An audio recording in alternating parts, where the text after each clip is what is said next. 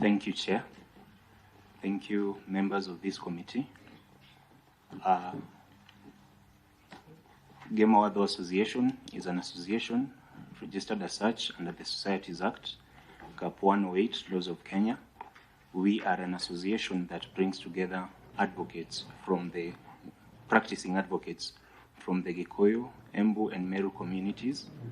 We are an association that that is welfare-driven for our members, and while doing so, we still want to advocate for issues of public interest litigation, civic education, and general education of our people with matters to do with justice, the law, and how to engage with the law. And with me, I'm joined by members of our team. I will start from the extreme left. That is Wanjiko Thiongo, advocate. She is our secretary. Then to my left is Wakili Kariuki Karanja. He's an advocate as well, and the convener of our PIL committee, our Public Interest Litigation Committee. Myself, I am Wambugu Wanjohi, the chairman of Game Awadho Association. And on my right is Ms. Wangari Kagai, who is the treasurer of Game Awadho Association. So that is who we are, that is what we stand for, and we are glad that we can appear before this committee and articulate our issues. Thank you.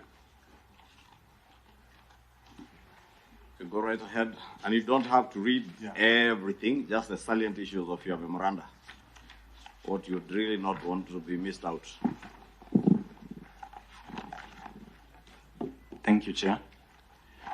So our memorandum will focus on two key issues. The first being the issue of delimitation of boundaries. I will handle that part, and the convener of our PIL committee will handle the issue of fair distribution of resources, especially on the 1 man, 1 vote, 1 shilling.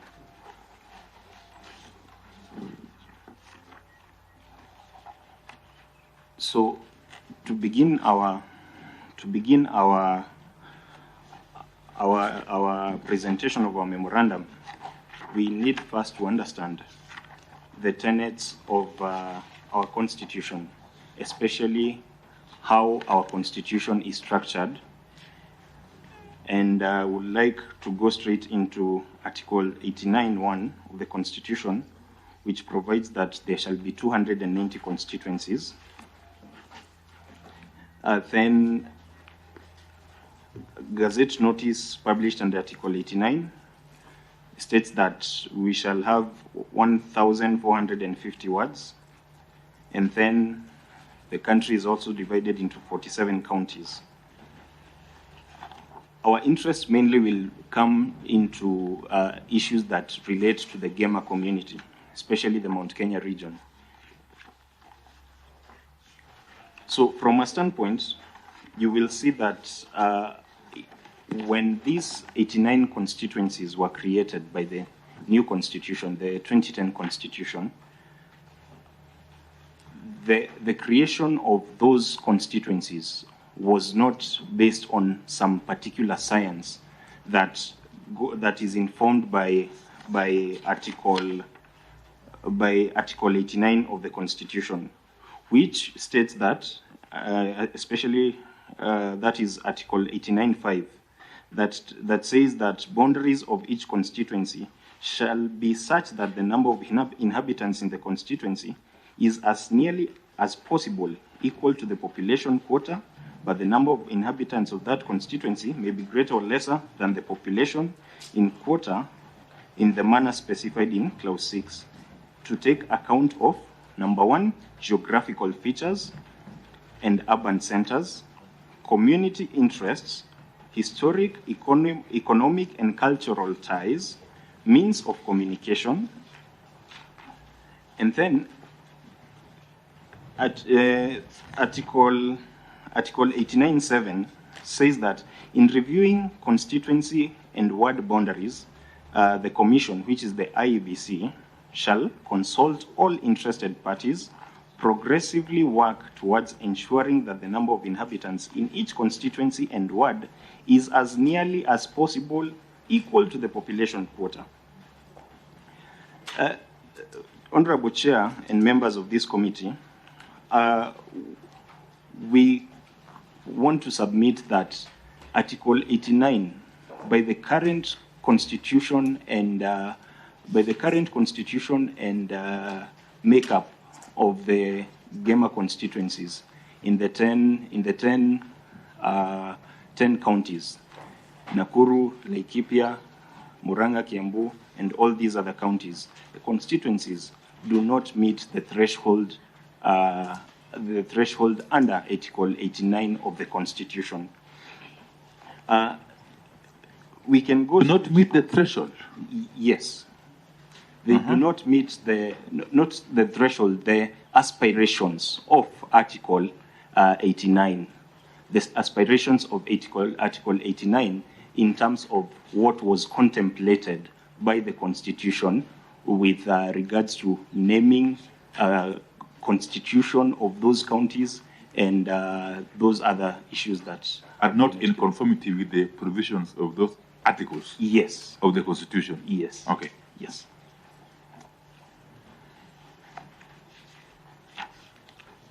So, we will continue with our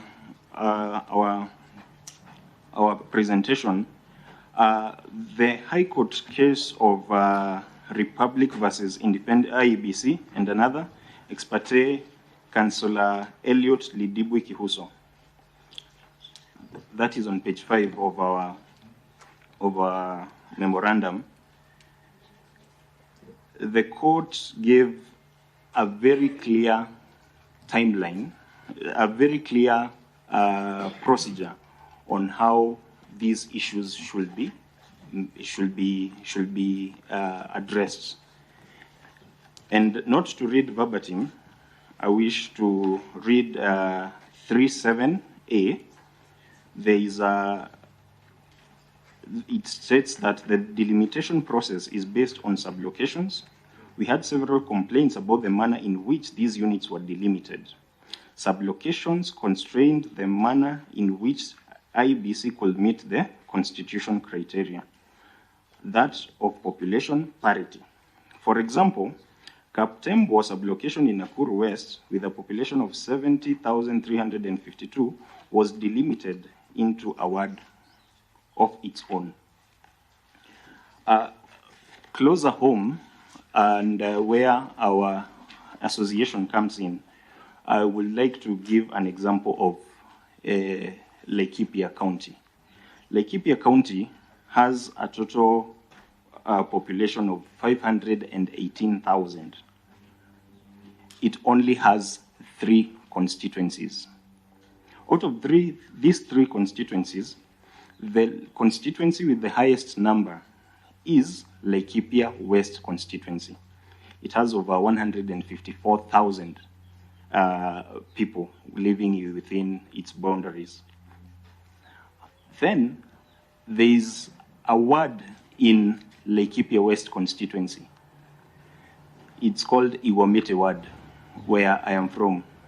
It has a population of 70,000 people, more than 70,000 people. It is confined to its own ward. Laikipia North constituency has only a population of 36,000 people. So, without fear of contradiction, we can say that the constituencies as now constituted do not meet the threshold contemplated under Article 89. That is just what are the geographical areas of the two constituencies? Pardon? What are the geographical areas? Sizes of the two constituencies you just mentioned, North and West. Yes, I do not have research on that. However, I can look at it at some point. Well, my colleagues will look at that and address it at some point. However, That is the true picture on the ground. And this is just one word in Laikipia County. We can go to other words like Thika Township, Kiambu Township, all these constituencies in the Mount Kenya region. They are severely depleted of resources, because when it comes to the delimitation of boundaries, it goes directly to what these constituencies will be getting in the share of revenue as communities. So that is the criteria that was adopted by this High Court case, the Councillor Elliot Lidubwi Kihusa case. Then the judge further recommended that there is need to develop a legal framework for creation of and determination of sublocations. Parliament must also address the issue of county boundaries.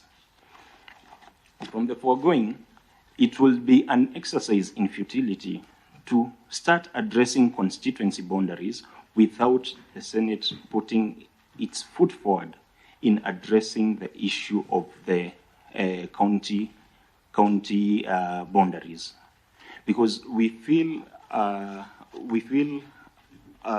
fairly, some of these constituencies feel fairly neglected. And I will take you to page 7 of our memorandum, still in the example of Nyahururu municipality. Nyahururu municipality. Pass halfway your time. Yes. Yes, please. Yeah. Okay, thank you. Nyahururu municipality of Laikipia County runs through two counties.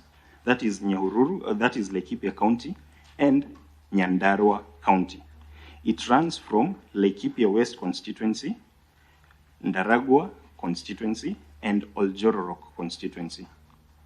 So it will be an exercise in futility if we do not first address the issue of county boundaries before we go into the issue of constituency boundaries and delimitation of such.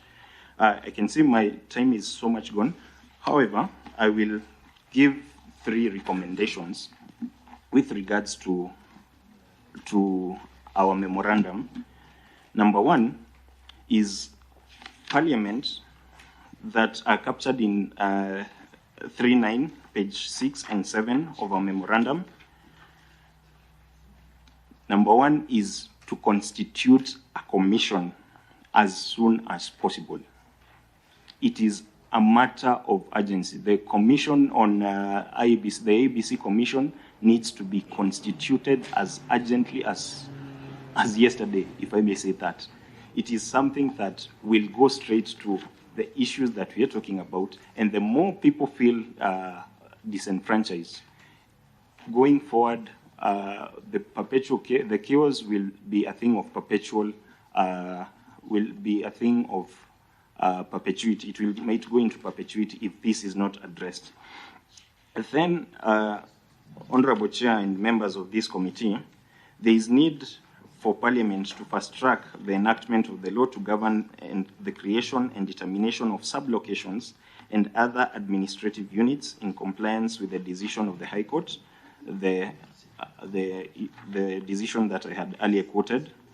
Parliament should also urgently address the issue of county boundaries, had intimated on that. And then, in determining the boundaries of counties and administrative units, Parliament should also ensure that there is a clear legal framework to determine boundaries of cities, municipalities, and any other major urban centers. They are captured, 2 examples are captured, that is Eldoret and Nyahururu. Then the other challenge that NDC might need to grapple with is the fate of the 27 constituencies created under Section 27.4. I won't go into that. Thank you. Yes. Just please go to our last point. Okay. So under 3 minutes, because now you've taken all the time. Thank you. Thank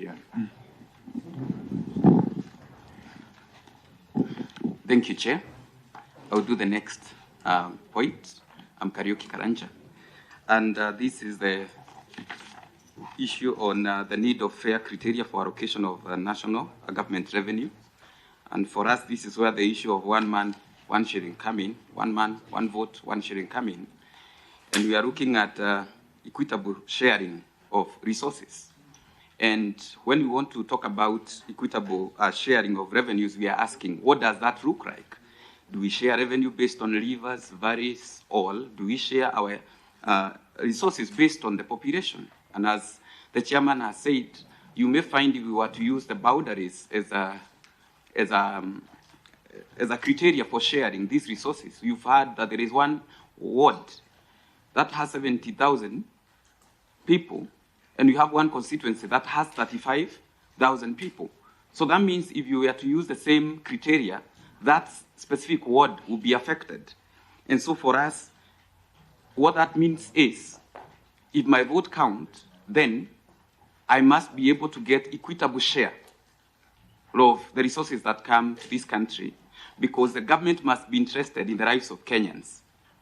If there are other people who will be disadvantaged, we can then look at the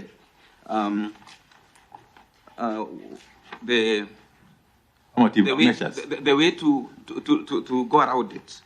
And as you look at Article 2 or 3, in terms of the mandate of Commission on Revenue Allocation and what they have to consider, currently as it stands in Mount Kenya region, we feel that cross H of Article 2 or 3 applies, that the need for affirmative action in respect of disadvantaged areas and groups. Mount Kenya region is now disadvantaged because of its population. And what we are saying is that the Mount Kenya region for quite some time have enjoyed soft power and have relied on goodwill based on the government of the day. And over the past period, they have enjoyed that. But then we are asking what should be entrenched in our laws that we don't have to rely on soft power. And our governors have been quoted on saying that they are feeling the heat. And so that's why we are saying, as we consider these issues of boundaries, as we consider these issues of sharing of resources, we should consider the population. So we are saying this is not a matter of a political cry. It's enforcement of our constitutional rights as Kenyans. And we are saying, even the spirit of constitution uses the word every citizen, every Kenyan, not every mountain, not every river. So we are saying that we need to bring this together, look as Kenya as one constituency. What that will do is that it will bring cohesion. It will bring inclusivity, so that a child in Madera and a child in Murang'a will have a fair chance to go get education, fair distribution of resources. And then the government can use the other channels of government and levels to ensure there is development. But in terms of sharing of resources, we need to ensure that population is used. And Chair, as I conclude, I want to say that this is not an issue of Mount Kenya, because for now, the population may be the way it is, but population is dynamic. So as we speak, we are speaking for everyone who may be willing to expand, as the Bible says, and fill the world. So tomorrow we don't know who we'll be talking about, so we must look at this issue as an issue of urgency and look at this region where Gema covers as a disadvantaged people as that we speak now. Okay. Thank you very much. Let me just get a clarification from you, very briefly. And I hear you. This is very clear and well put.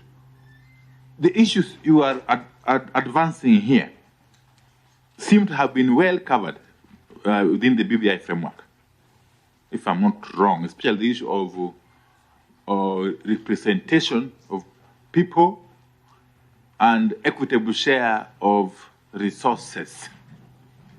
Are you advocating for a reincarnation of the BBI? What's your take on that? Yes, in essence, that's what we are saying. 1 man, 1 vote, 1 shilling. Because if we allocate resources based on boundaries, then we are allocating to the land and not the person. We want person-centered economy. Okay. Sorry, Wakil, thank you for your presentation. I'm trying to follow your submissions this morning. Are you are you challenging the formula that we have currently in Article 89 on the limitation of boundaries? Two, on the issue of wards, I don't know, you look to be very progressive, young professionals, and I must congratulate you. You know that the IEBC has the mandate to periodically review boundaries of wards. You really don't need to change the constitution. I don't know whether you are making a case that you have made this petition to IEBC and they have not acted on it, or you want us to pick it up as this is the first time you are presenting it. But let me hear from Article 89. Are you uncomfortable with the formula, the deviation that is there, 40% for cities, 30% for rural areas? Maybe I also take one, then you note and answer them together. And Wakili, thank you for your presentation. And I associate myself with the need for equitable representation and in the delimitation of boundaries such that every constituency has either an equal or near equal number of people being represented by a singular member of parliament or member of county assembly. That I agree with you fully. But on the question of share of resources, I'm certain, being good lawyers and young professionals, you are familiar with the sessional paper number 10 of 1965. How fair do you think that sessional paper was to those other areas of this country that are perceived to have been marginalized pursuant to the implementation of that sessional paper number 10 of 1965? And how would you propose as young Kenyans that we remedy that so that no part of this country, no people in any corner of this country feel left behind as the country develops or as the country grows? Because granted, there are parts of this country that were left behind pursuant to the implementation of sessional paper number 10 of 1965. What then would you be recommending that we do to remedy that, so that, as you say, even as you speak about one man, one vote, 1 shilling, and you have rightly put it, you are not saying that for the people of Mount Kenya. Even the people of Northeastern, who, by the way, in another few years, I'm sure Akili Wambugo, if you are married, you may be married to one wife, maybe at most 2 children. And you know there are communities now and parts of this country where they are marrying up to 4 wives with a minimum of 7 children. And you're also speaking for them, because in another 10, 15 years, then we will be talking about 1 man, 1 vote, 1 shilling for other parts of the country other than Mount Kenya. How would we strike a balance where then development goes to every corner of Kenya, knowing that Wambugo does not need to settle in Mount Kenya, and indeed your children will be working as in engineers in Marsabit County at the wind power or the solar powers in northern Kenya. And again, we do not want your children to be crying then that we never saw that coming. Therefore, maybe, how do you reconcile those 2 issues? Eugene, do you have something? Okay, you take those. In less than 5 minutes, please. Just try to. Thank you, Chair and members of the committee. I'll go straight to the question by Senator Omugeni. Now, we are not challenging Article 89. Article 89 had its own ambitions and aspirations as from the face of it. However, we are saying that Article 89 needs not only practical solutions, but also political goodwill from the members of Parliament as well. For example, the issue on boundaries of the 1,450 words,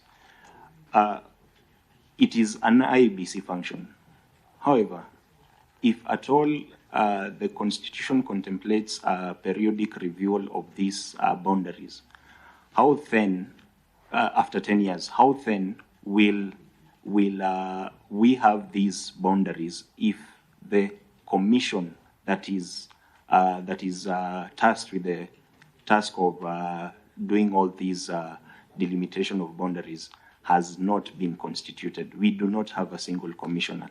We have, I think, a deadline until March 2024, which I think, and that means we have 6 months to formally advertise, do the vetting, and have a commission in place. Surely, we need some goodwill from these committee and, to the extent, the political class. So we are not challenging the purpose of Article 89. All we are saying is that there needs to be more political goodwill to have this particular article given its full life, tenure, and effect. So that is our view on that particular question, Honorable Senator. Yeah. Chair, there is the second issue that has been raised by Honorable Kimani Ichung'wah on the sharing of resources. We are not saying that the child who is walking be killed so that the one who is limping can survive. All we are saying is, if there are some areas that historically have been left out, then we should be able to ask ourselves, do we have an equalization fund so that we cater for those ones? But at the same time, those who are active and who are productive and those who are many are not left out. You not say that these kids will not eat because these ones have not eaten. Maybe what you do, you continue eating, but these ones who are emaciated, we can introduce formula milk for them. So equalization fund can work, and we see how we move forward without having to hold some people back. Thank you very much. Thank you very much, Gemma Wado. Next group, it must be AG Emeritus. Thank you.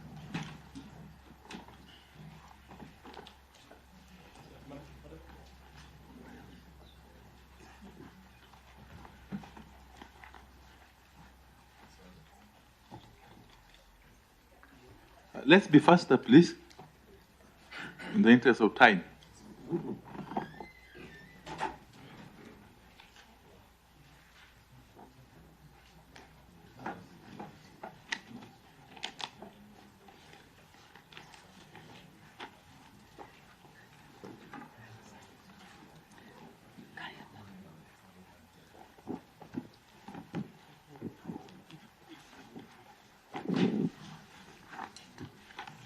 Thank you. Thank you. As we settle down, the ORPP, and let's get moving. I'm sure you know the panelists here. Honorable Senator Okongo Mugeni, Honorable Waziri Eugene Wamalwa, myself, Opio Wandai, the leader of the delegation of Kenya Kwanza, the Honorable Kimani Ichung'wah. Over to you, Madam Nderitu. Thank you, Chair, and the members. And this is the Office of Registrar of Political Parties, and together with me, allow me to ask the people I'm with to introduce themselves. Just mention their names, please. Yeah. To save time here. Thank you. Together with me, I have Assistant Registrar, Mr. Ali, then Assistant Registrar, Florence Bilia, our Head of Legal, Wafula Wakoko, and our Director, Compliance, Daniel Kinuthia. Thank you so much. We have given to you 2 documents, but we want to concentrate on the executive summary because in the interest of time for the proposals. So you have the document written Office of the Registrar, Submission to National Dialogue Committee, Executive Summary. Then we have the other bigger document, which is about 10 pages or so. Got maximum of 20 minutes, yeah. Yeah. Thank you. The Office of Registrar is an independent state office created under the meaning of Article 260 of the Constitution of Kenya and established through the Political Parties Act with a mandate to register political parties, regulate all activities of political parties, and also administer political parties fund. In this particular presentation, we have picked the issues that were put out for discussion, and in the executive summary, we have pushed the entrenching of funds into the Constitution, and our concentration will be on political parties fund, the fidelity to political parties, coalition, and the law, then establishment and entrenchment of state offices, then electoral justice and related matters, and other outstanding constitutional issues, specifically implementation of two-thirds gender rule. We shall comment on those matters. The first one is the issue of political parties fund. As we all know, political parties fund is established in the Constitution, but the percentage of the political parties, 0.3%, is established under political parties fund. Our proposal is that the 0.3% established under the Act should find its way into the Constitution to make sure that the political parties fund is reinforced in terms of how much money should come to political parties. It is noted that Section 24 of the PPA has never been realized to the full, the 0.3%. So that's why we thought it is important to be put in the Constitution so that we can reinvest and realize the 0.3. And we joined this by, there's a proposal in the President's memorandum and also in the mandate of this committee about women inclusion and political parties participation fund, which a proposal is that it get hived from the political parties fund as it is. While we have no objection, we note that unless we realize the 0.3%, then there will be a lot of effect on the operations of political parties if money is hived from the fund as it is now. It will be so little and so insignificant in terms of meeting the objections, even to support what is being proposed. And we also propose that the same should be managed under one act and under one office, which is the Office of Registrar of Political Parties. We also propose in terms of the political parties fund, just like it's done in other jurisdictions and specifically Europe, we find when countries and states are funding political parties, they also introduce as a criteria to match a shilling for political parties. What we mean by that is that political parties are obligated also to fundraise and get money from their members so that the state can match that, meaning that political parties will not only wait for what comes from the state, political parties will be moved out there and fundraise and also activate their members to do what is required. The other matter we wanted to submit on is the issue of the second issue on electoral system. It is our proposal, and we have been considering our other submission at the BBI, that we need to adopt a mixed member electoral system as opposed to first past the post system, so as to avoid wastefulness of the votes and ensure representation of the marginalized groups. We proposed to ensure inclusivity and strengthening also of political parties. Therefore, we are proposing a hybrid system, first past the post and proportional representation. In this system, we are saying while we retain the single member constituencies and the county seats, the regional clusters or special seats are created where voters are asked to vote for political parties. And of course, lists that shall be submitted by political parties. These special seats are then taken and filled proportionately based on the number of votes garnered by each party. The mixed member representation system would strengthen, first of all, political parties, because political parties, even the ones that are not so big and they may not have enough seats, then they can get into parliament through the party list that have been voted for during the elections. And we also, then that will call for doing away with the closed party list, so that we do party list after elections, after they have been voted for. And it also ensure participation of voters in how party lists are made. And we are suggesting in the alternative, if that does not happen, the system does not change, there is need for participation of either members of political parties or voters in making of the party list, as opposed to just selecting people to go into party list.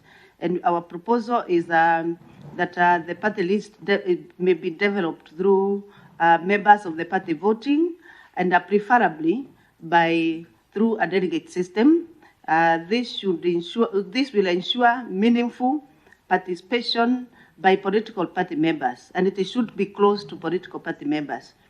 Then number 5, on the matter of political parties, strengthening political parties, and we are proposing commitment of the political class to the political parties' code of conduct and their party policy documents, including their party constitution. We note that the code regulates the behavior of the members and supporters of political parties to promote good governance and eradicate political malpractice.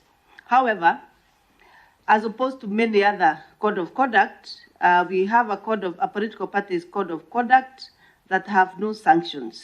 And therefore, we are proposing that the political party code of conduct should have sanction beyond the only one sanction given, which is deregistration of a political party, which is a lengthy process. It cannot address the immediate issues when they arise, especially during an electoral process. So we are proposing that the sanctions be brought in the political parties code of conduct, so that we facilitate enforcement and ensure that there is effectiveness in compliance. It is also noted that under the Elections Act, for example, the Electoral Code of Conduct has sanctioned and it is enforced. Therefore, there is need for the political class and also to enhance the Act and to respect the political class, to respect and adhere to the party constitution and the Code of Conduct. And I note as an explanation also that sometimes even the parties themselves may not have control on what their members say out there. So the sanctions should actually also be geared towards individuals who make statements or behave in a certain way that sometimes that are not sanctioned even by the party. It's just a person bad behavior, which should then be regulated through sanctions. The other matter in terms of entrenching of offices, we take cognizance of what the discussions are. And one of the issues we are raising is that for us to strengthen the Office of Registrar of Political Parties, we propose that the office be considered under Chapter 15 of the Constitution as a dependent office under Chapter 15. We also propose increased funding because the mandate is big, but the fund is limited. In regards to establishment of the Office of Leader of Opposition to sit in Parliament and to be held by the presidential candidate of the party constitution or coalition that garners the second highest number of votes, we propose that this office be established. But we have one question: what if the candidate, the presidential candidate, is an independent candidate? To us, we propose that it should be a party, not an independent candidate. I don't know what the law will say if the second runner-up is an independent candidate. That's a question probably to put up for us. As regulators of political parties, we want to insist that it should be from a political party. In regards to that gender rule, the ORPP supports the initiative of the executive on the 2/3 gender rule by establishing the multi-sectoral committee on gender, where ORPP is represented. We are members of that, so we shall go by the proposals that shall come from that multi-sectoral. However, we say that the establishment of 2/3 gender rule in the list of candidates for elections should be enforced. There was a ruling in the last general elections to enforce that. It was stopped by court midway, but we think the enforcement should come on board so that for any list of candidates a political party submit to the Electoral Commission, the list of candidates should meet not more than 2/3 of either gender.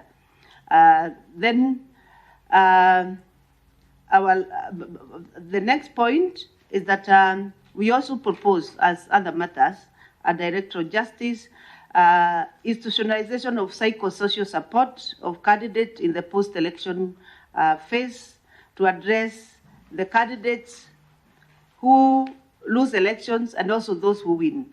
The candidates who lose go through devastating periods, and there's no systems to support the people who participate in election, yet they came out to really support governance and the democratic participation in elections. Then some of them go through very difficult moments. Others go into depression. Others go into situation to financial crisis and all that. At least psychosocial support for those ones. And for the winners, I think they should also be supported how to behave after winning, so that there's a bit of moderation, so that we maintain national unity as far as after elections. Because winning also can be difficult. There are people who may not exactly know what to do with the win. They behave in a different manner. So it is important also to support those ones. So we also, the last point is that ORPP proposes fast tracking of the reconstitution of IBC in order to avert possible constitutional crisis, as well as address critical, outstanding processes. That is the end of our summary of presentation. Thank you very much. Thank you very much, Madam Nderitu, and for that eloquent presentation. Yeah. Let me just, okay, sorry. Let me just go, then Waziri will come. This fund, the 0.3%. Yes. And I agree with you, if possible, you need to have it entrenched in the Constitution. Yeah. Okay? But do you think the non-compliance with this requirement can simply be attributed to the fact that this fund is not entrenched in the Constitution? That's not down. Yeah. What would happen even after entrenching it in the Constitution if a rogue government refuses to comply? Yeah, because it's now more than how many years? 10 years or so since this law came into being. And the government has consistently declined to comply with the requirement to disburse these funds, even where the parliament actually appropriates the money. Okay? Okay? But more critically, it is never appropriated. I'm sure you know. Okay? As a result of sailing, so-called, and the money you guys here, we share our budget, and now lead the majority. So what has been the reason why this money is not availed? Please help us understand if the cure is only in entrenching it in the Constitution. Finally, on my part, is the ORPP. It's a very critical office. Very critical. And in fact, if you ask me, I wouldn't mind having it entrenched in the Constitution. But it must be reminded that its purpose is to protect political parties. Because our democracy is still very young. And most of our parties are vulnerable. So they need to be protected. And the office is at the center of the protection of these parties, and indeed of multi-party democracy. What do you make of the presence of the Political Parties Liaison Committee? Do you think its role so far has been satisfactory? Do you think there are things we can do to have it strengthened? Do you think its structure is proper? Thank you. Thank you very much. I think I want to agree with you that we need to consider the entrenchment of that fund in the constitution and the office. Kenya is a multi-party democracy, but as we speak, there's a serious threat to our multi-party democracy. One way of killing our multi-party democracy is starving the political parties of funding. And what Honorable Piwanda is talking about has been there. There's been quite some deliberate attempt to not to disburse the funds and therefore not to finance political parties to be effective as vehicles through which Kenya as a country can realize its political aspirations. The second threat to democracy has been the issue of cannibalization of our political parties. There's a deliberate attempt to cannibalize political parties in our country. And the Jubilee Party has been the main target, as you are aware, ODM also, and other opposition parties. And we are not just talking of the opposition, but even in the ruling coalition itself, we know that there are parties like Ford Kenya and ANC that are in danger or that are being arm twisted to collapse into UDA. And we're in danger of actually Kenya going back to a single party state. Now, what I want to find out is, I've looked at your presentation. I've not seen much on party hopping. And this is where we are finding members of parliament moving to another party without going back to their base or their constituencies for a fresh mandate. And this happened before. There have been proposals here on how that can be dealt with in terms of returning hygiene to our politics. And that political hygiene can come from very clear provisions that if you move from your party, you're elected on this party, on this manifesto. If you are to go to another party, then you should resign and go back to the people for fresh election. What do you say about that and the proposals in amendment of the Political Parties Act to ensure that happens? Thank you. Thank you, ORPP. I'll just pick up from where Honorable Eugene has ended on the rights of political parties vis-a-vis individual rights. You know, our constitution has been built amongst the most progressive constitutions, not just in Africa, but in the world. And part of what has made this constitution to be built as the most progressive was Article 4 of the Constitution of the Bill of Rights.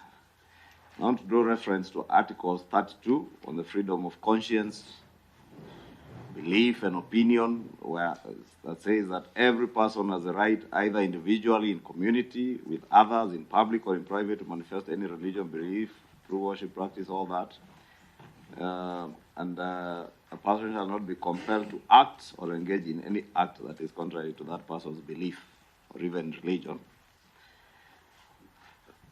The same article, Article 4, freedom of association, that every person has the right to freedom of association, which includes the right to form, join, or participate in activities of an association of any kind. That includes political parties. The same constitution, and Article 38, gives Kenyans individually political rights, that you have every citizen is free to make political choices. That vis-a-vis the question of the rights of political parties, which to me are more of corporate rights. What, in your opinion, ORPP constitutionally has a higher ranking? Is it individual political rights for me as an individual, that I have the right to associate with whoever I want to associate? Or is it the question that has been spoken to as political sanity within political parties? Can I be forced to leave my party, UDA, today because, for instance, I have associated myself with a position that the leader of minority has taken in parliament, that as an individual, I have made a choice, and probably could also be a matter of belief, would you then say that my political party UDA's rights override my individual political rights and freedoms as enshrined under Article 4 of the Constitution?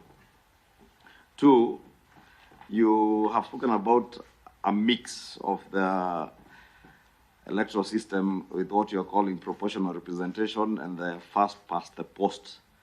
I'd really want to understand how exactly would that proportional representation cure the problem that we were trying to address with a group that was ahead of you called Gamawado, on the question of one man, one vote.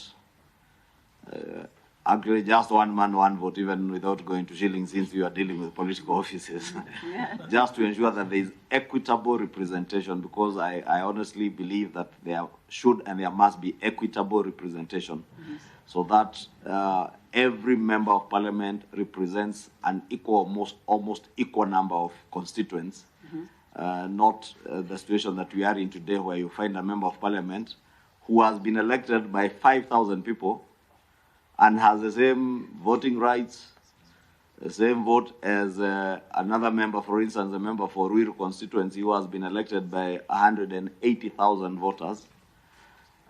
And they have the same, the equality of the vote then is not there when it comes to representation. How then would this system that you're proposing of a mix cure that problem? You have something, Mheshimiwa?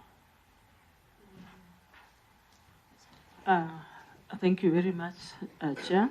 My name is Catherine Wambilianga, member of this committee. Though I've come in late, but I'll make a few observations having gone through your list.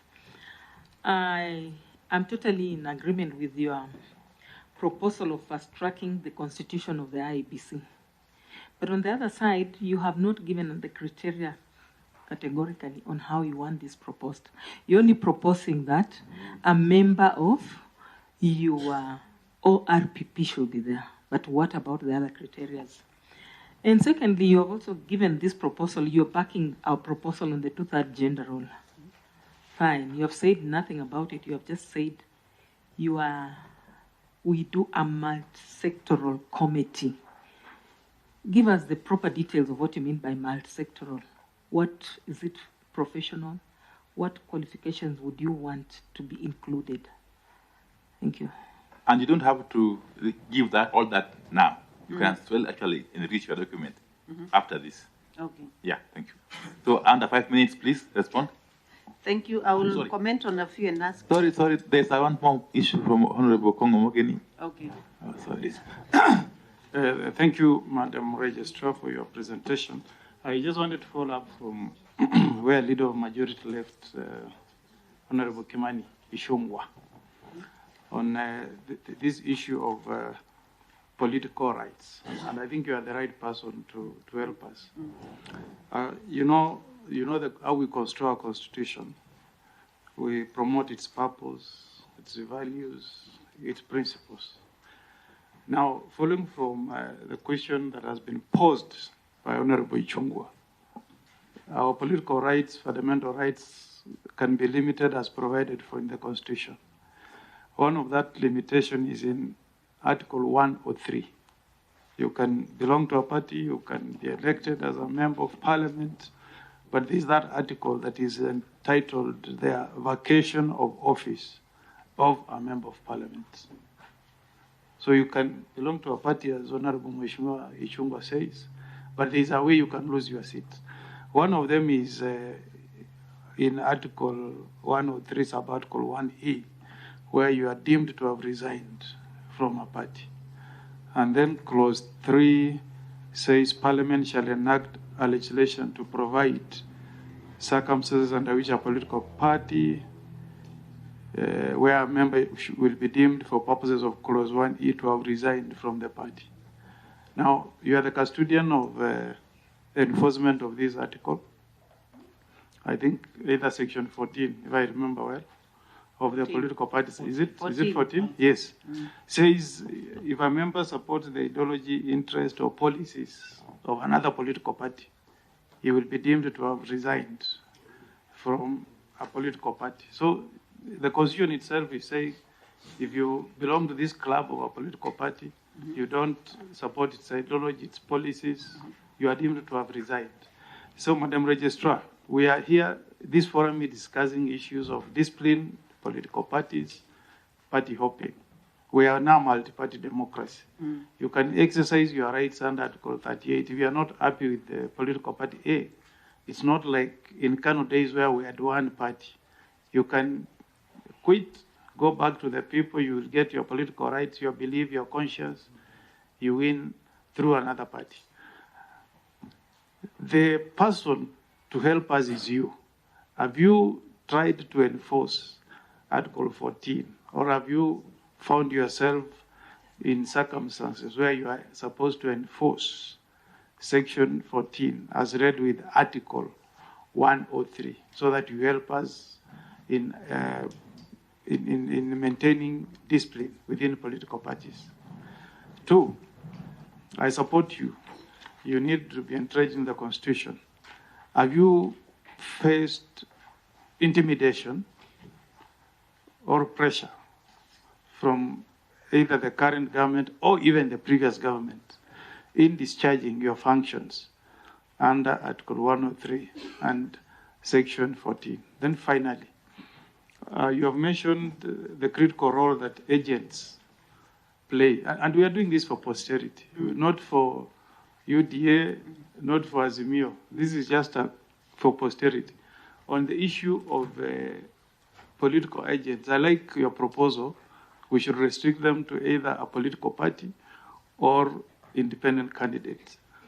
Do you think there would be wisdom if we proposed that agents be picked by political parties, but budgetary allocation to pay them be part of the mandate of IEBC, so that Parliament here can appropriate money for paying agents, the parties pick, but IEBC pays them?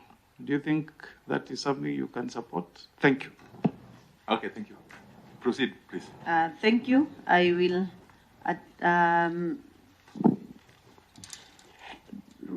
really talk about a few issues, and then I'll leave us my assistant registrars also to talk on the others.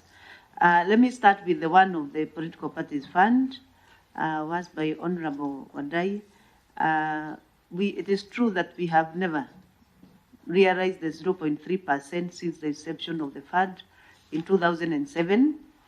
But I want to note that the fund has been growing over time, and giving in my tenure in the Office of Registrar of Political Parties, when I joined the office, I made 370 million as the political parties fund for everything.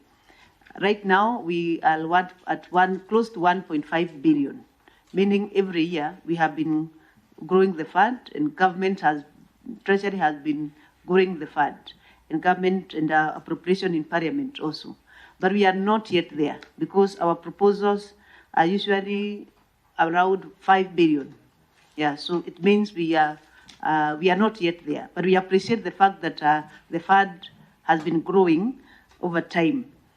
The reason why we are proposing the 0.3 to be entrenched into the Constitution is because there has been several attempts by different people, activists, wanting to remove even the 0.3. They say it's too much. But from where we sit, we think once it's entrenched in the Constitution, probably that many attempts, and it's not once, but it's severally, attempts for people going to court and wanting the 0.3 to be reconsidered so that it moves. That is the reason. But I think it's not the only reason why we can realize the 0.3. There's also commitment and also improvement of economy. We all know that sometimes we don't have adequate funds for everything. That's why we appreciate any time the fund is grown. So our proposal to the government of the day is to at least have a commitment every year. We are adding some money on top of what is there, so that progressively we capture it in our budget and we realize that in the perception of the physical here and the problems, probably financial problems, inadequate funds that we could be facing. The other issue I wanted to respond to is the talked about cannibalization of political parties. But I want to, first of all, the cannibalization is not done by the registrar of political parties. It is actually the cannibalization happens within the political class, outside the office of registrar of political parties. So you have little to do when people are cannibalizing each other outside you, but when they actually are alive, as we apply the requirement of the law, and we cannot hold politics by the neck, because politics must happen out there, and we cannot really come and regulate individual behaviors and how people want to come together. However, we have an obligation as an institution to check what the party, and you can see we are saying we need commitment from political parties themselves and political class to follow their own constitution, their own policies, and the Political Parties Act. Because sometimes, even so much has been done, you realize that what the parties are telling you to do as the registrar of political parties it is not even in their constitution, or it's not even in the Political Parties Act. They are taking you to a direction, and then you are attacked when you actually do not go that direction.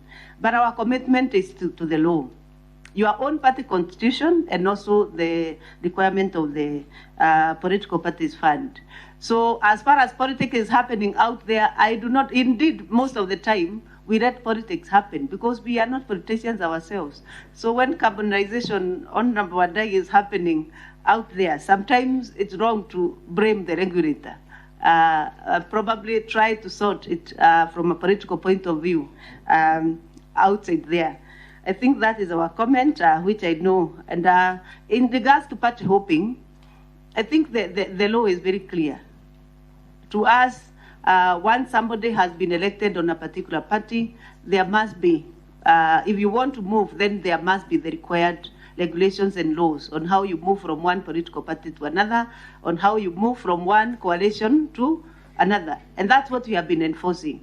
You tell us you want to move from one coalition to another, we tell you this is what you agreed at the coalition level.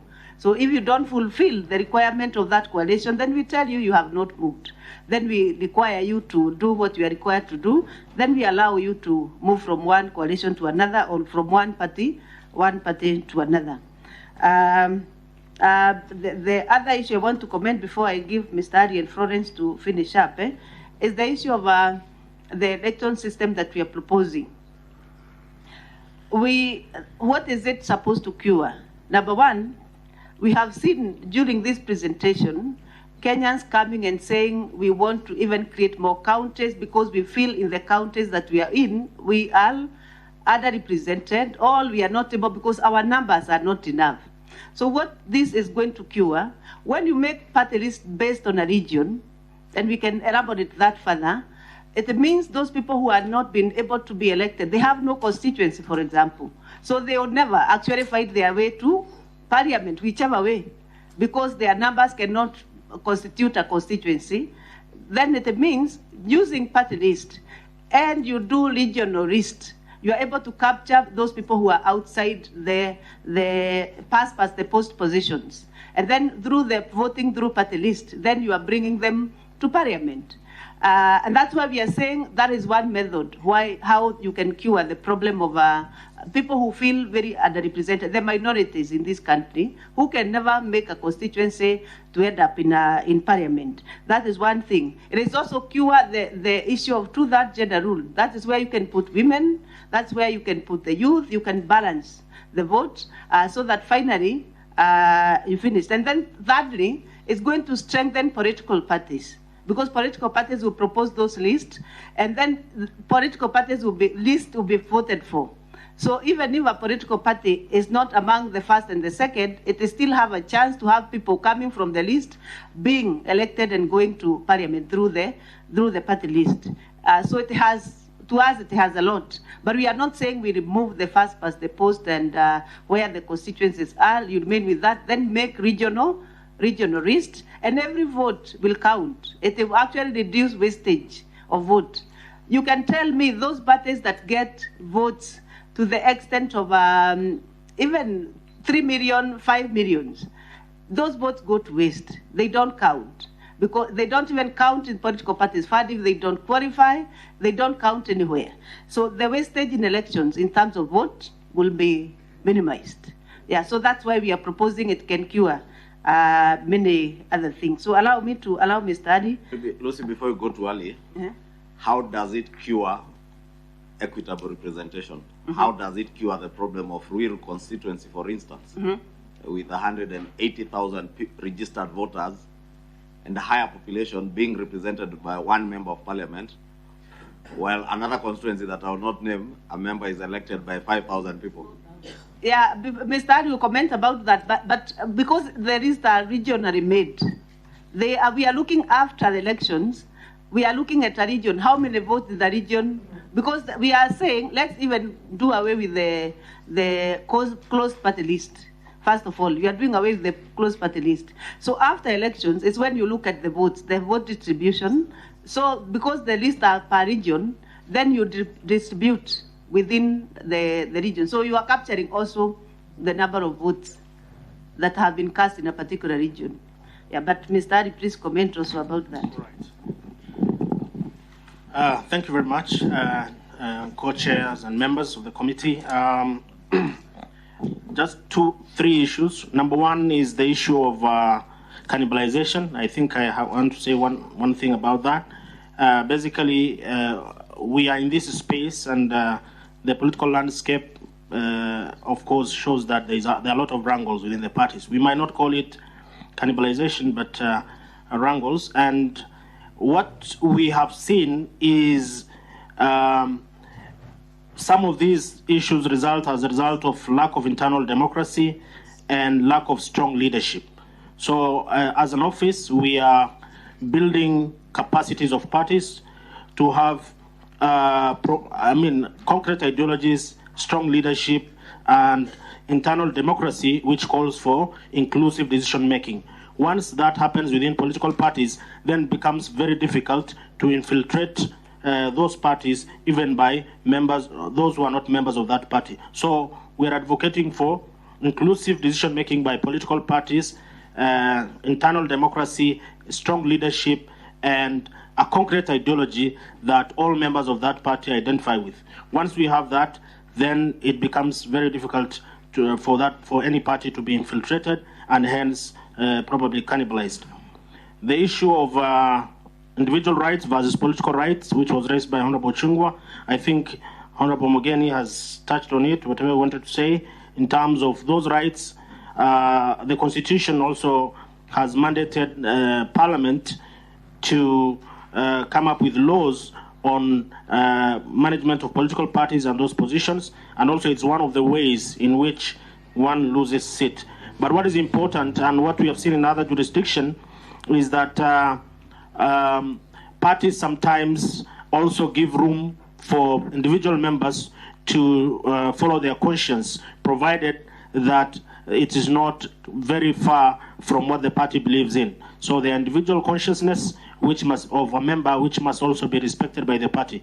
In other jurisdictions, party usually ask every member, when they're elected, to give about 3 or 4 matters that they think are very close to them, that even if the party takes a different position, they will not be punished. If they take a different position from the party position, they will not be punished.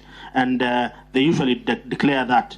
So if we have that kind of a scenario, then we might also promote some individual consciousness of members who are also representing their voters. So there's need to be that balance between political party position and individual members' consciousness, which sometimes is also very, very important to be considered. So deeming only comes when you outrightly oppose the party ideology on all positions, not just because of one matter or two, which you followed your conscience. I think that is also covered by the Constitution. In the issue of the issue of freedom of association and rights, I think that has been captured very well. It's also a constitutional issue. And finally, the issue about the agents. I think we don't have an issue with that proposal. Agents are recognized as poll officials in the Elections Act, but also in the Political Parties Act, there's some mandate for which is given to the RPP for training of agents, because again, they are coming from political parties. So that balance is important. If the government is able to fund, then it's a good proposal to promote democracy. They say democracy is expensive. So if it's possible, it can be done. Thank you.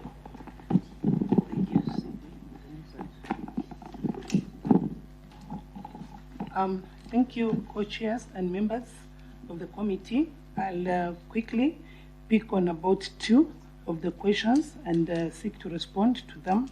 I'll pick on the question on political parties liaison committee, PPLC, and whether as an office we think that PPLC has been effective and properly constituted, as well as its current structure. PPLC is properly envisaged in the Political Parties Act under Section 38 as a forum of dialogue, a tripartite forum of dialogue between IBC or PP and the political parties. And in this case, we're talking about the fully registered political parties, including coalition political parties. Yes, it's important because previously we have used this particular forum to discuss and to engage on important cross-cutting issues ranging between political processes, including electoral processes and political parties management. And we've been able to discuss with political party leadership because a political party is represented by 1 member in PPLC. And yes, we've made resolutions and we've been able to even strengthen governance of political parties through this particular forum. And as it is, I would say yes, it is structured well because we have all the political parties represented, and we have the steering committee of PPLC. Within PPLC, we have the steering committee, which brings together all the fully registered political parties so that they also have a platform, a forum, to discuss issues on the part of the political parties, and then now brings into the bigger picture of PPLC, or PP, and IBC. However, the challenge we have noted with PPLC, number 1, it is the issue of funding, that the PPLC is not expressly financed and funded. Every time we have developed programs for PPLC, of course, with the steering committee of PPLC, we realize that the allocation given for their budget is very minimal. So a lot of the programs and activities that they would undertake and realize, the spirit of PPLC is not really realized. So it is our wish that then PPLC gets properly funded so that it can be effective by implementing the priority programs that they always come up with, but not funded. Number 2 is the representation of political parties in PPLC. We see that political parties are strongly represented when they are not in parliament. But the parties that are in parliament really would wish to see elected members in parliament, in Senate, coming to PPLC and representing their parties in PPLC and being able to articulate issues of their parties, even to the extent that they can be escalated to either Senate or to Parliament so that proper legislation can be done that impacts on political parties and also electoral processes as escalated from PPLC. But we do not see that either because the members who sit in those political parties are not in touch with their members in Parliament, and therefore effective legislation therefore of issues from PPLC is not realized. So those are some of the issues that we believe if they're dealt with, then we could actually strengthen PPLC and we would see the real spirit being realized in the country of the formation of PPLC. The other issue I wanted to touch on is the issue of deeming Section 14 of the Political Parties Act, and to say that while Article 92 of the Constitution under sub-Article 3 that Parliament will make legislation, we see that legislation under Article 14 with regard to deeming of any errant political party member, especially those that are elected, but of course, generally all the members. So parties who have attempted to deem members, and they have actually written to the Office of the Registrar for the expulsion of their members through the deeming process, you realize that they don't follow the due process, because the due process is clearly prescribed in the Act, Section 14. But I believe if they follow the due process, including according those members a fair hearing, then the Office of the Registrar would have no problem concluding that process. But we urge parties that they should also observe the due process. Then quickly, the issue of strengthening of ORPP. Yeah, for sure, we are not seeking this for purposes of ourselves. We have a single term of 6 years as the current office holders, and we could be very comfortable and leaving it at that. But we have a duty to make sure that this office is strengthened because of the place value it has in the strengthening of democracy in this country. And therefore, one, we seek that it be enshrined in the Constitution, not because there's been any pressure, but we believe that it rightfully belongs there, and therefore it should be entrenched there. But also, number two, the mandate, so that it can be able to effectively deliver its mandate within the space of the statutes. I would have added some more, but allow me to stop there in the interest of time. Thank you so much. Please do. Thank you so much. Chair, let me conclude by saying we appreciate the invite and to appear before you. Allow me only to really weigh on that issue of political rights of individuals versus those ones of a party. We, other jurisdiction, and we really benchmark with others. In Europe, the parties come out with what they call programs.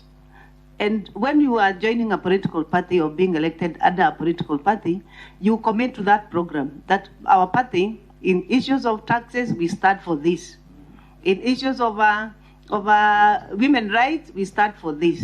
In issues of this, so that when later you come to tell me I am going outside the party, at least there's a reference that I committed to certain things. Because as Mr. Ari said, there must be a balance between political rights of a party and also political rights of an individual and political rights of the people who elected the member. Because this member is also representing a constituency. So that that constituency also have a right to tell how, he has a right to go and consult with the members of a constituency. So those are three things, Chairman, that must be balanced. The representative, the party interest through the party programs and what people committed to the individual member, and also the rights of the people who elected this person, the constituent, so that he can also consult the constituents and say, this is the way my people want me to represent them.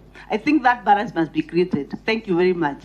Thank you very much, Registrar. Maybe moving forward, what you should do is probably guide now political parties on how to do those programs and make proposals of what legislative interventions would be done for those party programs to be there.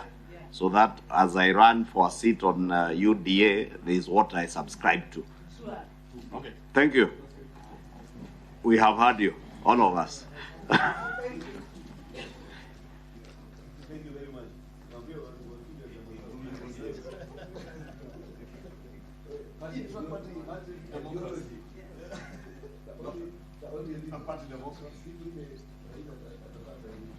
So next we have Attorney General Emeritus, Professor Gido Muigai.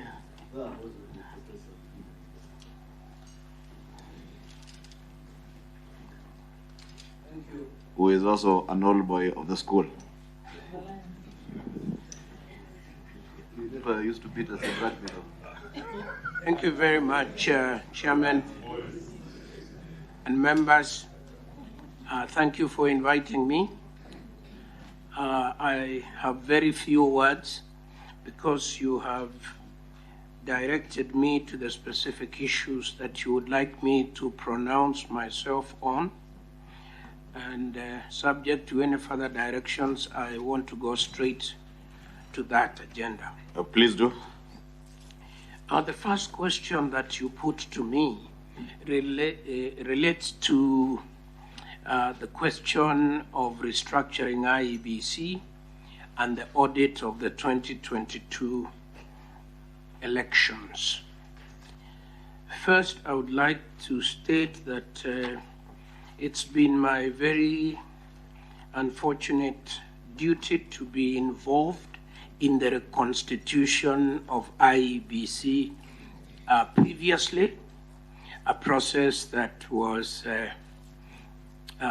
very, very difficult for all the parties involved.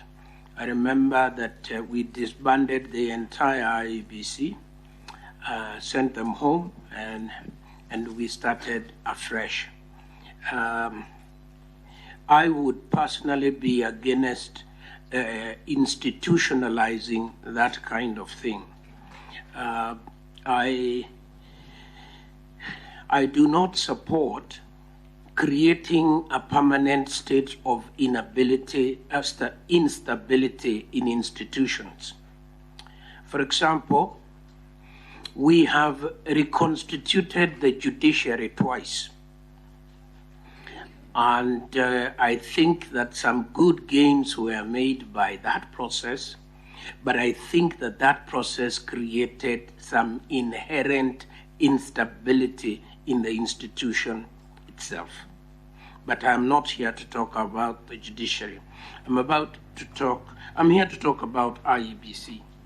We have tried several methods of constituting IEBC.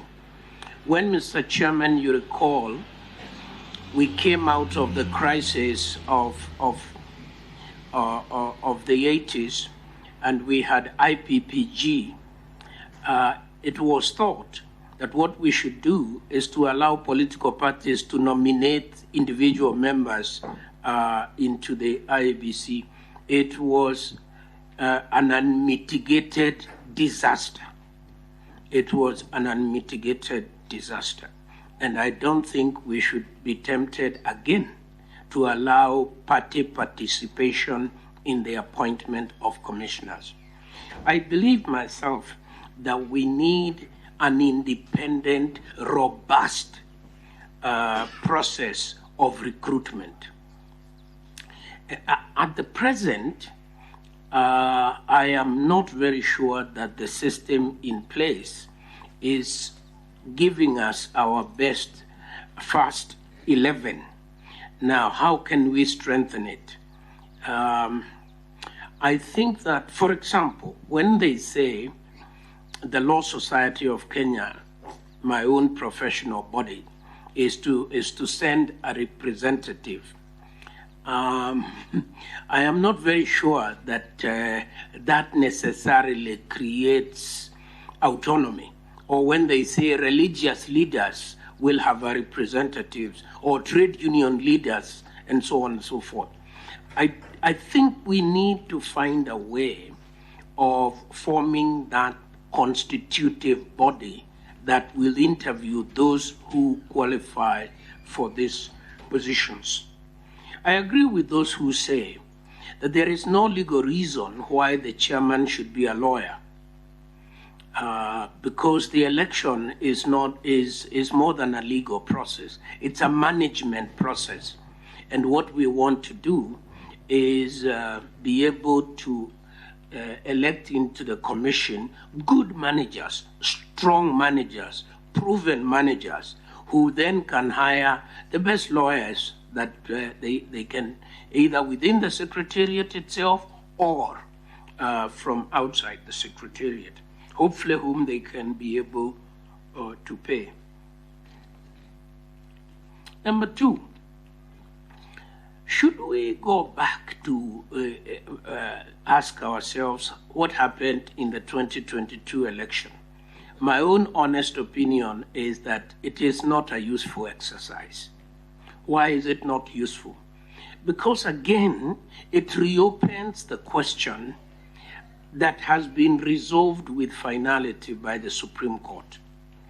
The challenge with reopening matters that have been judicially settled is that you, by necessary implication and inadvertently, you create the possibility that confidence in that institution can be eroded. And I don't think that that would give us, in going forward, it would create a permanent state of electoral instability, because no matter who would win or lose, no matter what the Supreme Court would say, that party would say, we know. In fact, in that year, the Supreme Court said this, but when we did a forensic audit, the forensic audit produced a different outcome. Remember, ladies and gentlemen, that the work of the Supreme Court is not to declare that the election was conducted without a hitch. That is not the standard. It is not to find whether there was any hitch. In fact, since I started participating in these elections in 2013, before the Supreme Court, 10 years ago, the Supreme Court has always said there was a hitch. There was a hitch. But the standard of the law is, was there a hitch of such a substantial nature that it affected the outcome of the election? And in 4 of the cases I participated in, the answer was no. In 1, the Supreme Court said, yes, this is not good. This is not a hitch. This has gone beyond a hitch. I didn't agree with them then, but I respected that opinion and I obeyed it. And as the Attorney of the Republic, I went back and started arranging for a new election, which we did hold thereafter. One of the problems we have, ladies and gentlemen, in these constitutional timelines that are locked up in the Constitution, it confirms what the philosopher said, that the road to hell is paved with good intentions. When we wrote the Constitution here in Bomas, we thought that putting timelines by which the court must determine the dispute, we were making sure that the country would be stable, that a transition would be done quickly. We were wrong. It now turns out, in my experience, that this time is not enough. And this method that we use, this method that is by documents only, by affidavits only, and so on, is not enough. So that's one thing that if we were to reopen that process, that is one area that the experts would probably need to look at, the timelines. In fact, we almost ran into a constitutional crisis in 2017. We dodged a bullet by the sheer love of God, because Parliament had broken up, had prorogued, Parliament had gone home, it couldn't make more law, it couldn't make law to guide us, and the judges had found the night before the election that election officers had been wrongly appointed. It took the Court of Appeal sitting at night to deal with that technical problem. Where the life of the nation is concerned, we don't want those near hits.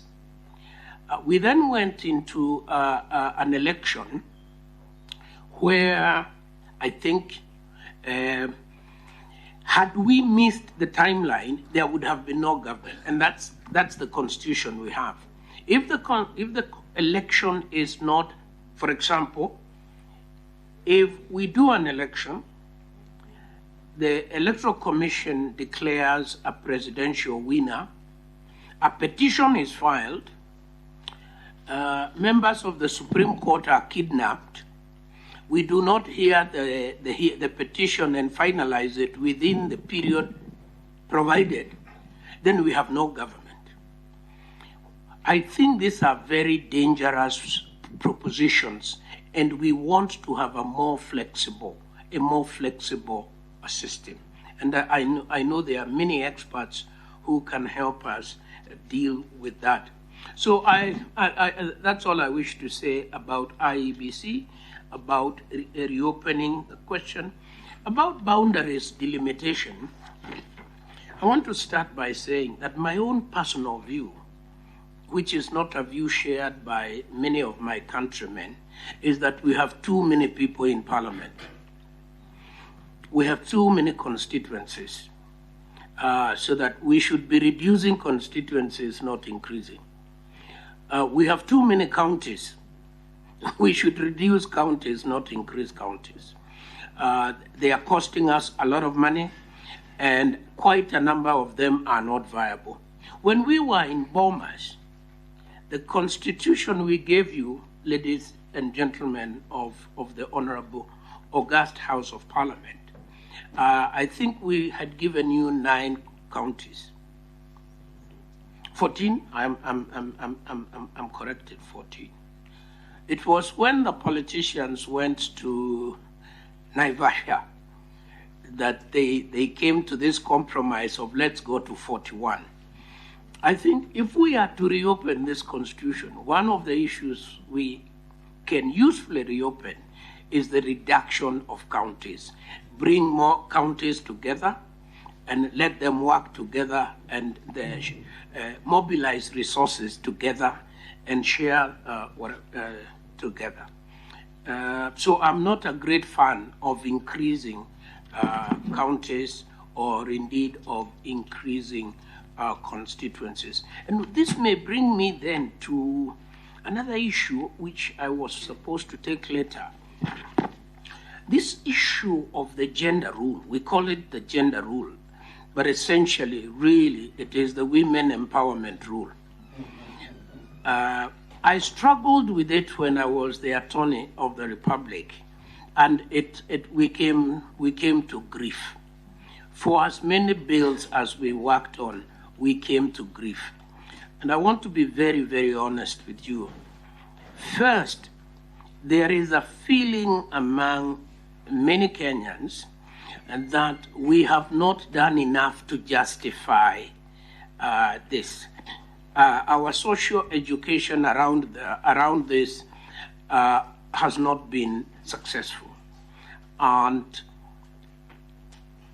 we need to do some more civic education around why empowering women has the effect of empowering the whole community in the long run, well, let's say in the medium term.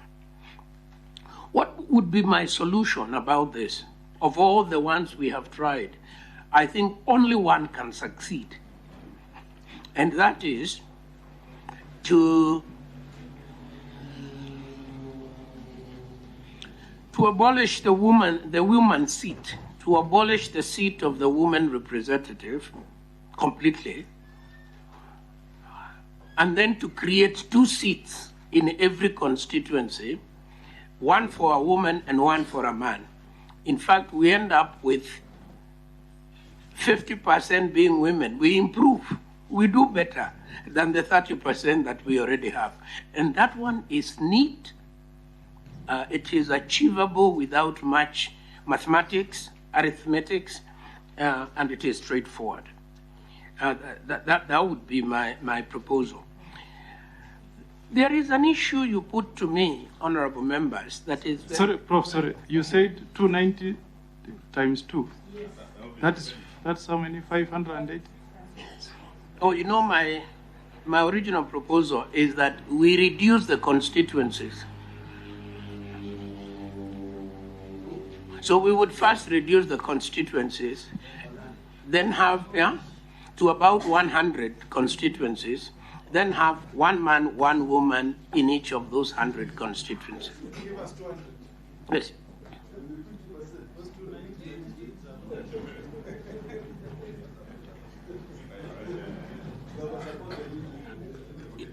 Yes.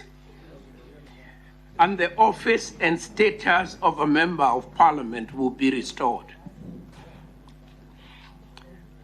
There is one issue, ladies and gentlemen, honorable members, you asked me to talk about, and that is the issue of socioeconomic rights, which is the issue of the cost of living. This is a chicken and egg problem that is, in my view, very, very hard to. We need the economy to function at a certain level in order to produce goods and services that allow us to distribute. It is the legendary Tom Mboya in the ideological debates of the 60s that he held with senior Jaramogi Oginga Odinga. And the grand old man, Jaramogi, was talking about distributing wealth. And Tom Mboya kept reminding him, we need to create the wealth first. That problem is alive today as it was in the 1960s. We need to create wealth in order to distribute it. And therefore, socioeconomic rights are economic rights. Socioeconomic rights are important, fundamental rights in the Constitution. But we need to fund them. In order to respect them, we need to be able to fund them. So we need the economy to grow. We are in a chicken and egg position. We need the economy to grow in order for us to fund socioeconomic rights. The economy is not growing, therefore we are not funding.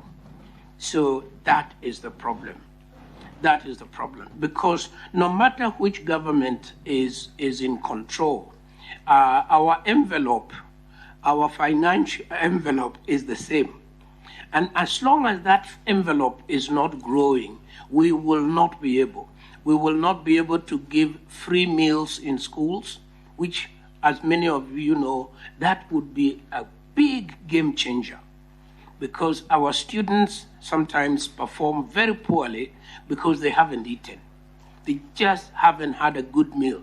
They can't stay awake in the class, and so on. So if we could fund that, it would be a huge game changer. To fund it is a huge budgetary item. And I could go to many other important socioeconomic concerns. So my suggestion is that we need to progressively enforce socioeconomic rights, progressively, and in the communities that deserve them the most. We used to say that the majesty of French law is that it treats the king in his castle the same way it treats the beggar in the street.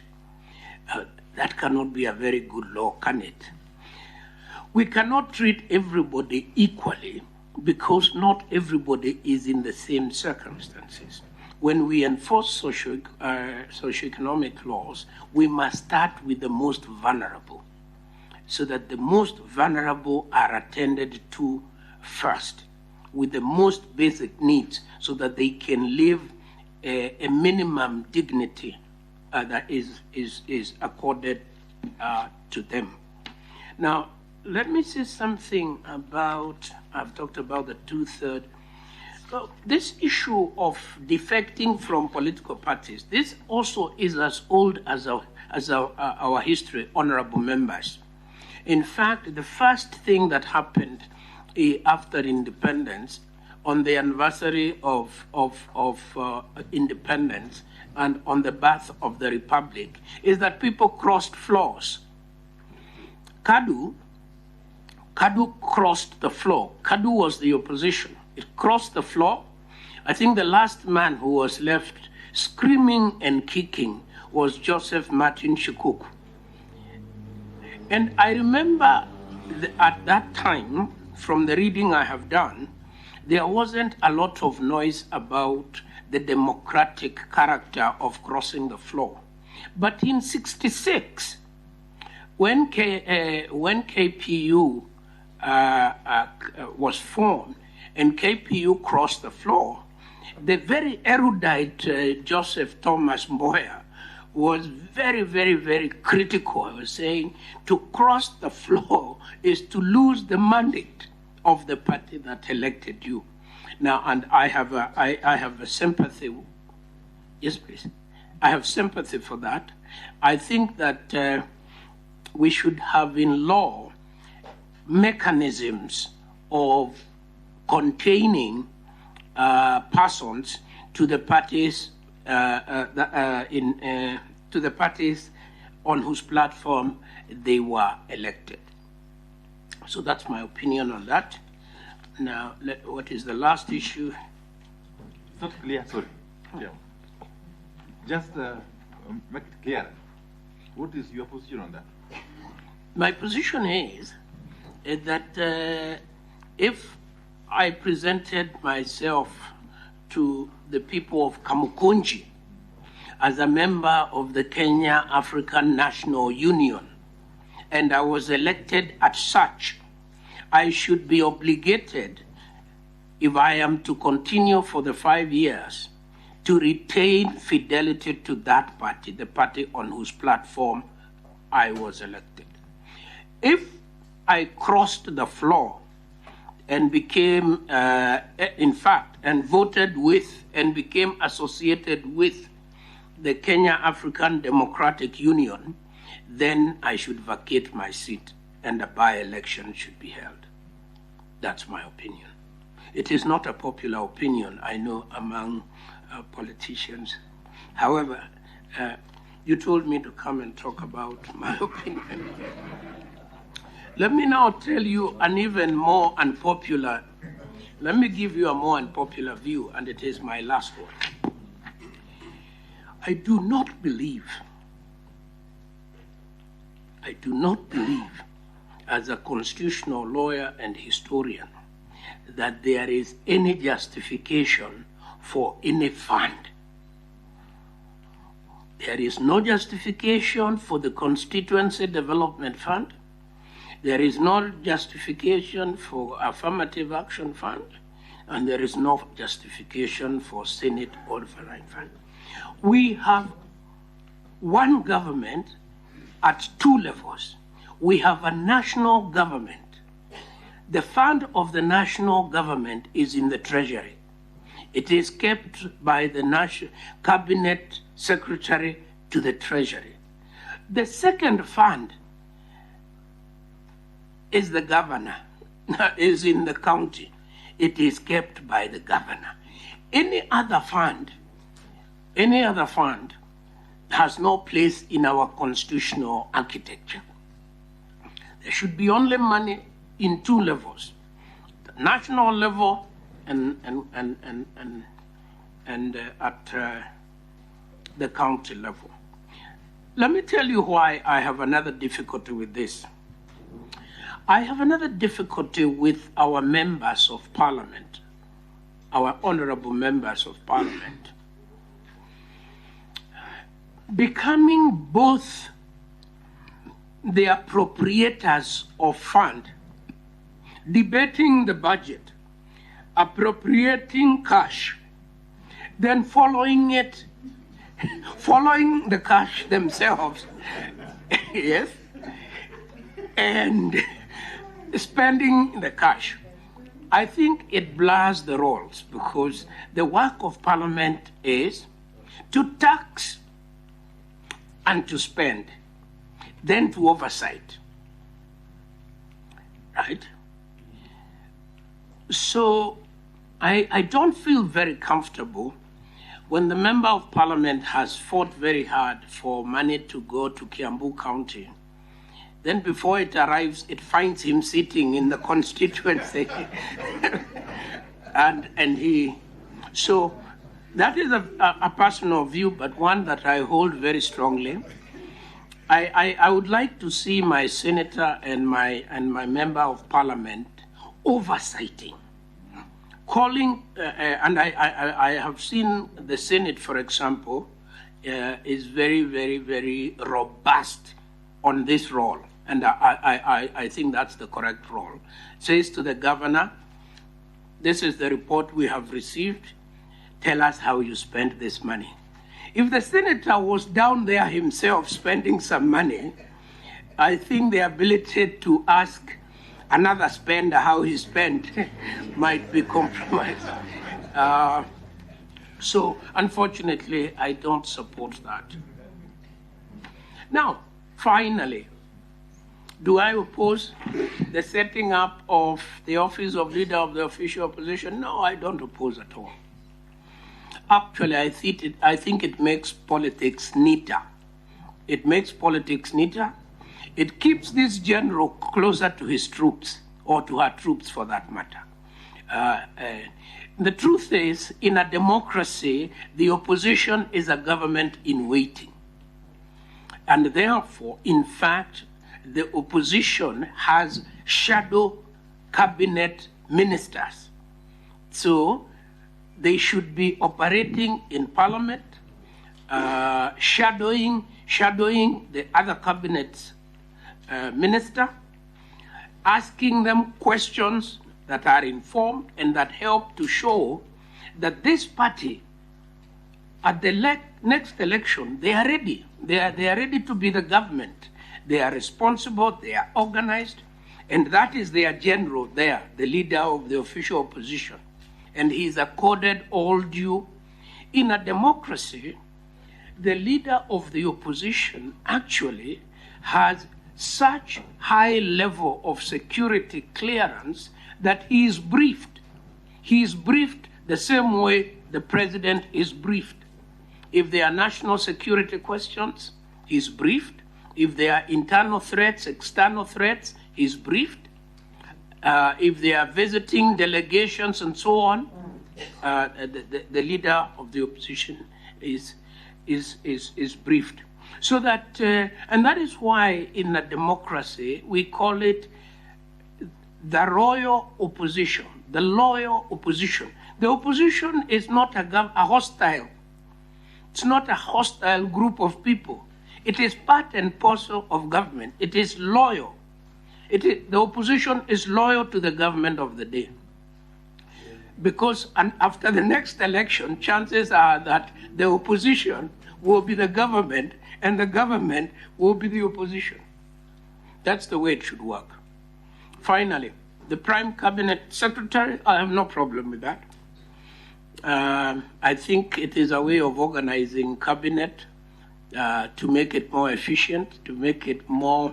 I found out in my time in the cabinet that cabinet works best if the committee systems work. But the committee systems are very difficult to organize if there isn't somebody who is chairing them, bringing them together and supervising them. The president cannot do that. He's very busy. The vice president is very busy deputizing. And by default, I did find at one point, when we had a very, very heavy legislative agenda immediately after the new constitution, I found myself playing that role, bringing people to the state law office and organizing around the legislation that we had. So I would have no difficulty with that at all. Sorry, Mr. Chairman, I spoke for too long. Your Excellency, Honorable Dr. Kalonzo, you were not here before, so I would like to acknowledge you. And that's my presentation. Thank you very much, Professor, for that very incisive engagement with quite a number of unpopular views, with as you said, with the political class. Yeah. And maybe on a light note, is that how the case on NGCDF was lost in court when you were AG? Well, it was lost in the Supreme Court after I had left. By the way, when I was there, and this my colleagues on the left will confirm, a lawyer never argues his opinion. He argues his instructions. When the case first started, my instructions from the government of the day was to support CDF, and we supported CDF. Now, today I'm speaking as a citizen. Well, I want to be the first to go, Prof, and to tell you how pleased I am to see you this morning and to listen to your very candid views about issues that are confronting us as a country and which we find are engaging the mandate of this committee. So thank you for volunteering to come and hear us, and we'll hear you. One of the things that I would want to have your views on is, we know our bicameral nature of legislature, the National Assembly and the Senate. Occasionally, we have instances of sibling rivalry. So you get the feeling the Senate is being sat upon by the National Assembly, and of course the chair of the Parliamentary Service Commission happens to be the Speaker of the National Assembly. So what would be your view? I once visited Nigeria to see a friend who was a Speaker of the Senate, because they'd invited me to the National Prayer Breakfast, the first edition of the same in Nigeria. His name was David. And he was, because the Speaker of the Senate, he was a chair of the bicameral legislature. David Mack was his name. And I find that personally, because of what you said, the oversight role of the Senate, even in our country, seems to be more defined as presently constituted than, forgive me, Majority Leader and Minority Leader, the National Assembly, than it is in the case of the National Assembly. What would be your view? Wouldn't we probably just be candid about this? As you've been candid about the funds, you don't like them, and it is very, very clear. That's my number one comment. The next one is, it has to do with rights. I'm sure you are a preeminent lawyer, human rights, I'm sure is also within your province, constitutional law notwithstanding. If you give a people a constituency, and then they hear that this committee, in its wisdom or lack of it, has come up with recommendations to do away with 190 constituencies, wouldn't you think that is disenfranchising our people? And the more practical thing is, in fact, when the boundaries delimitation team is in place, we'll be hearing them.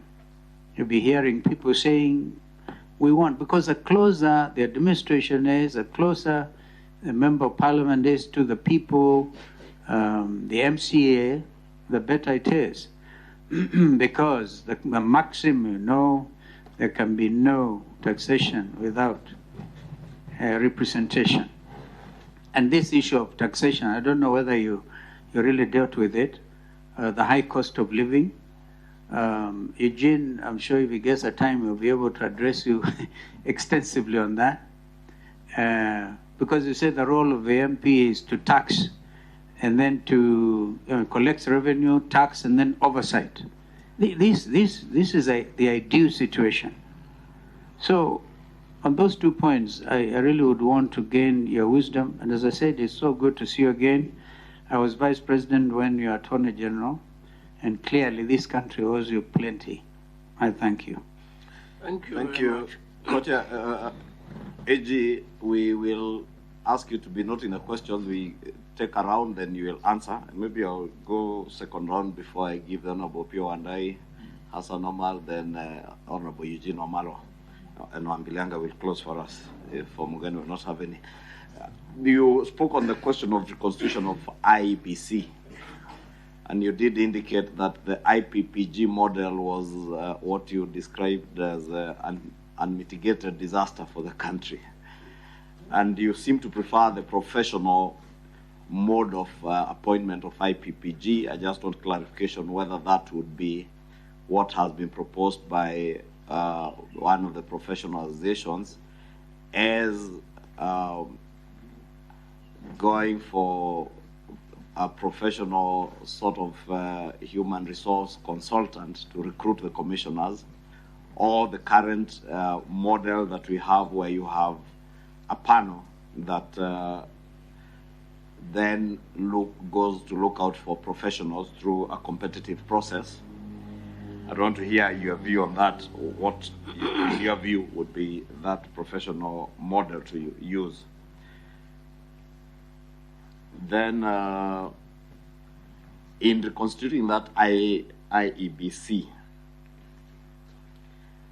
from your experience as AG, because you say you are involved in the reconstitution of IEBC, and I believe that time you were AG, it was a panel model that was used, as it still is in the laws today. Do you think that panel system as it is today sufficiently covers all stakeholders, or are there stakeholders that you feel we would be able to incorporate in that panel system? Opio? Thank you very much, and I'll be very quick. AG, just on the same issue of the IPPG. In fact, I was rather surprised when you described the IPPG as unmitigated disaster. Unmitigated disaster, just to use your words. And yet we know for sure that every time we have reconstituted the IBC, or electoral body for that matter, it has been in response to a political situation. If you agree with me. Mm-hmm. Yes. I do. Then how this IPPG, from my recollection, was meant to address a political situation then, in 1997. Remember, it came at the backdrop of the clamor for reforms. And the mantra then was no reforms, no elections. And it's also documented that the Electoral Commission that was born out of the IPPG supervised the 1997 elections. Okay? But it went ahead to supervise the 2002 elections. That has been billed as one of the best elections in this country. So then, and in fact, what happened thereafter is what perhaps would have led to a disaster, if I'm not wrong. Because in I think 2005, or thereabout, the then president, when at the expiry of the term of the Electoral Commission then, the IPPG Electoral Commission, unilaterally appointed commissioners to the commission against the wishes of the opposition, very strong wishes of the opposition. And the rest, as they say, is history. What followed then, you know. Then, what then would motivate you to describe IPPG wholesome as a disaster? Just let me understand. Yet, from where I sit, I thought it was one of the best approaches to dealing with the issue of inclusivity and consensus building. Two, you say you don't agree at all with the matter of revisiting the presidential elections of 2022. But it won't be helpful, it will be futile, to paraphrase you. But what do you make of the clear provision of Article 88, sub-Article 4H of the Constitution, which requires, let me just read, I don't know, perhaps, which requires the IBC to facilitate the observation, monitoring, and evaluation of elections. Elections, all types of elections, whether presidential, parliamentary, ward, and so on and so forth. From where we sit, we know the IBC has been able to facilitate the observation and monitoring of the 2022 elections. So far as the evaluation of those elections is concerned, nothing of the sort has been done. Would you be opposed to the evaluation of the elections as contemplated in Article 88 4H? Last, you say you have got no problem with the creation of the office of the leader of opposition. And you seem to suggest that the officer could sit in parliament. But you don't clarify further whether you want this office created within the framework of a parliamentary system, or presidential system, or some sort of hybrid system. Thank you. Okay, Omar. Thank you very much. My recollection is that probably the 1997 elections was by far one of the most violent, and they were actually mitigated by the IPPG Electoral Commission. Number two, I think there should be we are not revisiting the Supreme Court decision. That is settled. I do not think we want to create an impression, at least from our side, that we are in any way reopening the Supreme Court verdict or process. We are, though, open to listening to whether there is a process of auditing the processes so that we continue to improve on the systems and electoral management, but not to revisit in any way the decision of the Supreme Court. But my actual fundamental question to you is on the issue of the ECOSOC rights, economic, social, cultural rights that you articulated yourself to. You know, our Constitution talks in many regards about social justice. And there's a very radical understanding of what social justice is to make those who are worse off better off before those who are better off become well off. So there are those who are better off who are earning taxes or who are earning salaries, and you're asking them to support housing projects for the vulnerable. You're asking them to pay 2.75% to fund affordable and accessible healthcare under the UHC program. That is part of the dictates of the Constitution, that these programs cannot wait under the classical capitalism, that we first, all of us, make wealth before we start to disperse wealth. It must go concurrently. As we are making wealth, we must disperse wealth, and we must disperse part of these advantages that come to protect or to cushion the people at the lowest prism of our society. That's why if you see part of the taxations that is being proposed, it is largely to fund economic and social rights, housing, healthcare, and the such, so that those who have a little more are told to make a small sacrifice, so that those who have nothing are put to a level that they are better off before all of us can become well off. It's actually the constitutional mechanics.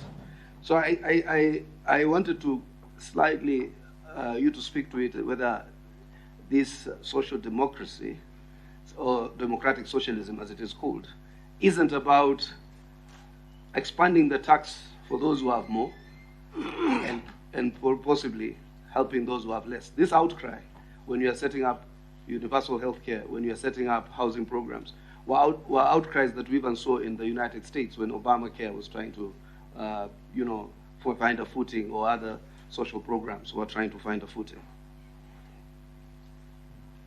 The last one. You talked, Opia, you were told you are a government in waiting. The only problem of the opposition is they don't want to wait.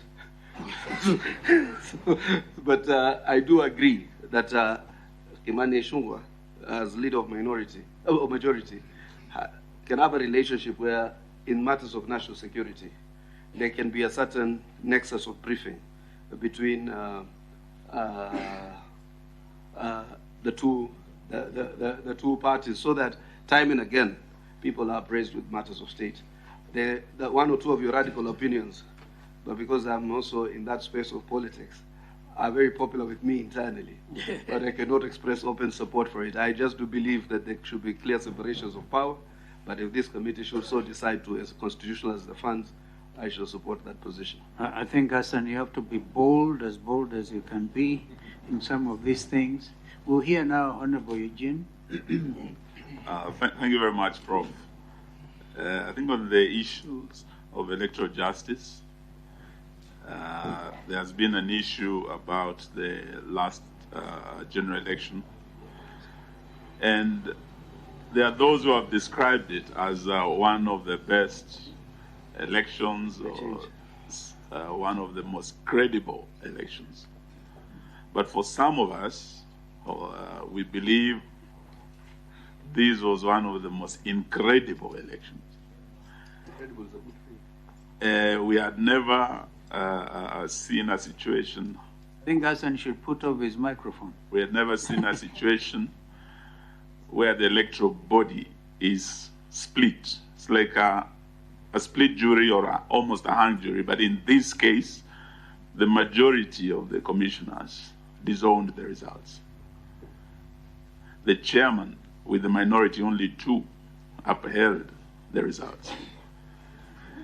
And the country found itself in a political and legal terra incognita. It's an unprecedented situation. That's why I'm saying it was not normal. They were not normal elections. And we were particularly looking at the provisions of Article 138, 3C. And the Supreme Court pronounced itself on it by saying the decision of the Commission, IEBC, should be a corporate decision in terms of the results, tallying, verifying. It should be a corporate, it cannot be the decision of the chair. And when you come to, of course, Article 138.10, the chair is the one who declares. But in a situation where we have a rogue chair, this time we have the chair and only 2 commissioners. But we can find ourselves in a situation in future where the chair disagrees with the commission and the chair by himself declares results that probably the rest of the commission does not agree with. The Supreme Court was very clear in interpreting that particular article, that we find, and I quote this ruling, we find that the chairperson cannot arrogate himself the power to verify and tally the results of a presidential election to the exclusion of the other members of the commission. Indeed, Article 138.10 of the Constitution, although the power to declare the results of a presidential election after verification and tallying is vested in the chairperson, he does not, or he does so only as a delegate of the commission, with the corporate decision of the commission. Going into the future, we would like to get your opinion on that in terms of advice in putting the country on a more political and legal terra firma in terms of such situations arising in future. What would you advise on that? On the issue of the cost of living, as His Excellency Kalonzo has said, these socioeconomic rights under Article 43 also include the rights under Article 201 on the finance, the taxation, and the equitable taxation of the citizens, and equitable sharing of the tax burden. In the current situation today in this country, there are many Kenyans who cannot put food on the table because of the high cost of living, and particularly the Finance Act 2023 that saw everything going up, particularly the cost of fuel. On fuel alone, we have almost 16 or so levies and taxes that have really increased fuel to unprecedented levels. And we're not talking of just the Mamambogas in the village who have to pay over 33 shillings more for kerosene out there in the village. Life is becoming unbearable. Even our journalists here and professionals, anyone with a pay slip today is really an endangered species because of the many taxes. What would you advise? There have been proposals here, and we wanted to hear from you, because it is a policy decision, and enjoyment of those socioeconomic rights under Article 43, it's not a favor from the government. Under Article 21, it is the fundamental duty of the state to ensure enjoyment of those rights by the citizen. In terms of policy measures, so if there are wrong policies that have been put in place that have overburdened the citizen, what would you advise in terms of probably reduction of some of the taxes or reviewing of some of those levies on fuel, on electricity? We really would like to hear from you so that we can, as a committee, make appropriate recommendations. Thank you. Yeah, I think Catherine was to go first. Thank you, Chair. And thank you, Professor, for your presentations. I am one of those who is actually going to agree with you on most of your popular presentations. These are very unpopular amongst politicians, but to some of us, they're very popular.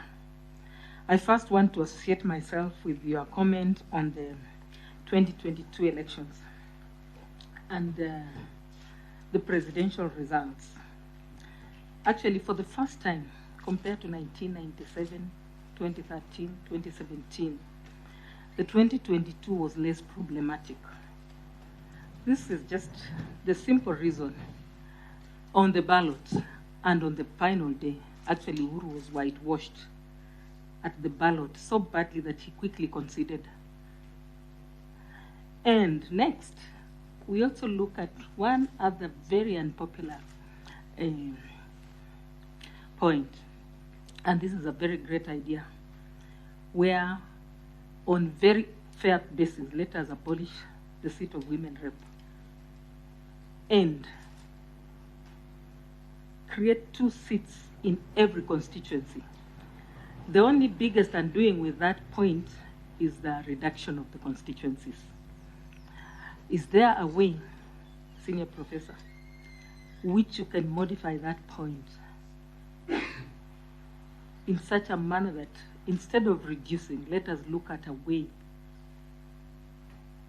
and get us a way, give us a formula, I know with your wisdom you can, of which we can have these 2 seats, 1 man and 1 woman, introduced in every constituency.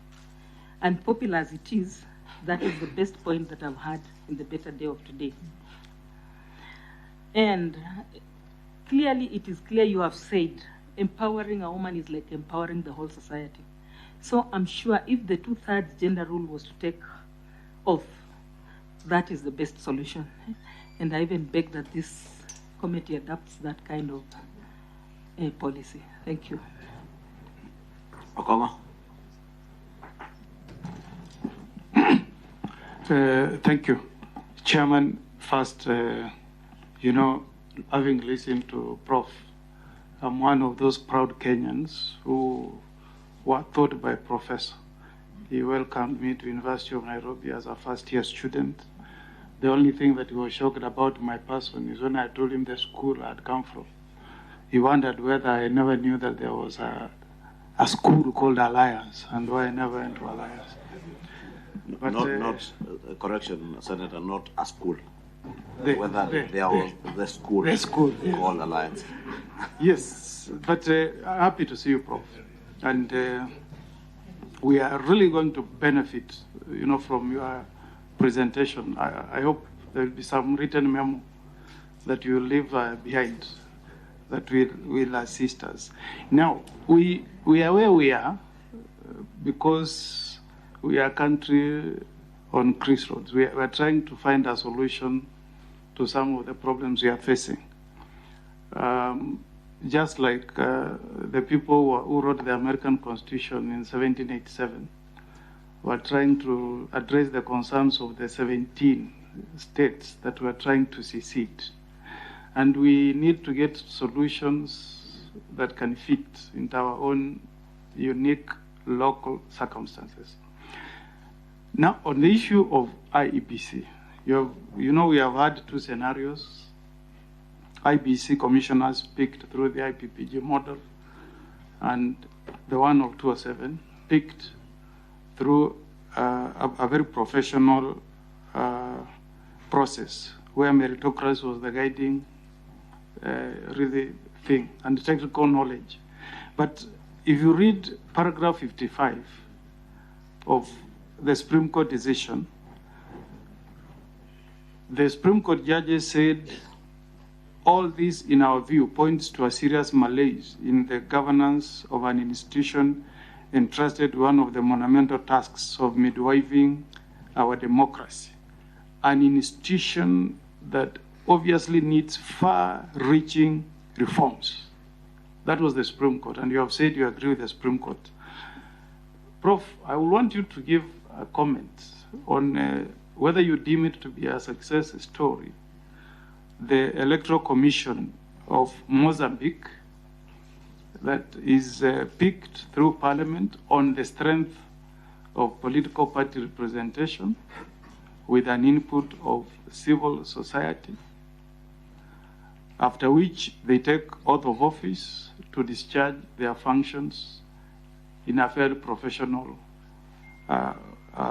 manner.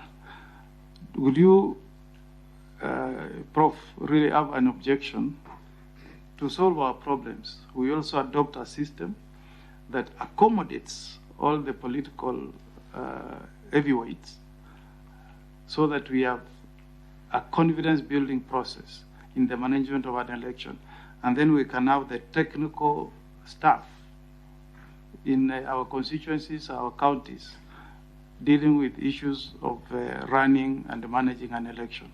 I like your comment, taking Mozambique as one of the success stories where political parties pick the electoral commissioners. That's one. Number two, on the principle in the Constitution that an election should be very viable. Is there any problem if there was to be an audit of the servers just to confirm the results that were announced by IEBC as a way of complying with the Constitution? And then the final question on that paragraph that I've read, 55 of the Supreme Court decision, would you support a reform of IBC that includes the vetting of staff of the Commission in view of that finding of the Supreme Court? Thank you, Chair. Thank you, Prof. You can take those ones.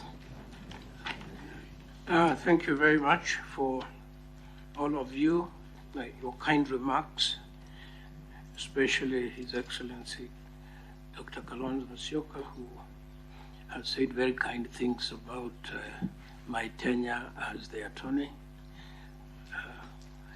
Those views may not be widely shared, but I treasure that compliment. Now, you asked me, sir, whether we should rethink the bicameral arrangement that is in this country. The truth again is, the draft that we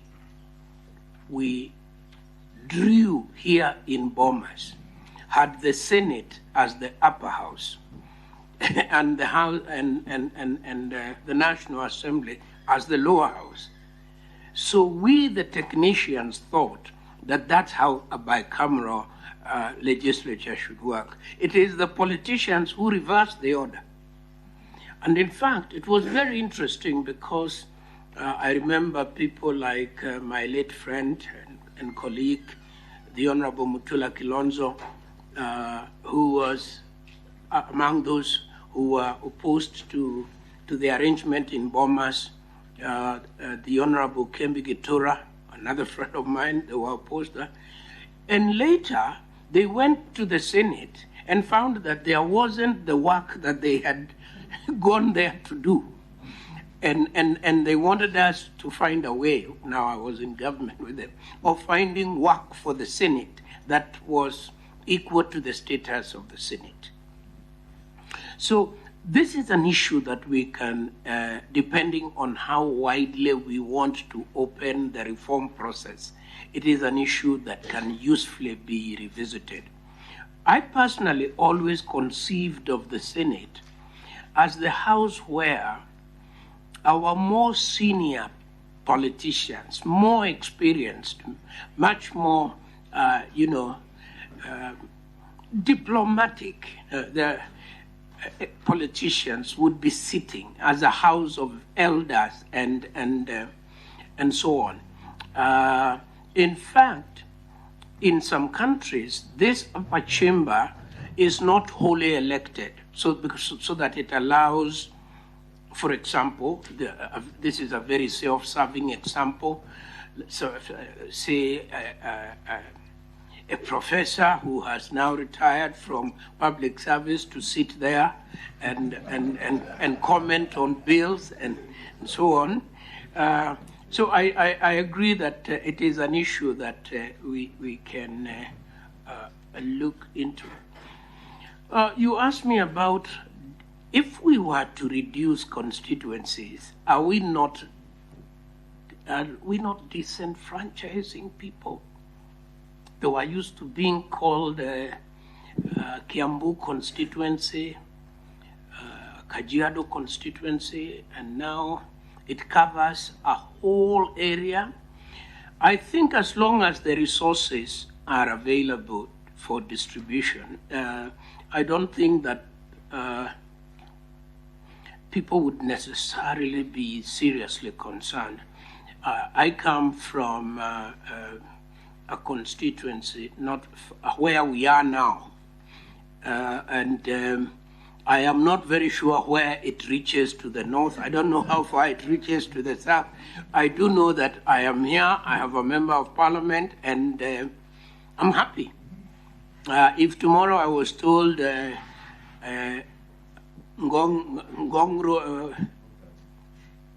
Westlands has been added to your constituency, I am not sure I relate specifically to the loss. If there is efficiency, I think we want members of parliament to be capacitated. It's the resource question. If the MP has the resources to look after I don't think Wananchi worries so much whether they are next to each other or further away from each other. This cost of living issue, Your Excellency, this is we keep going around with it because essentially it's a resource issue. I think I personally have come to accept the fact that the government has no money of its own. The government has no money of its own. The government has only money raised through taxation, through borrowing, and through gifts. And we have a very complicated problem where I hear the public say, and it's a very important argument, stop taxing. Stop taxing. Kenyans usually also use the word stop overtaxing. Then they say stop borrowing. So stop borrowing and stop taxing and increase spending. Now that is an impossibility. I'm not an economist, but I am a man from the University of Life, and I know that in the University of Life, if you don't tax and you do not borrow and you have not been gifted by somebody, then you don't have it. So we must cut our cloth to fit our resources. I don't believe that we can We can tax ourselves out into progress. But I do think that the only thing that you can be certain as a human being is death and taxes. Those, they have to be. Now, without making light of that very important question, I think that there are tax policies, and I hear everybody around this room who is saying that tax policies must be stable. If they are not stable, an investor, and I personally worry a lot about local investors, not foreign investors.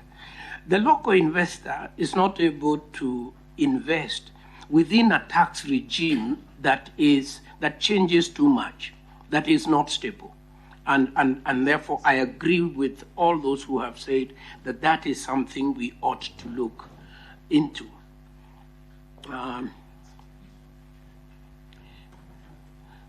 Chairman Shungwa asked me about IPPG, and I think Honorable Wandati as well.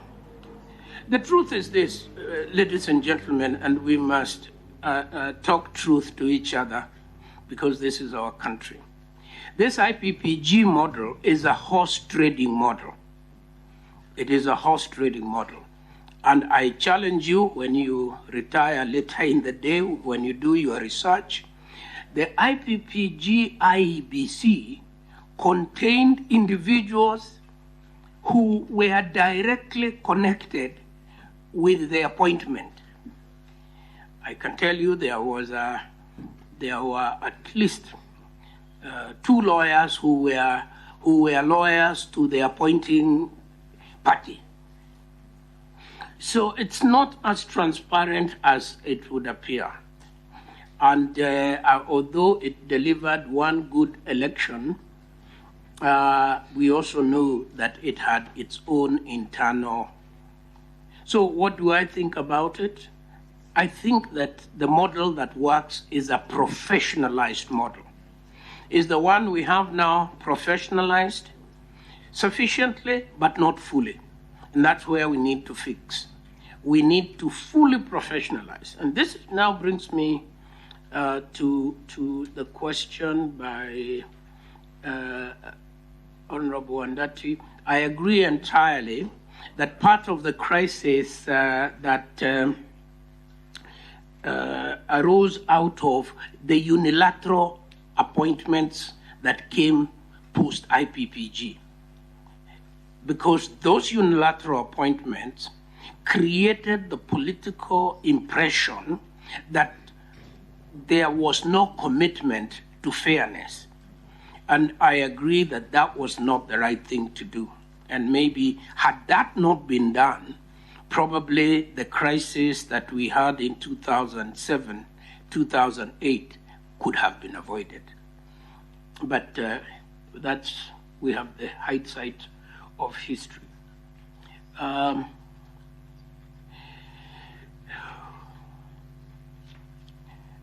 agree with those who say the election is over. The Supreme Court has pronounced itself on it. We are not looking to audit it for accuracy.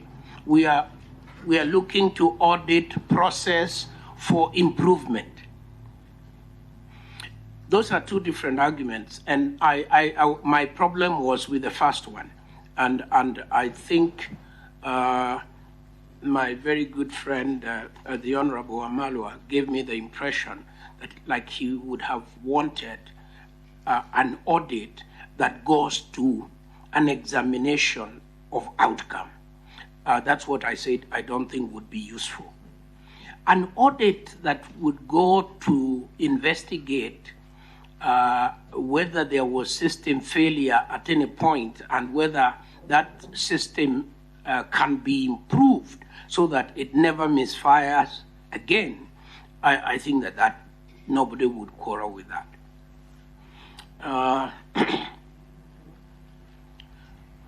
Now, Honorable Omar,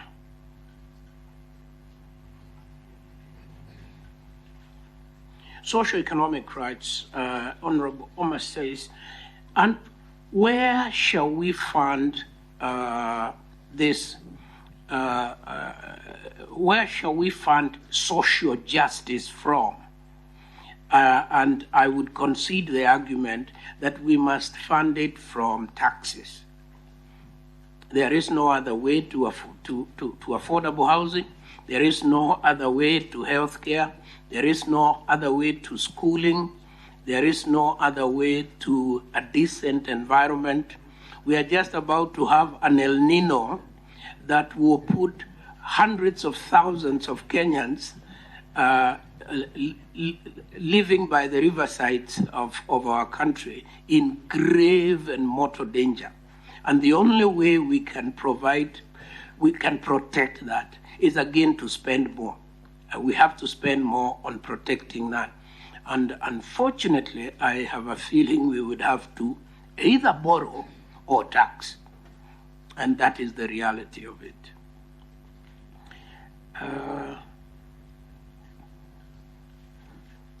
Honorable Amalwa wanted to know whether there is Article 138 of the Constitution, whether there is a distinction between the chair and the commission. I believe there is. Whether the decision declared by the Electoral Commission is that of the chair or of that of the commission, it must be that of the commission.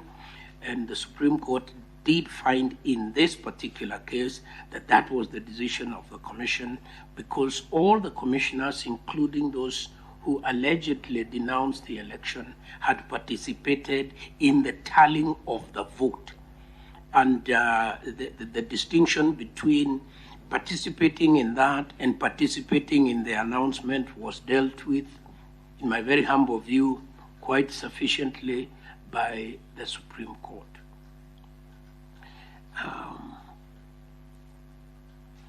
Equitable taxation, again, I agree with that. I agree that taxation must create equity. But I also believe that in a democracy such as ours, those who have the resources, like members of parliament, must be taxed more, so that we can be able to provide for the community and the society. And those like university professors who don't earn a lot should be taxed less, because they do not have the resources.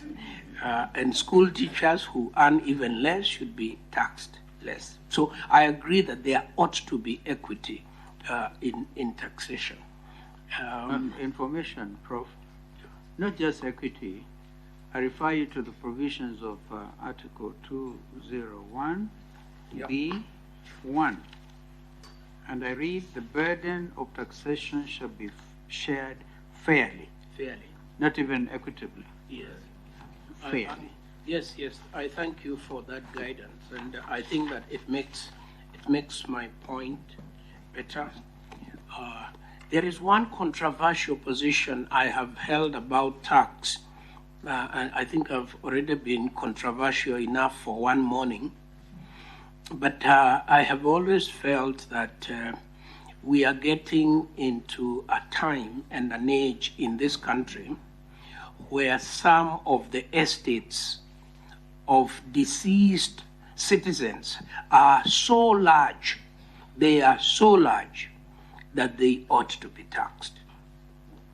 I know it's a very unpopular view, but when you read of billions of shillings in estates, and we could put a limit, we could say we start with 20 billion, that would still be many estates, and there is a way of raising funding that way. I know it is not popular, and I will say no more about it. My learned friend and Honorable Omogeni, I don't think I would consider the Mozambique model a successful model. every time you allow a person to be the appointing authority in respect of a commission that would determine his own fate as a politician, I think you create a temptation. And I want to remind my friend, the Honorable Mugeni, in the beginning at independence, we didn't even have, there was no electoral commission. You remember there was a man called Montgomery. Montgomery was an officer in the AG's office. He was answerable to Charles Jonjo. So Charles Jonjo conducted the elections through Montgomery.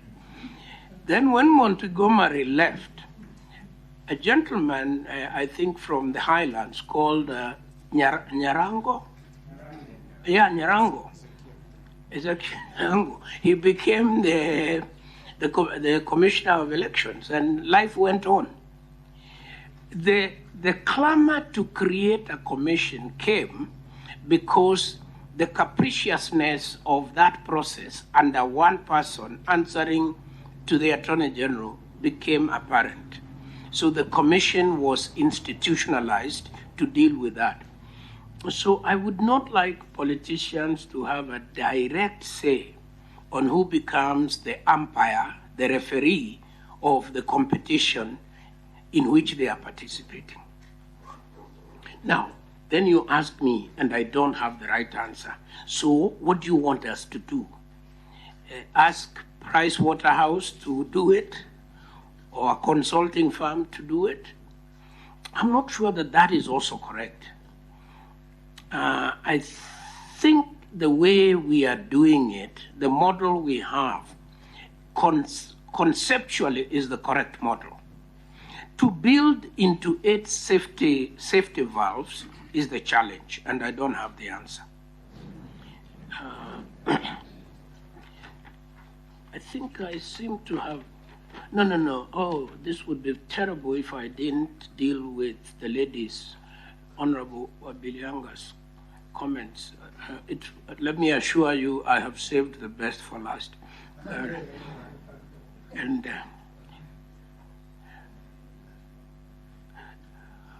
If we increase the number of constituencies, now, and we go back to our conundrum, if we increased Parliament to 500 members, we will double expenditure, and we will need to tax more, and our basic problem then will be multiplied. I think what we should do is to reduce the number of seats, and then guarantee women 50% of those seats.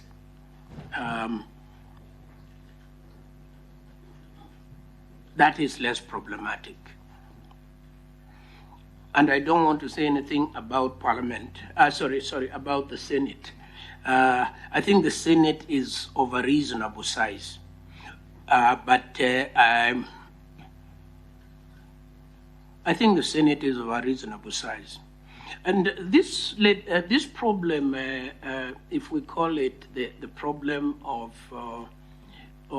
the gender problem, you can see how problematic it can be when you look at the counties. Because then down there, the top up to achieve the required proportions can result in a really bloated assembly. So I would like to stop there, Mr. Chairman. We have to thank you for those observations. And Prof, I came in the tail end of your presentation, so I now must moderate my compliments, if you allow me. Yes. Because I may not necessarily agree with everything you've said, particularly on the issue of taxation That's why I referred you to Article 201 and fair taxation. Today, our policemen are actually having a negative payslip. On the one hand, something was added to them, and then the take-away package is minus. I don't even know if we are now taking them to Haiti, what the whole thing would mean. And of course, on Haiti, I would opine that these things should really first go to Parliament. That, I think, is how ideally should be. That's not for our discussion. But, you were on record. I hope you pronounce yourself on that, Prof, that during the last presidential election, were you amicus or you actually on one side? That would have been very important, because coming out as strongly as you do on the outcome, the pronounced outcome by the highest court in the land, and the subsequent clamor for these things, including what Omgen was saying, really, I think it's important. Now, Mozambique, as we all know, was basically a country that went through serious struggle. And even now it is actually under threat of religious insurgency in the north. And the main players, Frelimo and Renamo, the political reality at the time meant that the leaders of those two political formations, a country coming out of conflict, and this country actually had to help Mozambique specifically in some of those areas. You may remember the role of Bethel Kiplagat, the late Bethel Kiplagat played in trying to assist the people of Mozambique.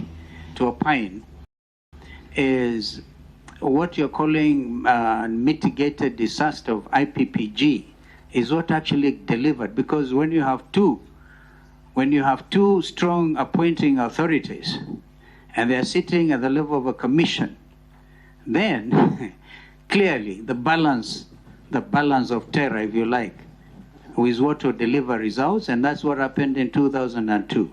I don't think we need to belabor the point, but we hear you, and I personally have the highest of esteem for you, Prof, and continue being close. If you can add your reflections and give us something in writing, it will be very useful for us. Thank you. I'll try to do that, and thank you.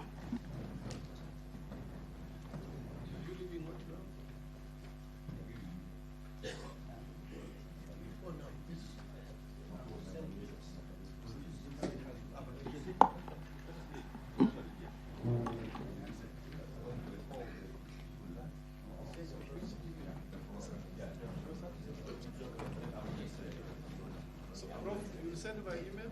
Yes. Thank you very much. Thank you very much, Prof.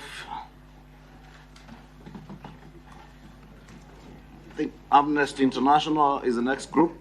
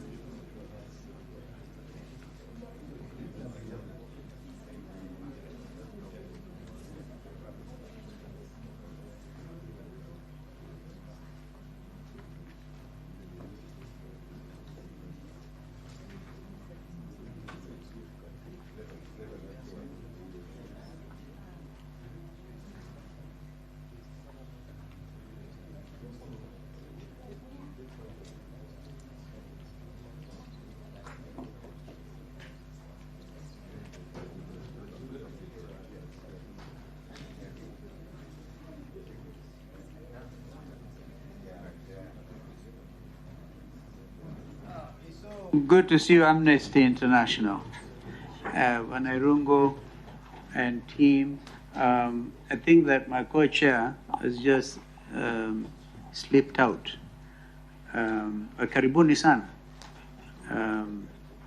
Thank you very much. Yeah. So perhaps we could begin with some quick introductions.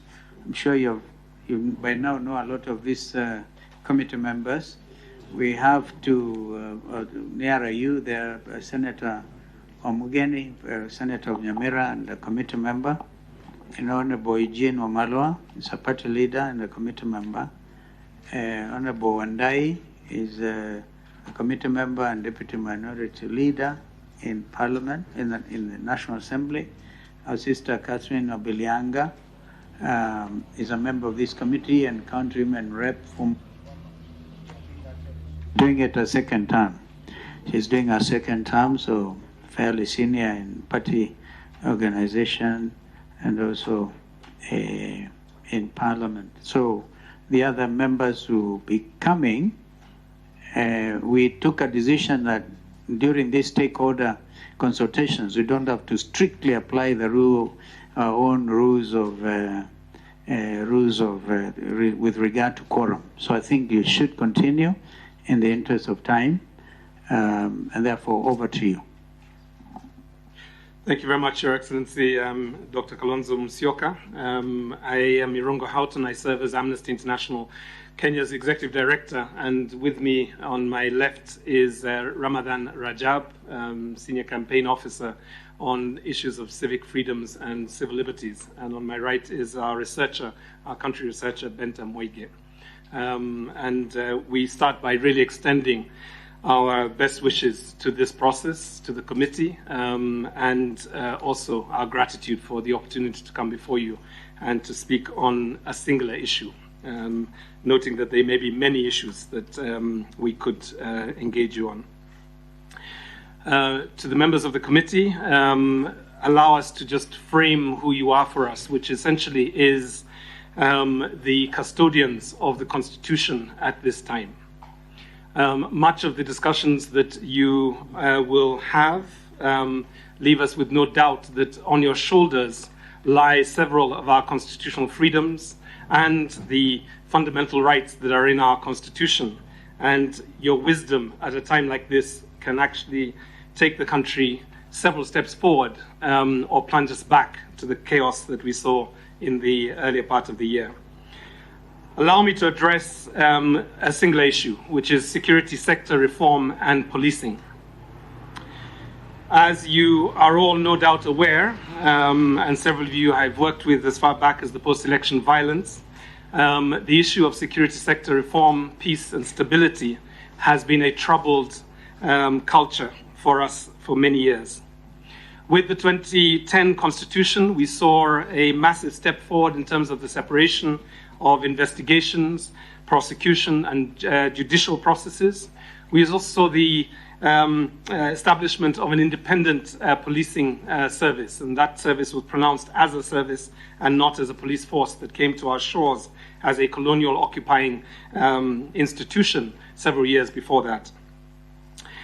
We will address ourselves to the issues that we have shared in our memo of September the 7th, and I do hope that members of the committee have got them. The press has sensationalized the budget for this committee, so we have brought extra copies for the committee just in case those sensational allegations are true.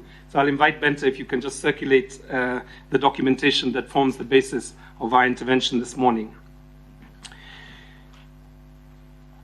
It is opportune, perhaps, that we are now looking at the issue of our police service being exported to Haiti and the issue of the quality of the policing. You must have heard me, Mr. Irungo, before you. So continue, please continue. Okay, sorry. Just ignore the chair's intervention and proceed. The possibility of 1,000 police officers traveling to Haiti within a few months brings the presentation that we're about to make into, I think, an important moment. That we should be discussing the quality of our policing and the accountability of the policing at a time like this is critical. As those officers go to Haiti, the international world, the international attention will be on Kenyan police officers. We also, as Amnesty, would caution that they are going into a very volatile situation, and that as much as we are concerned about the quality of policing at this point, it is also important that we note that they need to be kept safe. So it is in that context that we will make the following points and recommendations. It is sad in some ways that the contingent of police were not being deployed in 2022, because in that year we saw what was probably the best example of what it is like to have a police service that can maintain law and order during elections. With a number of human rights organizations, tens of dialogues and workshops were developed between community leaders, human rights defenders, and police officers, including commanding officers, throughout the country to ensure that there would be dialogue and that there would be community policing approach to the electoral process. And as we all know, it was probably one of the most peaceful of the elections. The question we have to ask ourselves is why 1 year later have we seen such violence, such brutality, and such a level of denialism on the part of the security services and, to some extent, Harambee House. We, as Amnesty International, with several agencies, including Human Rights Watch, the Kenya Medical Association, the Law Society of Kenya, conducted 3 empirical missions to investigate the quality of policing during the phase that we now call Mandamano. And I would like to just give you a couple of the findings from those 2 reports. The first report was released on May the 31st, and essentially was a statement following interviews with about 115 witnesses and victims in that period, March to April. The second second report was done and released to the country on August the 4th, and this was a more in-depth study that essentially looked at what had happened in Kisumu and Migori primarily, but also in some of the other areas. These 2 reports are before you as the committee, and what we found in the 2 reports was that 5 fundamental constitutional freedoms were violated over the last 6 months. The first is the right to life, Article 26 of the Constitution, Article 37 of the Constitution, the right to peaceful assembly, Article 36 of the Constitution, the right to association, and Article 33 of the Constitution, the freedom of expression, and lastly, the right to a fair trial. 60 days after the first round of protests, that was in March, based on our interviews with 115 witnesses, we12 that there had been excessive and unnecessary use of force, particularly lethal force, leading to the deaths of over 12 verified individuals. Most of the people who were killed were bystanders. They claimed not to be part of the demonstrations, and they were unarmed. Most of them were young, between the ages of 20 and 30, and most of them, at least half of them, had died as a result of gunshot wounds. We listened to the testimony of the mother of Precious Kimunto, a 4-month-old Kibera infant who was tear-gassed in her home and suffocated to death on March the 30th. Many of us watched in horror as tear gas was thrown into schools, leading to an entire school being evacuated, an entire class being evacuated and taken to hospital because they had inhaled tear gas of substances that we, as far as we know, we do not have a sense of how safe they were to use on minors. Towards the end of July, we traveled to Migori and to Kisumu. We spoke to county government officials. We spoke to police officers, prosecutors. We spoke also to medical doctors, journalists, survivors, and families of victims. And we heard that there had been 107 cases of assault. Many of those cases, again, 47 of them were cases that had seen gunshot wounds, and in many cases, these gunshot wounds had left people either very seriously injured or dead. We, with our own eyes, verified the deaths of 11 individuals at the referral hospital. Most of them were male, and most of them were between the ages of 17 and 38. We listened to medical practitioners, doctors, who said that police officers chased protesters and bystanders into the referral hospital and threw tear gas into the hospital, leading to tear gas going into the hospital wards. We had journalists who were unable to cover the stories because they were being attacked either by police officers or by protesters. We had medical doctors and medical health practitioners who could not reach places of medical facilities because they could not access and get through the violence that took place. In many ways, the experience that we have had over the last 6 months are probably the worst violence we have seen for several years, possibly since 2017. Therefore, we have a number of recommendations, 5 to be specific. The first is that in the spirit of the bipartisan committee that has been set up, to lay rest the denialism that we have seen, most sensationally by the Inspector General, that bodies had been imported into the referral hospital, into the mortuary, for the purposes of the media. We would require you, humbly ask you to essentially do joint fact-finding missions to places like Nyanza, places like Nairobi and Mombasa. And we as Amnesty, with the Missing Voices Alliance and other organizations, would be very happy to facilitate, to organize those trips so that you are able to very quickly determine independently what actually happened over this period. The second recommendation is that you require the Inspector General of the National Police Service, as the lead commander of our 100,000 officers and the lead commander of the troops that will go to Haiti and will be covered on national and international television. I think we have to brace ourselves for seeing Kenyan police officers on CNN, on Voice of America, and various other international media to come before the committee. And we would request the following line of inquiry. The first is that the IG commits to not shield his officers from legal processes that would have the officers responsible for the violence that we saw over the last 6 months be brought before a court of law. Secondly, that there be a commitment to desist from the use of non-uniformed officers.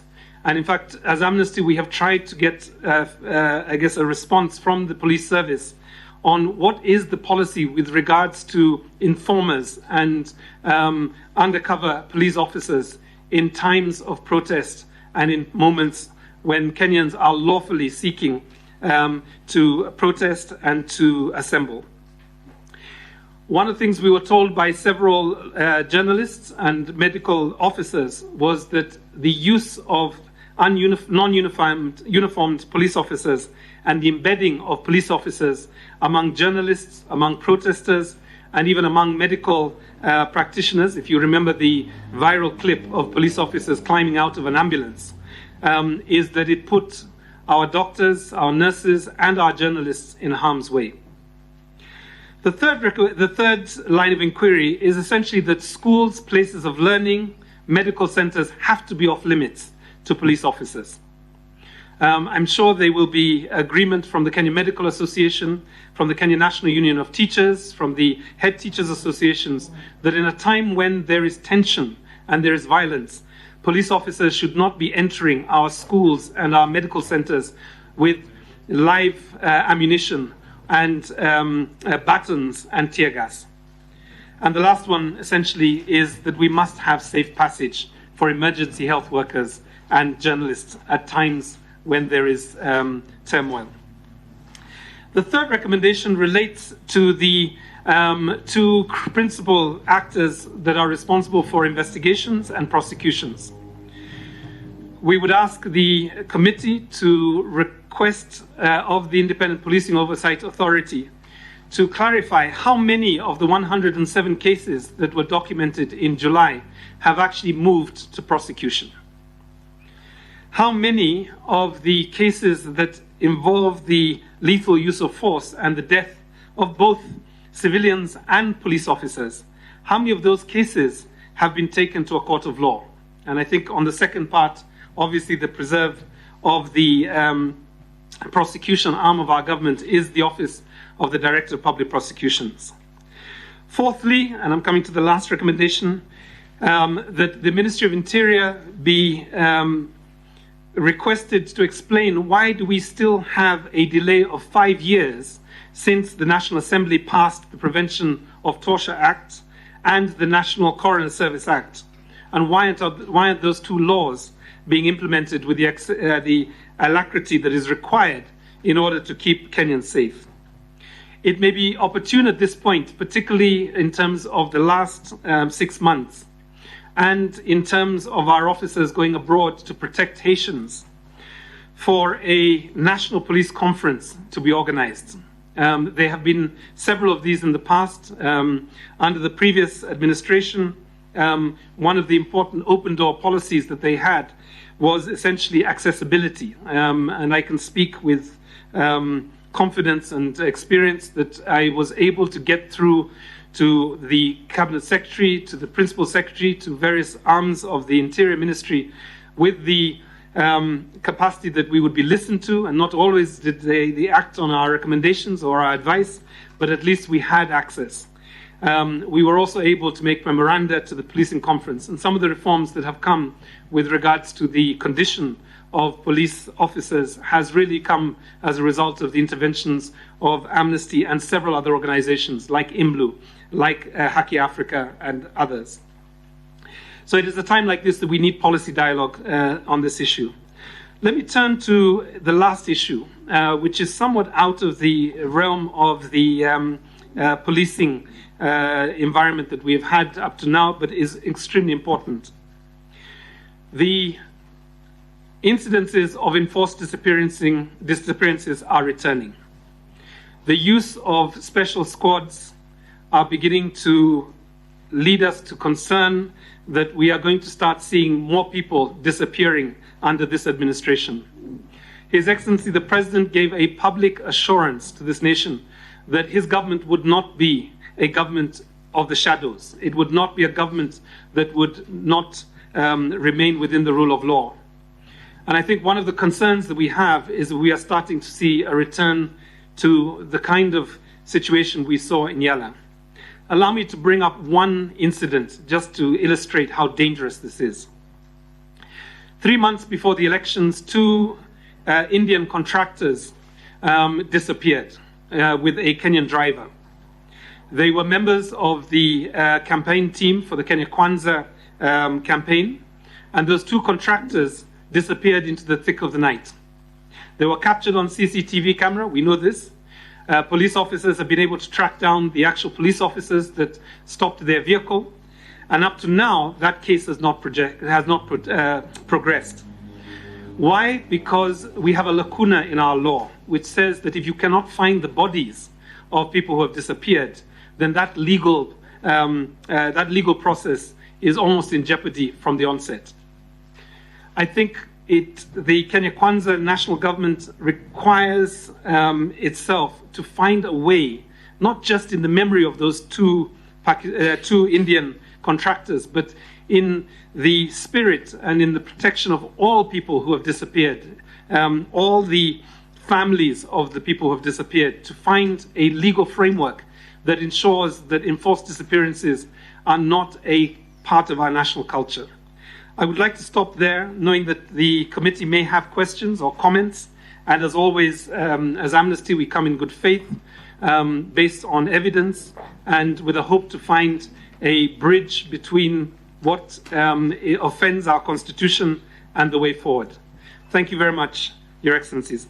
Well, we thank you Bwana Irungu, for clarity of presentation and thought and the concerns you have as Amnesty, which indeed are concerns shared by a lot of Kenyans who would want to have a peaceful country.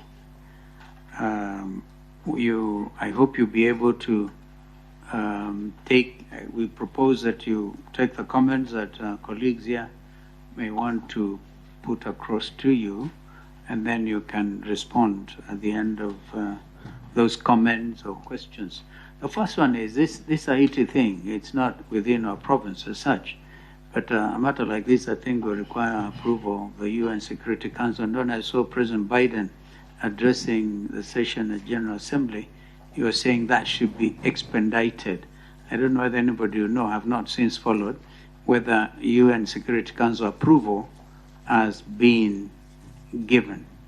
And the other point I say, the matter, an assignment as grave as this would need, I think, approval of a National Assembly and the Senate. I think it is in our law. But, you know, the work of Amnesty International is very well known, and you have, Mr. Rungu, been vocal. I've watched you on national television, and I wish that we could have Kenyans of strong conscience as Amnesty, and you, Mr. Rungu, on this, calling it as it is. We are a little shy as a committee because we're trying to promote national dialogue and conversations. The very weighty matter of police brutality, excessive use of force, use of live bullets. I think I've myself been on record as saying this goes beyond the work of this committee. But having said that, I can be overruled if colleagues indeed, and I thank you for volunteering even to support a fact-finding mission to establish further truth. EPOA were here yesterday, and they did, I think, say quite a bit, a lot of which is even in the print media today.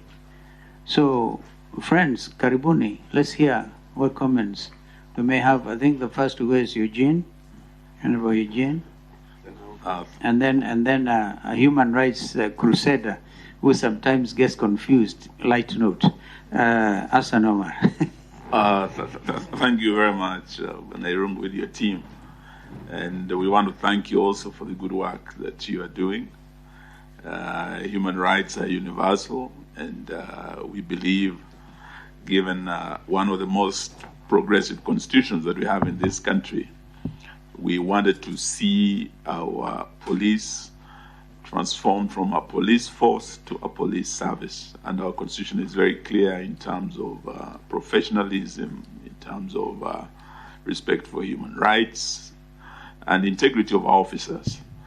But what happened in this country after the elections, the levels of police brutality is very worrying.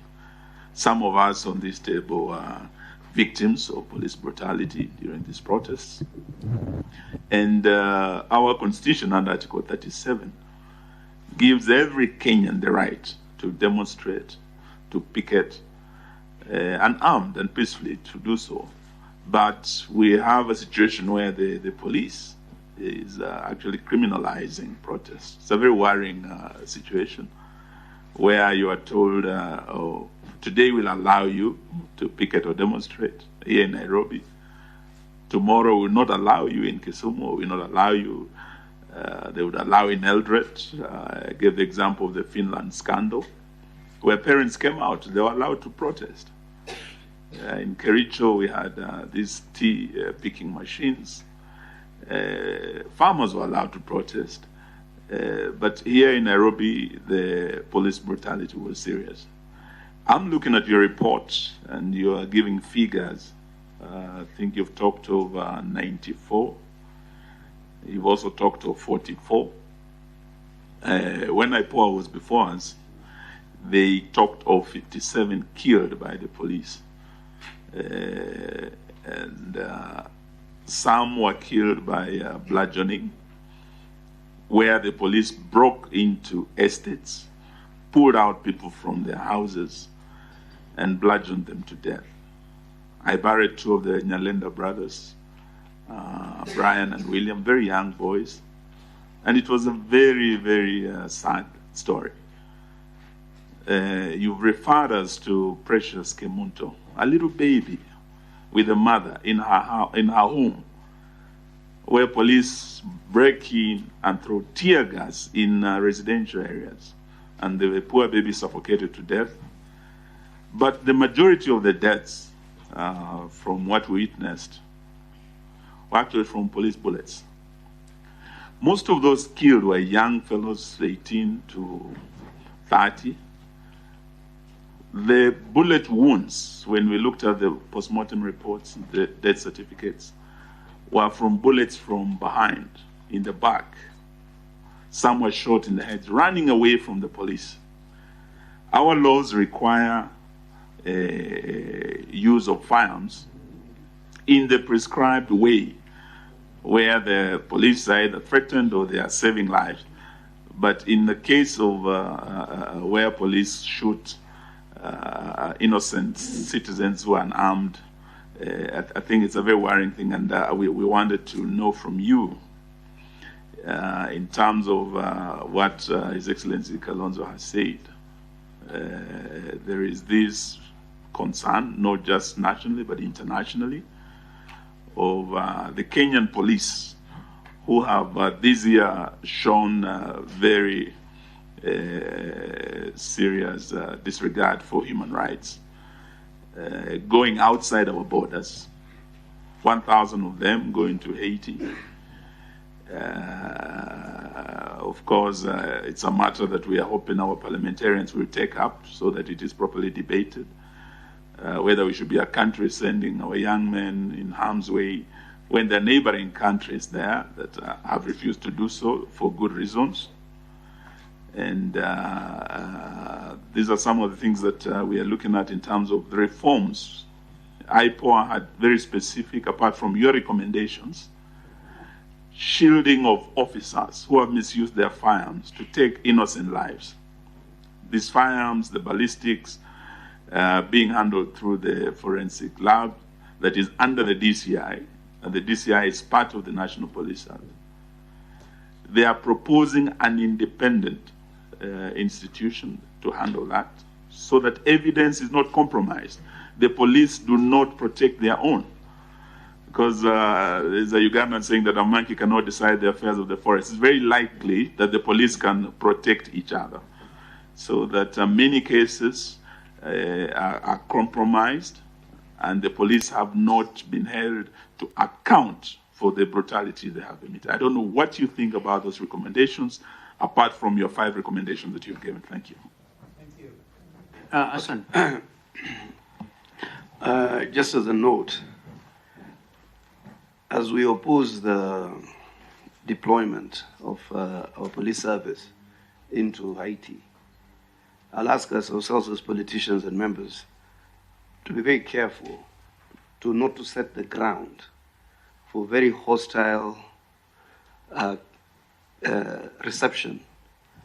Because what we have been doing, some of us here, is to link the abuses we allege here as probably the conduct of these police officers on arrival at Haiti.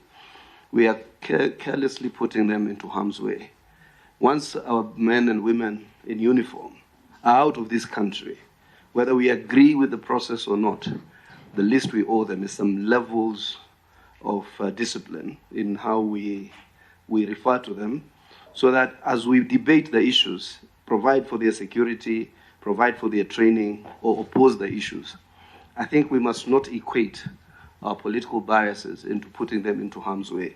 So we must be very restrained, because I'm seeing a situation, if some of these utterances, which have come from this committee severally, go viral. I'm told some of those groups are armed. You could be preparing for a very unnecessary contest. It's not going to be a blind mission. I'm not at liberty also to discuss it, but it's not going to be a blind mission. It's going to be done in a manner that the safety and security of our officers will be guaranteed. The government of Kenya is not led by fools. They will make it appear like we will just take 1,000 men and women and just put them there for sacrifice. Number two, I never speak this way, but sometimes I would hope for you also to interrogate some of these demonstrations in a manner, because today I'm talking to peers in the human rights fraternity. They know that I wrote the Charter on Human Rights in the lead up to our elections. We said our first pillar is implementation of the Constitution, and you saw the directives of the President upon election as President of the Republic of Kenya. How is it possible, and be fair, that a demonstration or demonstrators are carrying weapons? Not necessarily ballistic weapons like guns, but they are carrying stones and machetes. These guys prepare themselves. I was there. I know what these demos are. I planned them. I know what we tell each other. Go burn these tires here. Sijui mtu fulani ndo ataongoza pale, yule ataongoza pale. And half the time there is a confrontation between the police.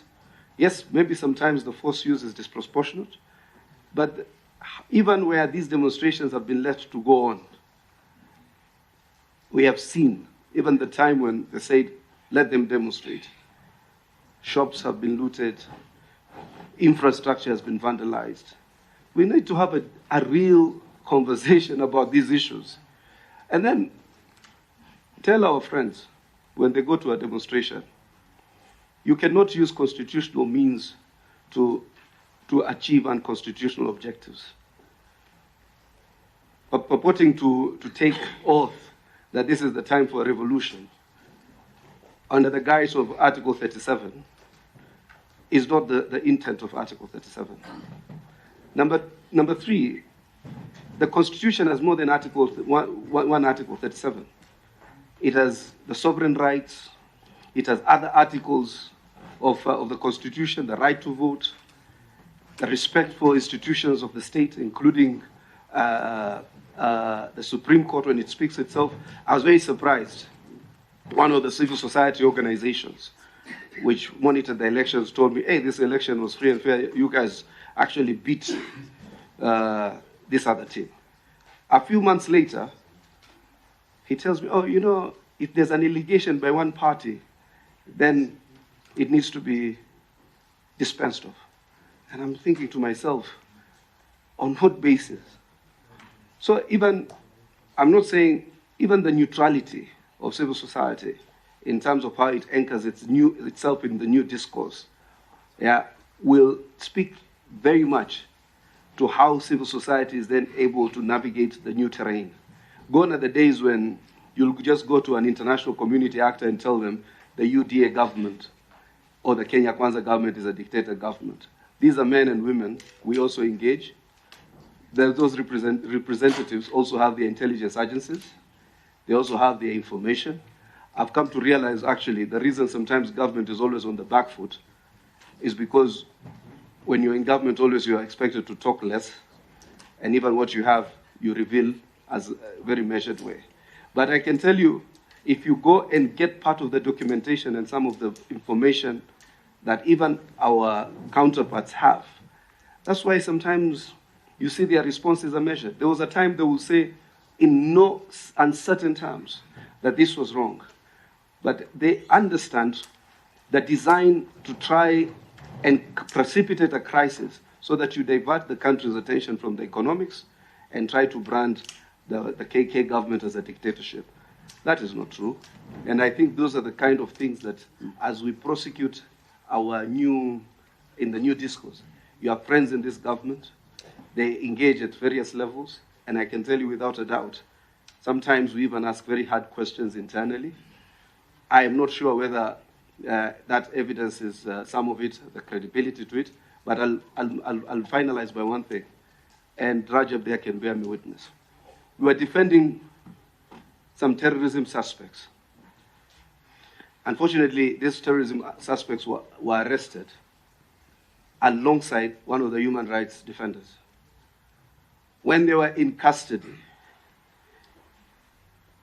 the revelations they made, when this man was released, he told us some of the things are actually true.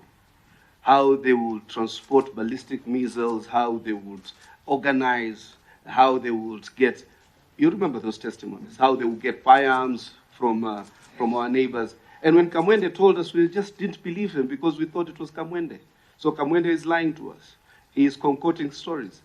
But trust me, at many of these scenes and some of these organizational frameworks for these latest wave of demonstrations, why are people talking about burning tires and carrying this and these guys to barricade these ones and these ones to stone cars that are going to work? And this information sometimes is available to the security agencies. And they also have a DTP, the duty to protect other Kenyans.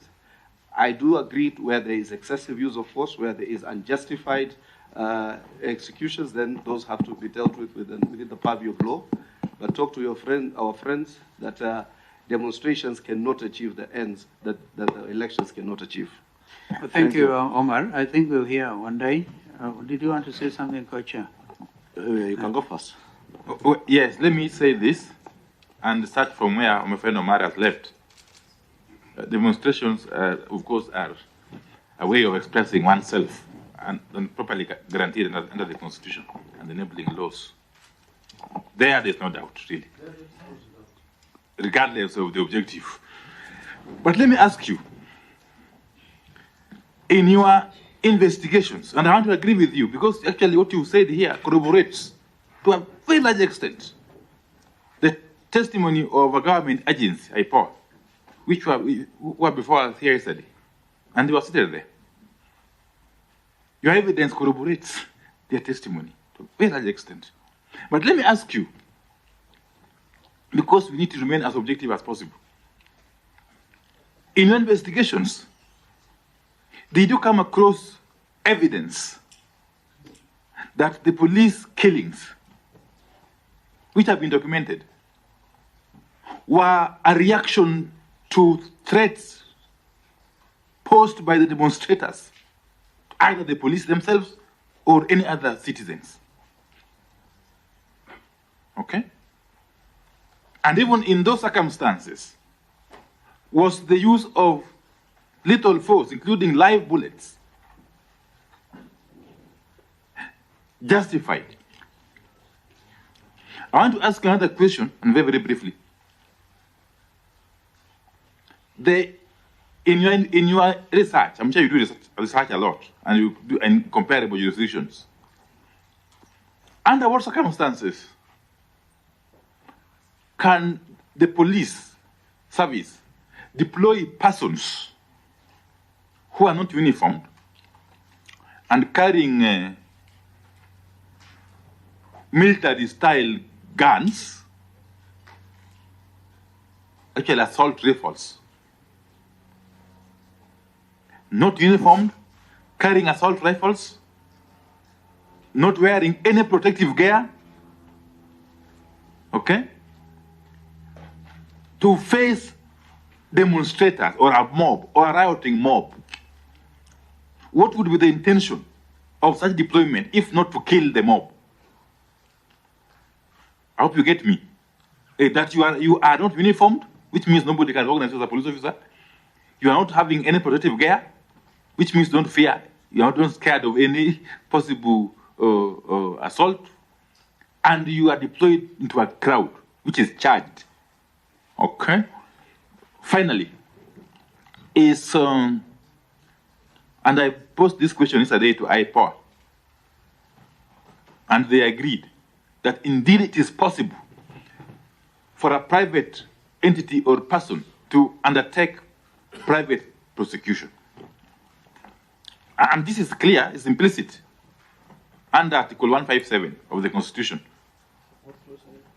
157(6), the director of the DPP, rather, shall exercise state powers of prosecution and may, among other things, at B, take over and continue any criminal proceedings commenced in any court that have been instituted or undertaken by another person or authority, and so on and so forth.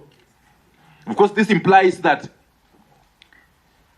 another person or authority other than the DPP can institute private prosecution. Because the case we faced yesterday was that the IPOA has forwarded numerous files against specific police officers whom they accuse of killing Kenyans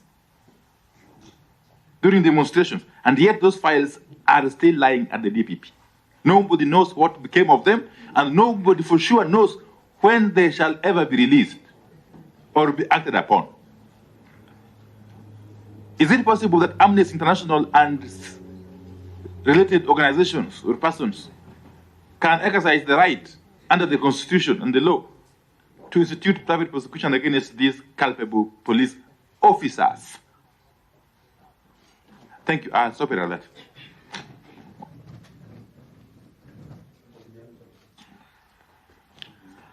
Maybe just to say something, my name is Catherine.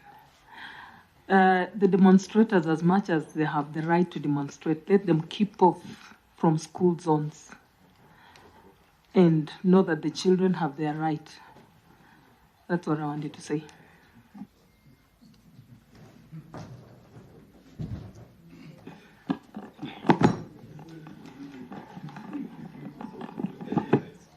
Yes.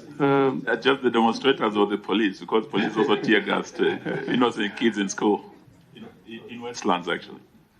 That's a very valid point. Very, very specific. Let us keep the demonstrators. Police off school areas. Demonstrators also must keep off school areas. Thank you, Anna Irungu Hutton, with your Amnesty International, and we thank you for the good work you're doing.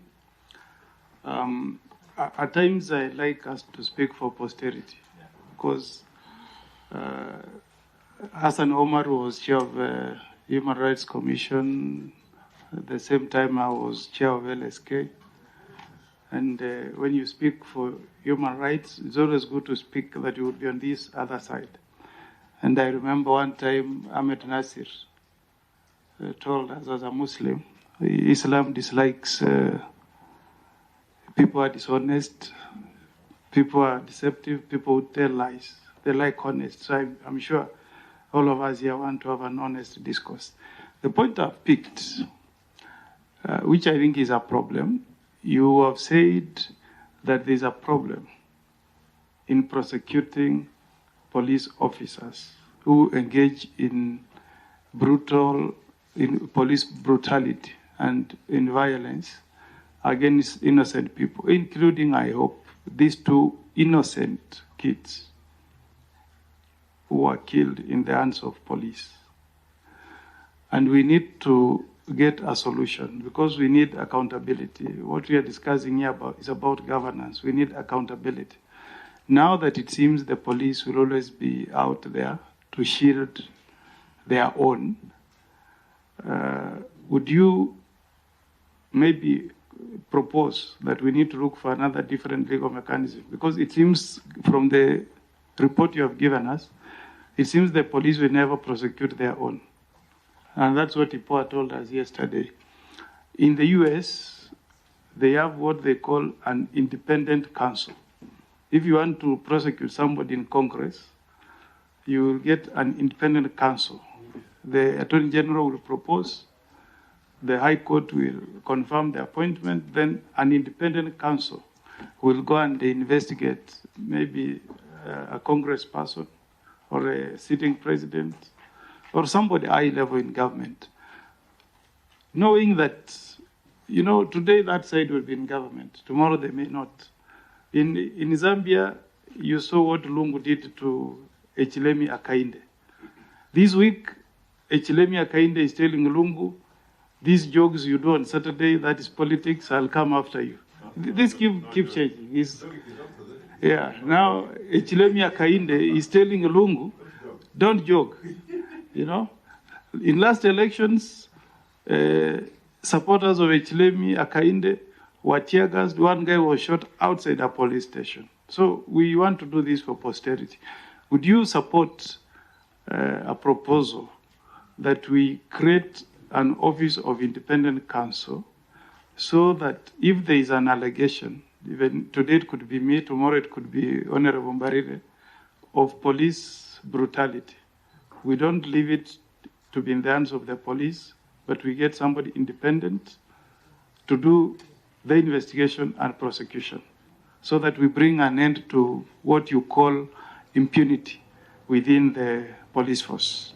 I just wanted to get your take on that particular issue. Thank you. Thank you, Senator. Maybe, Mr. Irungu, let me begin by associating myself largely with the sentiments of Senator Omar regarding the deployment of officers in Haiti, because that's a matter that's really not in the realm of this committee, and we need to exercise caution, as Senator Omar said, so that we don't put our men and women in uniform in harm's way wherever they serve us, because they are all our children, they are Kenyans like ourselves, and we owe them that duty of care in whatever we say. But you appreciate, Houston, there is also a very thin line between protecting the rights of demonstrators, and in that case, demonstrators who are not doing so peaceably and unarmed, as is stipulated in our Constitution and our laws, and also the duty by policemen to protect life and property of those who are not otherwise involved in violent protests. I want to believe part of the reason we are here as a dialogue committee, as His Excellency keeps reminding us, is so that we are able to dialogue as a country, to put behind our nation the culture of violence, and where we settle political disagreements using violence. And from where you sit as human rights crusaders and activists, you then owe the country a duty of civic education. That, and I have seen players in the civil society demonstrate over the cost of living peaceably and unarmed, not with machetes, not with stones, and they do so, and the police actually escort them, even to the gates of Parliament. I have seen them even chain themselves to the gates of Parliament, peaceably. I don't know what your role would be as a civil society players and more so human rights activists to protect the rights of even officers and other Kenyans who are not involved in the violence. And probably also engage Kenyans in a crusade of civic education, where you educate Kenyans that a demonstration, a procession, a protest, picketing does not necessarily mean a campaign of violence and anarchy. Because when we get into a campaign of violence and anarchy, then you leave the police in a catch-22 position, where police officers have to protect another Kenyan's supermarket being looted, and the people looting have machetes, are armed with stones, they have broken into a supermarket, you lobby tear gas, they do not respond, they continue looting and threaten the police. Therefore, there has to be that balance, and we must appreciate that balance. Two, nobody in this country would advocate for excessive use of force, because as Senator Mugeni says, today it's Opio and I, tomorrow it's me. And trust me, I have been there, I know. Those two young Indians you refer to and their taxi driver are people I knew, are people I worked with. There was no reason, absolutely no reason for those young Indians and the Kenyans who were killed by the people, as you say, who are known. Therefore, as we speak about Kenyans who were killed in the demonstrations, Let us not forget those Kenyans who were executed in the name of politics. Those young Indians were executed in the name of politics for no reason at all. And not just those because of Kenya Kwanza. There are many Kenyans. And Irungu, you remember the bodies that were fished out of River Yala simply because of their political beliefs. People we knew. Therefore, as we speak, and I speak this with a very heavy heart because we lost so many people that worked with us in the last campaign because of what they believed in politically. And we had their bodies in River Yala, some in River Tana, others in the Abadeas. Those young Indians, you have rightly said, the officers are known, but they cannot be prosecuted because the bodies have never been found. But therein brings me to my question, Mr. Irungu and your colleagues in the human rights world. Tomorrow, and Omar Hassan also did point out to the incident where they were advocating for the rights of people who are being accused of financing or engaging in terrorism. And you have a duty to defend their rights. Tomorrow, I am almost certain, if those officers were charged in court, of course, the lawyers in the room will rush to represent them. But also human rights crusaders will be there speaking about their rights, knowing very well that these are the people who participated in these extrajudicial killings. You've also spoken about the right of passage, and I agree with you wholly. The right of passage, especially of medical personnel, of journalists when during demonstrations. You've spoken about the police lobbing tear gas in schools, in hospitals, but you're also aware there were incidents where youth, again, were getting tear gas canisters lobbed at them to disperse them. They get hold of the tear gas canisters and hurl them back in private institutions, in schools, in hospitals, to create a situation of anarchy. Therefore, maybe I don't know what you would do, and I have no solution myself as to what you would do as human rights crusaders to ensure that when people claim to be peaceably and unarmed to be demonstrating, then they also do so in designated places. Your rights end where mine begin. It is so said. Why would anyone stop another Kenyan from going to work because they want to protest? Why don't we have a country where we are decent, where we are civilized, that if we're having a demonstration on the cost of living, we do not have to pull down the entire infrastructure on the expressway in the name of protesting, that we can peaceably and unarmed gather at a designated point, protest, and say all the manner of things we want to say against whoever we want to say against. Then peaceably go home in the evening. And I don't know, I have no solution. It's just probably more of comments. I don't know if there's anyone else with something else before we close. Maybe if not, we can close at that, and Irungu can answer those ones.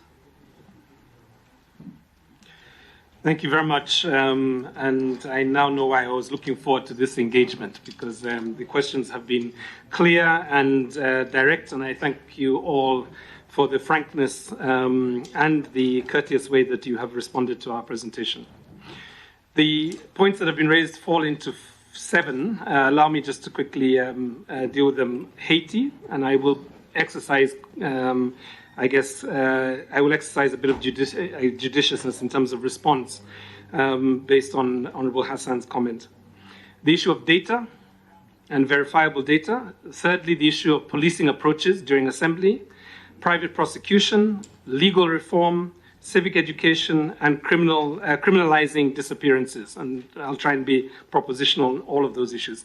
Allow me, first of all, just say, Your Excellency, thank you for the kind words at the beginning. May God and government keep me safe, keep Amnesty safe, keep all human rights organizations safe, and indeed all of you and 50 million Kenyans. I mean, that is the spirit, I think, that our constitution is drafted.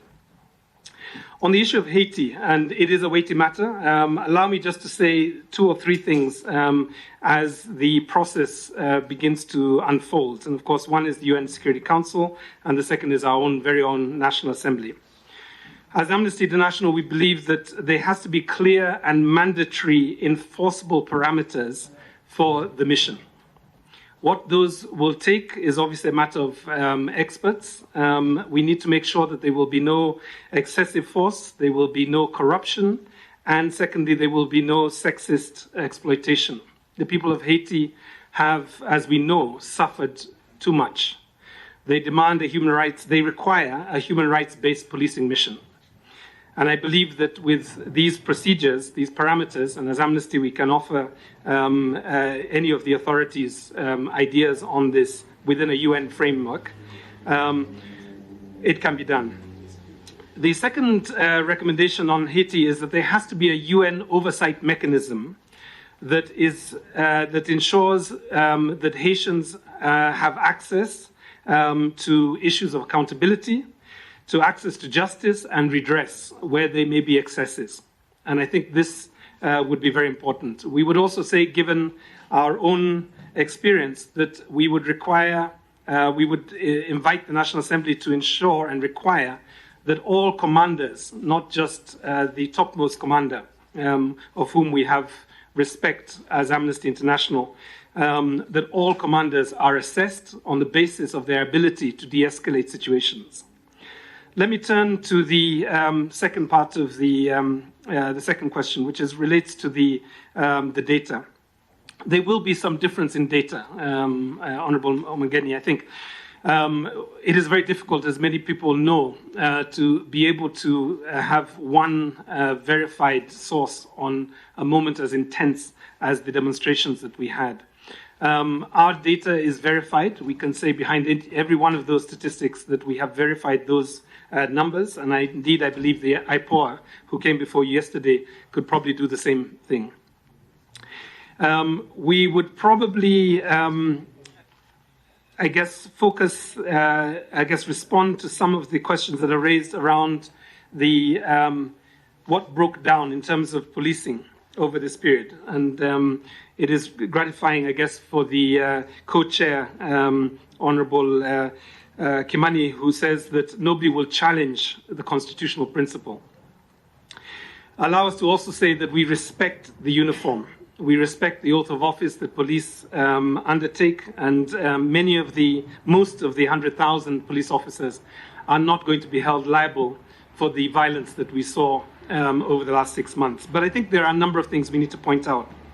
On the basis of our own research, what we realized is that the crisis started at the point that the police refused to accept notifications, that they began to intimidate and arrest organizers, and wherever protesters gathered non-violently, they dispersed them with tear gas, rubber bullets, and as the months continued, live weapons. There was a point, I don't know if you recall, in July, when it was actually very difficult to be able to distinguish between bystanders, marshals, protest organizers, uniformed police officers, non-uniformed police officers using military-grade weaponry, looters, criminals. And the question we have to ask ourselves is, based on that experience and in the knowledge that we are a troubled nation economically, and that even if the political class can find a way of setting aside the differences and setting aside the grievances from the past, we are still a troubled nation. There will still be protests and demonstrations. So this is why we say, as Amnesty, it is important that we have a serious national policy review of how we police assemblies. And our recommendation is essentially a national policing conference. And it has helped break through a number of problems that we've seen. Allow me to turn to the recommendation or the suggestion, and I smiled a little bit as the presentations went on because we thought we were coming to task the committee, but we have received a few tasks on our side, which we gladly pick up. The first is that the Constitution is innocent. The Constitution is the one instrument or the one person that will not be dragged through a court of law as a result of the violence that we've seen in the last 6 months. We would probably argue that the laws are also innocent, with the exception of possibly one. Because we feel that the National Coroner Service Act, which was passed by the National Assembly 5 years ago, gives us the capacity for an independent forensic capacity, for legal capacity, for a operational capacity to hold police officers accountable, to be able to independently assess crimes committed by uniformed officers. And therefore, we probably would not, at this stage, but again, perhaps I can speak with the former Law Society of Kenya chairperson to see how this independent tribunal might be constructed. We would simply say that you have the laws in place. Can we implement them? I think the second area really is to reflect a little bit on the Public Order Act. And I think this is the one area where Honorable Hassan will probably also agree with us in addition to the other things that he has said this morning, which is we have an archaic Public Order Act. It is so far behind the Constitution that it is out of focus. We would call for its immediate repeal and replacement with clarity, clear legal provisions that do not offend or criminalize protesters, but keep protests lawful and non-violent. And I think, Honorable Kimani, let me just turn to your point, which I think is really important.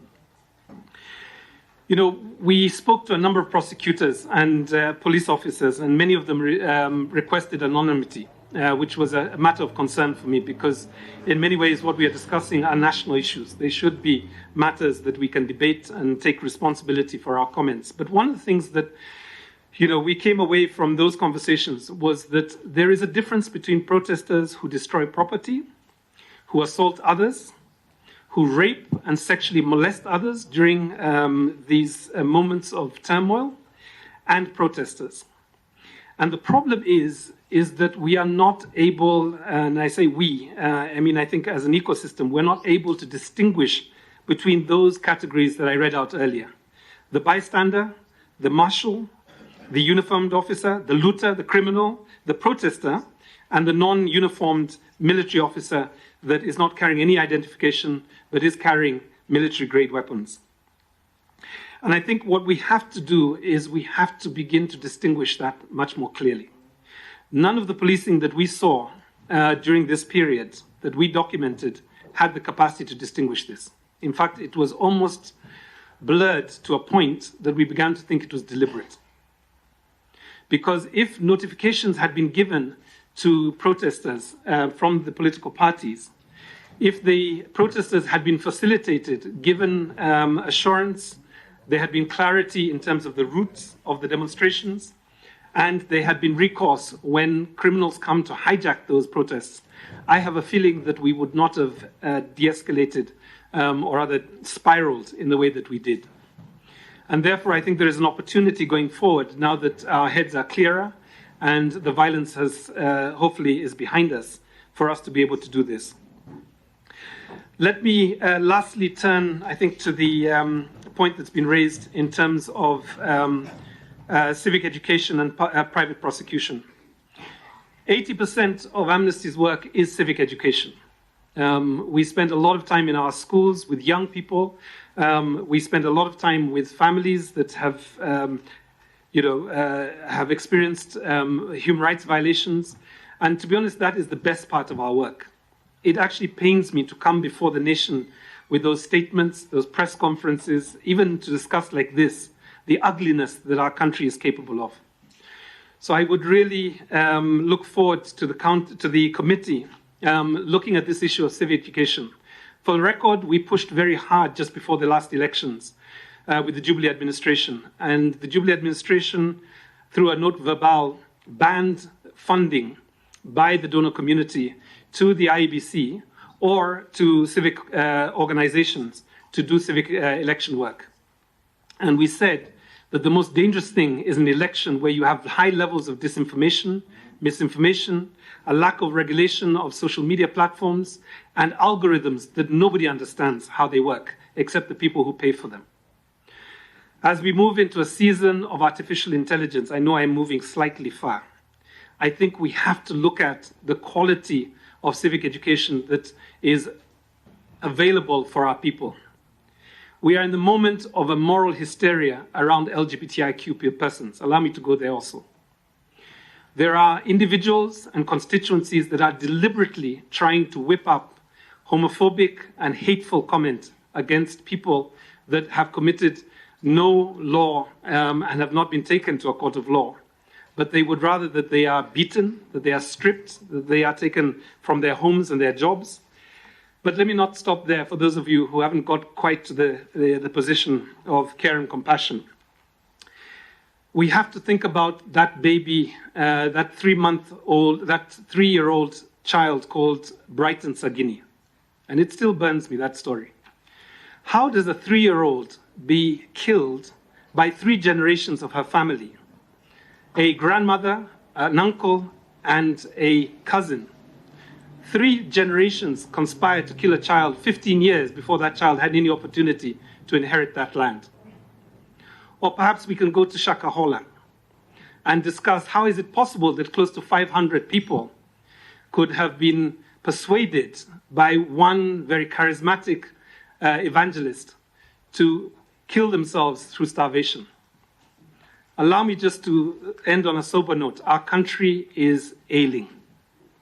And we must provide the leadership at this time for the country to become respectful of diversity, to be anti-discriminatory in its nature, or we will continue to see violence perpetuated when we have a solid constitution. I have not talked about gender, and I can see Cecilia is asking me, what about misogyny and sexism?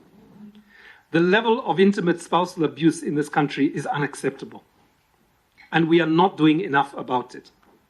So let me just concur with the idea that civic education is where we need to go, and hopefully, as Amnesty and all the other organizations, we will be allowed to continue doing that work, because I think it is really what will save us in the long run.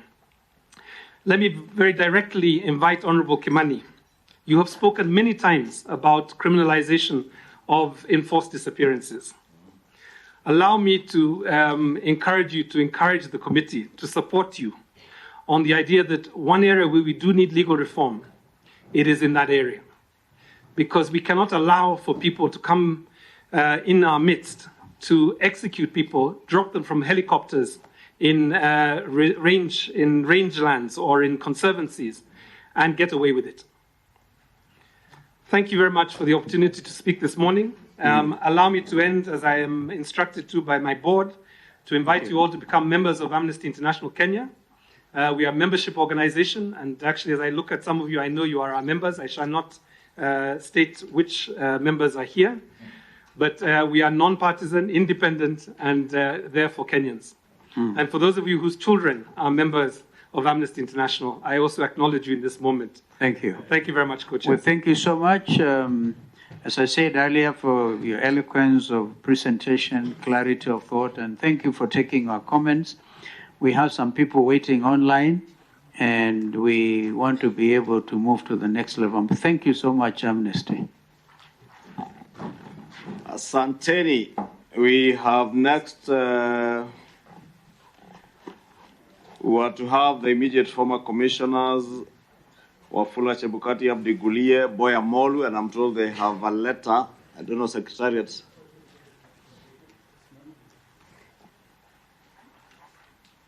We are to have them now. Then we are to have. Then we are to have the other group of 4 other former commissioners, Juliana Cherera and Irene Masitu, will be virtual. Francis Wanderi and Justice Nyangaya, who are physically here. We have received a letter that was sent by email to our secretary this morning, and I think it's only fair that I read it, by Commissioners Wafula Chebukati, Professor Gulie, and Boya Molu.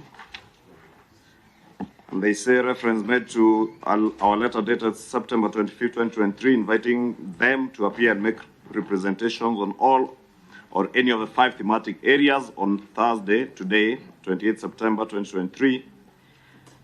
They say we were appointed into office on January 18, 2017 for a 6-year term and successfully completed our tour of duty on January 17, 2023. We have gone through the 5 thematic areas and would like to inform you that we do not wish to make any submissions before the committee. Our decision is informed by our perspective that the issues being addressed by the committee are either within the mandate of other agencies or have been resolved by the legally mandated agencies. For instance, the conduct of the 2022 elections has been the subject of litigation by courts across the country. And with respect to the presidential poll, a final determination was made by the Supreme Court. It is neither our wish nor our desire to participate in a process whose outcome would be to sully the Constitution and some of its organs. During our term in office, we delivered our mandate, including successful conduct of the 2022 general elections. It is through those elections that the President, governors, senators, members of the National Assembly, and those of county assemblies now occupy their offices. Some of them are now members of this committee.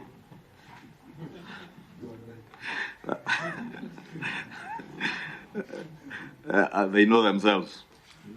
The discharge of our constitutional and legal mandate as detailed above is self-evincing.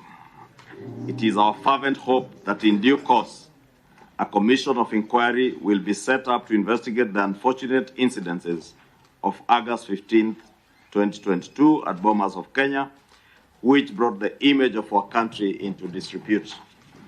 The inquiry should also uncover the reasons why some of the commission staff were abducted, tortured, or even killed during the election period, identify persons responsible for those atrocities, and thereafter appropriate punishment should be meted out. The outcome of such an inquiry will bolster the independence of IEBC and ensure that it maintains the stature contemplated in the Constitution of Kenya. With tremendous respect to the committee, our participation in the talks would be an unmitigated betrayal to the staff who were tortured, murdered, and an unfortunate reward for impunity. We thank you for the invitation, and the letter is signed by Commissioner Wafula Chebukati, W.W. Chebukati, EGH, Professor A.Y. Gulie, PhD, EBS, and Boya Molu, EBS.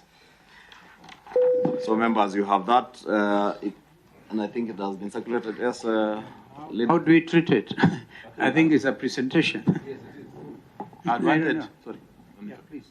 Maybe I don't know if we could proceed with these witnesses first, yes, and then delve into this one, because I've got serious issues with this letter. The co-chairs, very, very serious issues. Given the condescending language. Why don't we then go with your own advice? Yes. We deal with this, and then we can come to you. Perhaps, yes, but it should go on record, really. You know. Maybe. Because I thought that the 2 avenues of coming before this committee, one is by self-application, that you apply, you want to come before us. Or we invite you when you feel you have got some information that you can help us with to deliver on our mandate. So I think maybe we can discuss after we hear this group. Yes, yes. But again, you know, we had 2 modes of submission, either in writing or by memoranda. We invite, as a committee, we invite people, is their choice whether to appear or not. This group, and we wanted to hear both groups, those who served their term to the end, those who left the commission before the end of their term. Wanderi, Nyangaya, Masit, and Chair, I hear you. Cherera have opted to appear. So Chair, you know. Yes. I would rather we discuss that after. Yeah. I'd rather we dispense with this. Yes. You know. You want us to dispense with it in the presence of Chair. Yes. These Kenyans. I hadn't finished. Sorry. Okay. I had not finished. You know, we were just responding to what you had proposed, and I think you are making sense that for those who have honored our invitation and have come here, we deal with them. Let us deal with them. Yes. Then we go back to this, because it's a serious matter, and even the tone and the arrogance displayed by Chebukati is not a matter we'll not let go easily. What is? Yes, go on. Yes, yes. Yeah, first of all, I think when we invite people, it's really up to them to decide to come or not to come. There's no, we cannot force people to come before this committee. They come voluntarily. I think that's the way I have always assumed things to be. And so I think it is in order for them not to want to come for their own personal reasons or collective reasons, which they have stated here. So I think we just need to let it be and listen to those who will come before us. Chair, also to just add to that discussion, there's not a single memorandum we have discussed substantively so far. So we can treat this as memorandum because it was sent by email. Number two, there are various groups that we have invited that have not honored our invitation. They might not have written, and therefore it cannot be read as content just because the content is not pleasant to ourselves. So therefore, I think we respect their position, and I join your own proposal, seconded by Eugene and seconded by co-chair, that we proceed with those who have availed themselves here. Then we can come back to it. But only on one condition. There's no way we can treat this as a memorandum. But let's discuss it. We discuss after. Okay, thank you. As proposed by the leader of minority. And now welcome Commissioner Wanderi, Commissioner Nyangaya, and I'm told Commissioner Irene Masit, if Secretariat you can confirm they're online, and Commissioner Juliana Cherera. Oh, yeah, they are behind me.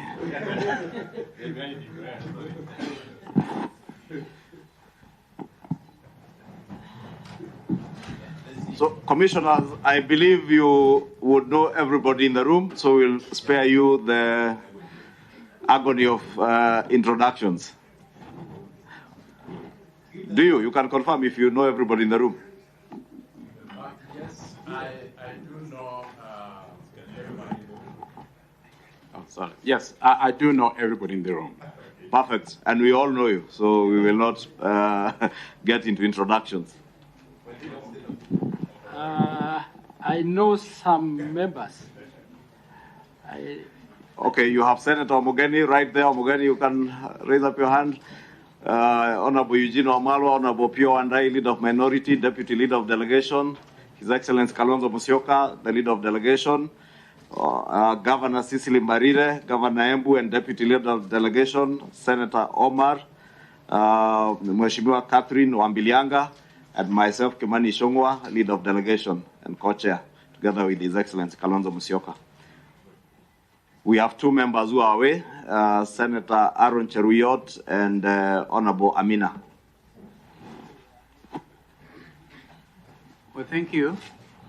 I think this is mine. We therefore take this opportunity to welcome you to make your presentation, at the end of which you allow the members of the committee to put a few questions. Indeed, so I don't know whether we have your other two colleagues online already, and who is going to begin the presentation? I will. You will. All right, thank you. Thank you very much, co-chairs and members of the National Dialogue Committee. We are privileged to be here, and we have confidence that we are speaking to the committee that will take many, some, or a few of our recommendations for the benefit of reforming IEBC. And we have my colleagues, Cherera, Juliana, Commissioner, and Masit, Irene Commissioner. Myself and Commissioner Francis Wanderi will be mainly making this intervention. We will possibly also invite Commissioners Chirera and Masit to intervene at some stage when they so wish. Otherwise, I would like to ask Commissioner Wanderi to have the first presentation of our memorandum. Thank you very much.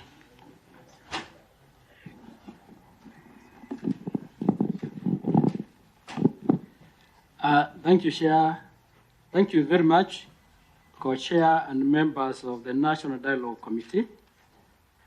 We did present a written memorandum to the committee, and we are here to elaborate on some of the points which we think. Maybe, Commissioner, have you shared the same with the Secretariat? Secretariat, maybe you can avail copies to members. We don't seem to have it in our files. Are you making copies, Emigen? Yes. Okay, then you can continue. They will share as you. Thank you. So, our presentation will cover certain areas. One, the role of the chairperson of IBC in the resort path, particularly the area of tallying and declaration of the resorts. We will also cover the areas of corporate governance within IBC and the areas where we think there are certain conflicts within IBC, either between the commissioners and the secretariat, the commission and the secretariat. We will also be looking at some recommendations of what we think needs to be done. So I will start by saying that the process of tallying and declaration of presidential resorts is shared between the commission and the chairperson. The role of declaring is purely the responsibility and the mandate of the chairperson of IBC. The tallying and the tabulation of the results is the role of the commissioners. And here, when I talk about the commission, I'll be talking about the commissioners. The secretariat is separate. So, in our last election, or before the last election, 2022, general election, there was a decision that was determined by the Court of Appeal in a case that was taken by Maina Kiai and IBC, where it was very clearly stated by the Court of Appeal that the role of the chairman is to declare results that have been tallied by the commissioners. So that was done before the 2017 election. However, as we came to 2022 elections, sorry to say that the chairman of the commission did not follow that decision of the Court of Appeal. And you can, it is available in the 2017 case, IBC versus Maina Kiai and others.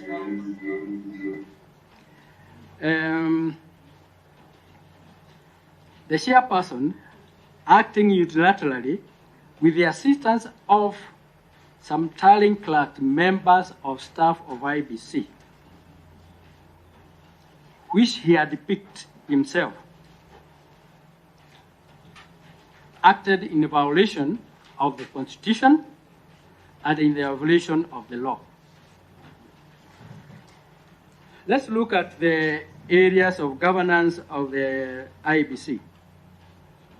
Under Article 249, the Commission is independent, and the objective of its independence are to protect the sovereignty of the people of Kenya and secure and the state organs to observe the Constitution.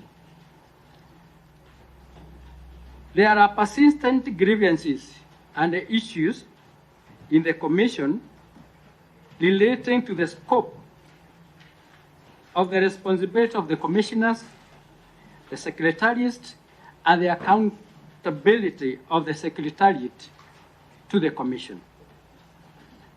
IBC Act, Section 11A, stipulates that the role of the secretariat is to run the day-to-day run, is to manage the day-to-day running of IBC. However, the commission is a full-time commission where the commissioners run the business of the commission in conjunction with the secretariat. The commission interacts directly and essentially controls all aspects of management, including planning, execution, human resource governance, and the supervision of the staff. So the commission and the secretariat, you find that is that responsibility of the commission and the secretariat that are tend to work in conflict with one another. So if you look at our history as a country, we have had conflict at the commission between the secretariat and the commissioners. We have in case in 2013 of Hassan and Oswago. In 2017, we had the case of Wafula Chebukati and Ezra Shiromba that played in the... Seriously, we have had a litany of conflicts at IBC between the commission and the secretariat. We also had cases of conflict between Wafula Chebukati and the three other commissioners, Wafula Chebukati and Akombe, and finally, Wafula Chebukati and the four commissioners. There must be something that is not right, either about the person who was holding the office or the structure, or both. And that, to me, is something that I would plead with this committee to deal with, because all the years we have had commissioners being taken away or moving out of the commission, they are chased away, but nobody, no investigation have been carried to determine what is the cause of this. Probably you are the privileged committee to address that issue for the sake of our future as a country. And I would plead that you look at which areas are conflicting. We'll give our proposals, but mainly we'll be looking at you to look at that. I also want to look at the removal of the four commissioners, generally known as the Chelela Four.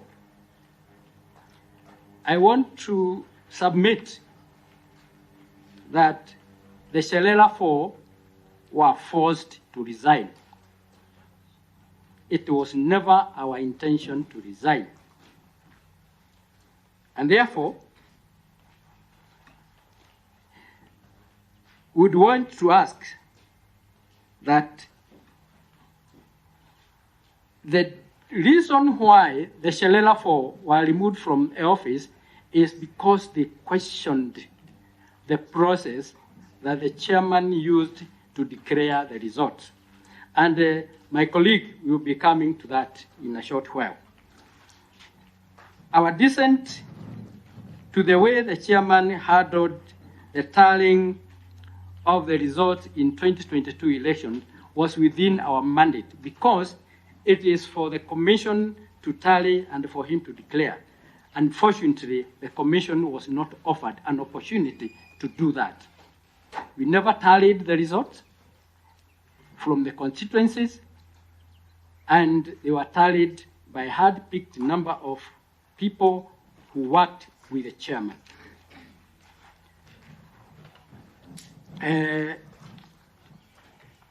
Two, we want to submit to this committee that there is a prescribed format for declaring a member of parliament, a governor, a woman rep, all elected positions. And there is a statutory form that should be filled to show the result of that particular person. For our case, we as the commissioners, it is for the presidential result, they are supposed to fill Form 34C, which is a summary of all the results from all the constituencies in the country. That is the result form. We want to submit that was never submitted to us. What we got from the CEO from the CEO then to the chairman and the commissioners is a three or four page summary of all the counties, the 47 counties. So as we sit, we have never seen Form 34C, which is the presidential resort form. And that is the reason why we say it was unfair for us to be forced out of the commission, and we hope that that will be looked into. Now, our recommendation, as we move to our recommendation,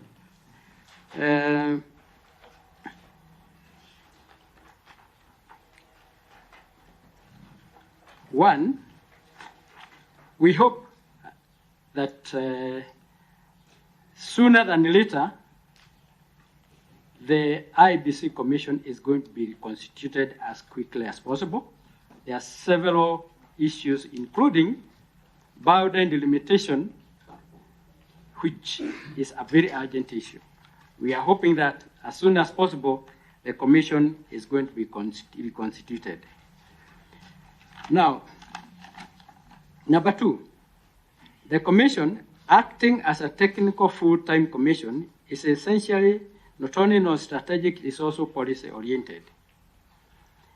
It must have elaborate rules for the commissions, responsibility of the commissioners, a framework to organize the commission in such a way that the commissioners are responsible for the directorate they head. What we have currently is a situation whereby the CEO of the commission is running the commission. However, the commissioners head certain committees. And I'll give you an example. When I was at the commission, I was the chairman of Finance and the Supply Chain Committee. However, in the law, the work of the supply chain, the person who is answerable is the CEO. According to the Public Finance Management Act, he is the same person responsible for the finances of the commission. What is the role of a chairman of a committee like that one in IBC, even if you are a commissioner? Literally nothing. And that is what we find. And these are the legal issues which you think the structure of the commission needs to be addressed. And unfortunately enough, the Supreme Court did address itself and said that there needs to be the corporate governance within the commission need to be addressed. What we are proposing is that, one, we would like to request or to consider that we use the Ghanaian model of the commission, whereby we are suggesting the chairman of the commission with two deputies becomes the accounting officer. They are full-time commissions. We are suggesting that the commission be led by the chairman and the commissioners who are full-time and accountable So the accounting officer of the IBC should be the chairman of IBC, so that we do not have a law whereby the resources are being accounted for by the secretariat and the commission is just there to oversee or to oversight. The responsibility of the commission to manage the elections in any country is very high. Therefore, I would suggest that we do not consider the commission like other parastatals or board of governors organizations. The Ghanaian model also, I would suggest, in the selection of the select committee that is going to be used to interview the commissioners, the Ghanaian model is also very good. I suggest that you can look at it. You don't have to adopt it, but you can adopt it according to what you want as a country to fit our country. I'm suggesting because the chairman of the Electoral Commission of Ghana is a former Chief Justice. Then they also have a former Chief of General Staff, a former IG of the police, and the other commissioners. But that team in our country, I was also going to suggest that probably Council of Governors should be members of the select committee. You could have two people, one from the minority, one from the majority. These are our suggestions. It's for consideration. Finally, the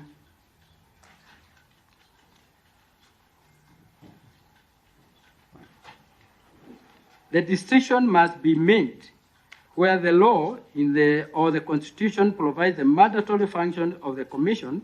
For instance, under Article 138, the commissioners have direct role in the verification, declaration of presidential results.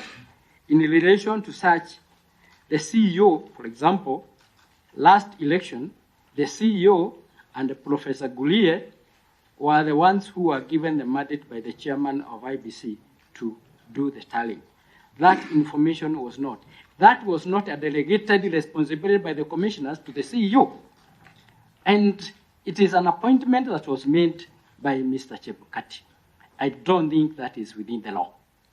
So with those few remarks, I wish to ask my brother to take up the next part of presentation. Asanteni sana. Thank you very much. Thank you very much, Commissioner Wanderi. May I add that the process of election in Kenya must observe several values. And these are the values upon which any election can actually be judged upon. It is simple, it is secure, it is accurate, it is accountable, it is verifiable, and it is transparent.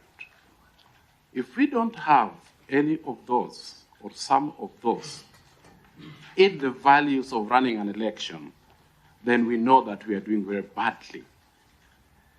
The Maina Kiai and the IBC case that came up shortly before the 2017 elections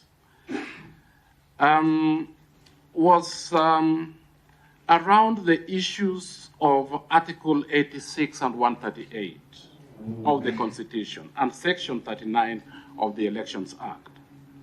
And the upshot of the decision was, in fact, of timely electronic transmission of the election results, and also the materiality of results transmitted electronically, and essential consistency with results transported physically for tallying at the constituency tallying center.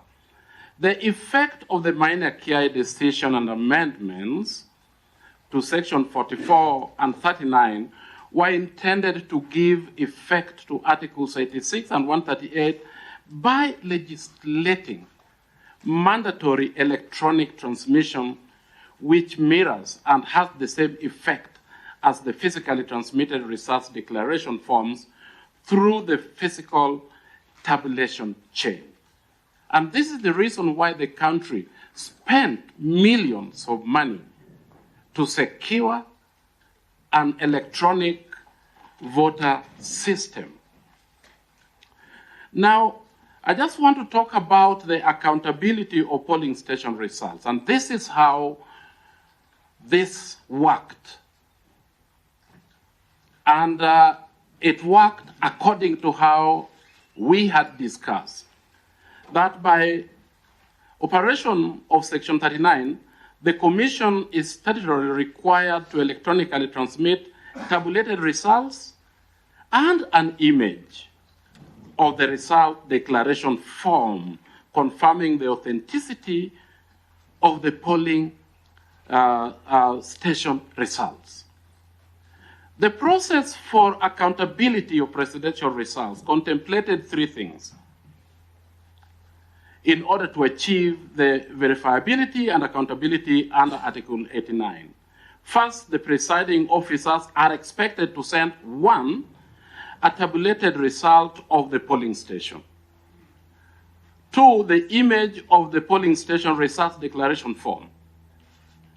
And three, physical result declaration forms transferred to the returning officer. The technology investment by the Commission ensured the presiding officers could transmit tabulated polling station results concurrently with the image of the result declaration forms. The tabulated results will give the country a running tally of the results on real-time basis. As the Secretariat and the Commission and the country were tabulating, the running results from the fields will be seen on the screen. The tabulated results will give the country a running tally of the results on real-time basis.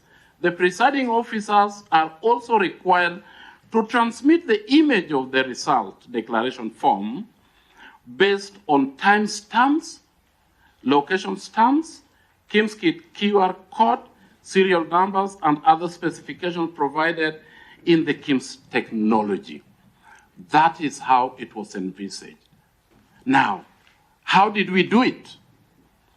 The chairperson unilaterally took the decision to deny the country the benefit of a running tally based on tabulated results as a countercheck of the transmitted images and the results declared in the constituency tallying centers and the national tallying center. This was stopped. As commissioners, we therefore did not know the running tabulation. People at home that were doing this with us also were at a loss. It is because we stopped doing this. Some of us discussed this with the chairman and said, 2017 is a bad memory for IEBC. That is the time that the organization was accused of, I think it was called the Vifaranga computer thing. We were manufacturing results. And I said, Mr. Chairman, you need to organize this. And he said, I am busy right now, but I will sort it out later. It was never sorted out. By IEBC taking an ad hoc administrative decision in violation of Section 39 and sending an image, it ensured that it did not tabulate the electronic results. This deliberately put the country in the dark and results remain indeterminate. Secondly, the IEBC failed to undertake electronic tabulation and publication of constituency tallying of presidential results. This violation had two effects. One, it ensured that the country had no electronic source to countercheck the results obtained from the portal, nor did it have the benefit of tabulated results by the institution that is constitutionally mandated to undertake tabulation. This shifted, therefore, the returning officer's obligation under Article 86 and 138 to the chairman as the sole returning officer working with officials at the tallying center who have no statutory role or clear procedure of delegation by the commissioners. It ensured neither us as commissioners nor the county had effective accountability framework for the results. That was the upshot of that. The effect of the violations, willful omissions, and an ad hoc decision by the chairman ensured that the investment in the schemes was not used to achieve the objectives of transparency, determinacy, and accountability of presidential election results. It effectively resulted to keeping the country in the dark for too long, giving undue power to the chairperson in collusion with his preferred selection of commissioners and unaccountable staff in total alienation of ourselves. The result management framework of the 2022 presidential election effectively mirrored 207 presidential declaration and derogated the gains of the Constitution of Kenya 2010, 2016 amendments to the Elections Act. Minor care decision and immense investment in technology were all had gone down the drain. We maintain our position that the results of the 2022 presidential election are indeterminate, as they were neither tabulated nor verified by the commissioners in accordance with the process contemplated under Article 138. And what then had happened, Mr. Chairman, ladies and gentlemen, is that we thought, or rather Mr. Chairman thought, that the title chair of the commission and commission are the same thing.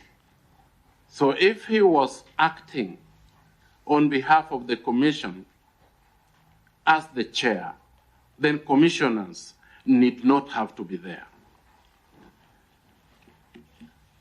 Some of the disputes, and this is what I want to say, as commissioners, we had areas of concern that we needed to discuss with the chair. We had conflict even while we were at the commission. And what then can we do? What are some of the recommendations that we can make that when a commissioner or commissioners have a problem or with a chair that does things unilaterally, do we just sit and watch, or there is a body that can come in place? Chair, point of order. Yeah. It would appear that the other participants have been cut off. So we need to understand how we can proceed.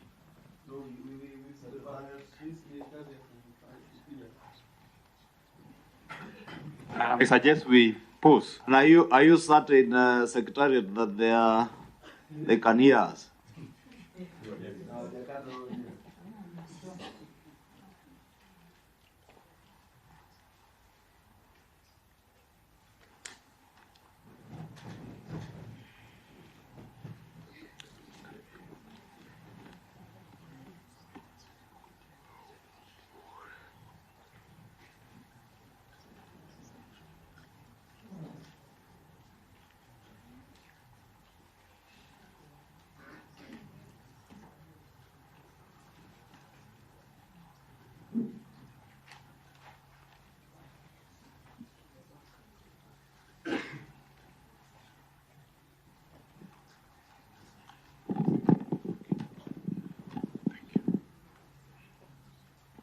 Are we making any progress?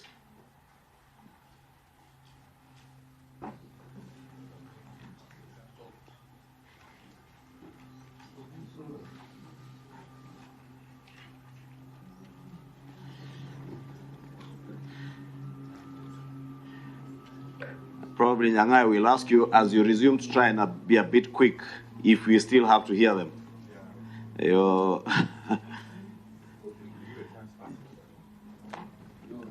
Or we allow them to, when they come on, to have their take first. Indeed, based on Wanderi's presentation, I think we can allow them to come on, and then you... Is that okay? Okay. We stand guided. Because of these technological challenges, you never know when it will go up again and disrupt us. Okay. Depending on where But also when you come back yourself, try and be a bit quick. All right, thank you. Desist from taking us through the entire Supreme Court process. Kenyans watch the whole process on live TV every day. So do not re-litigate the case. The case was litigated in the Supreme Court, and the committee will not litigate again.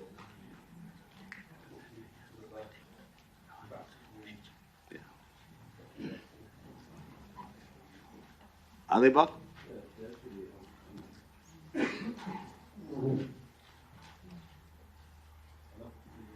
Is this a JC Rucha? So Commissioner Masit, Commissioner Cherera, if you can hear us. Are you sure they're online? Are you here?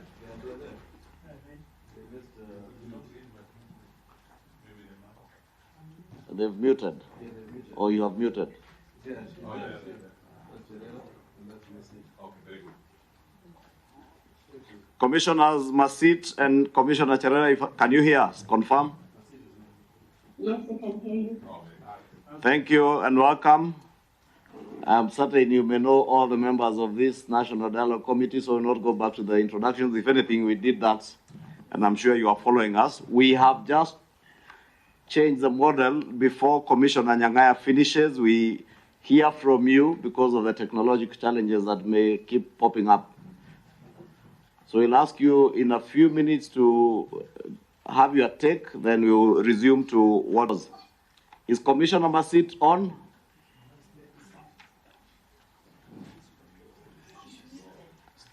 Commissioner Masit is muted.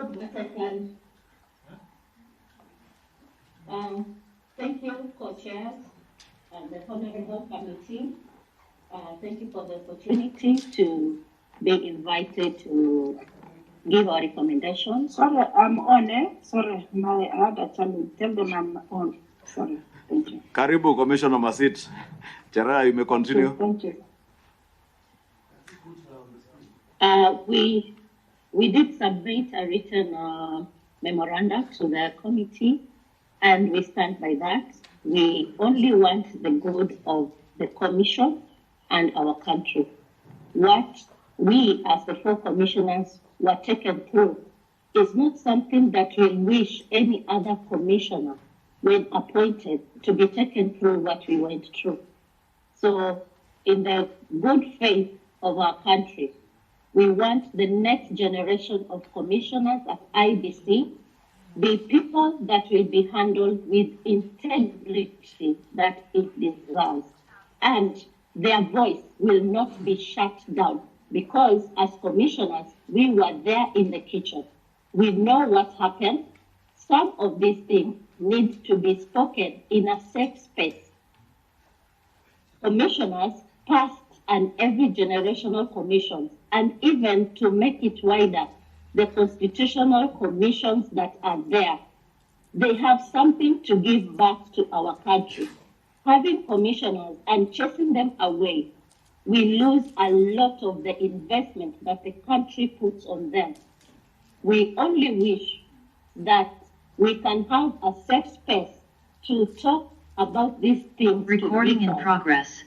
So that any other commissioner that is employed at IBC will not be there just because of the salary, but will be there to ensure that things are done right and integrity is preserved. Thank you. Thank you, Commissioner Cherera. Commissioner Masit. She disappeared again. Commissioner Masit.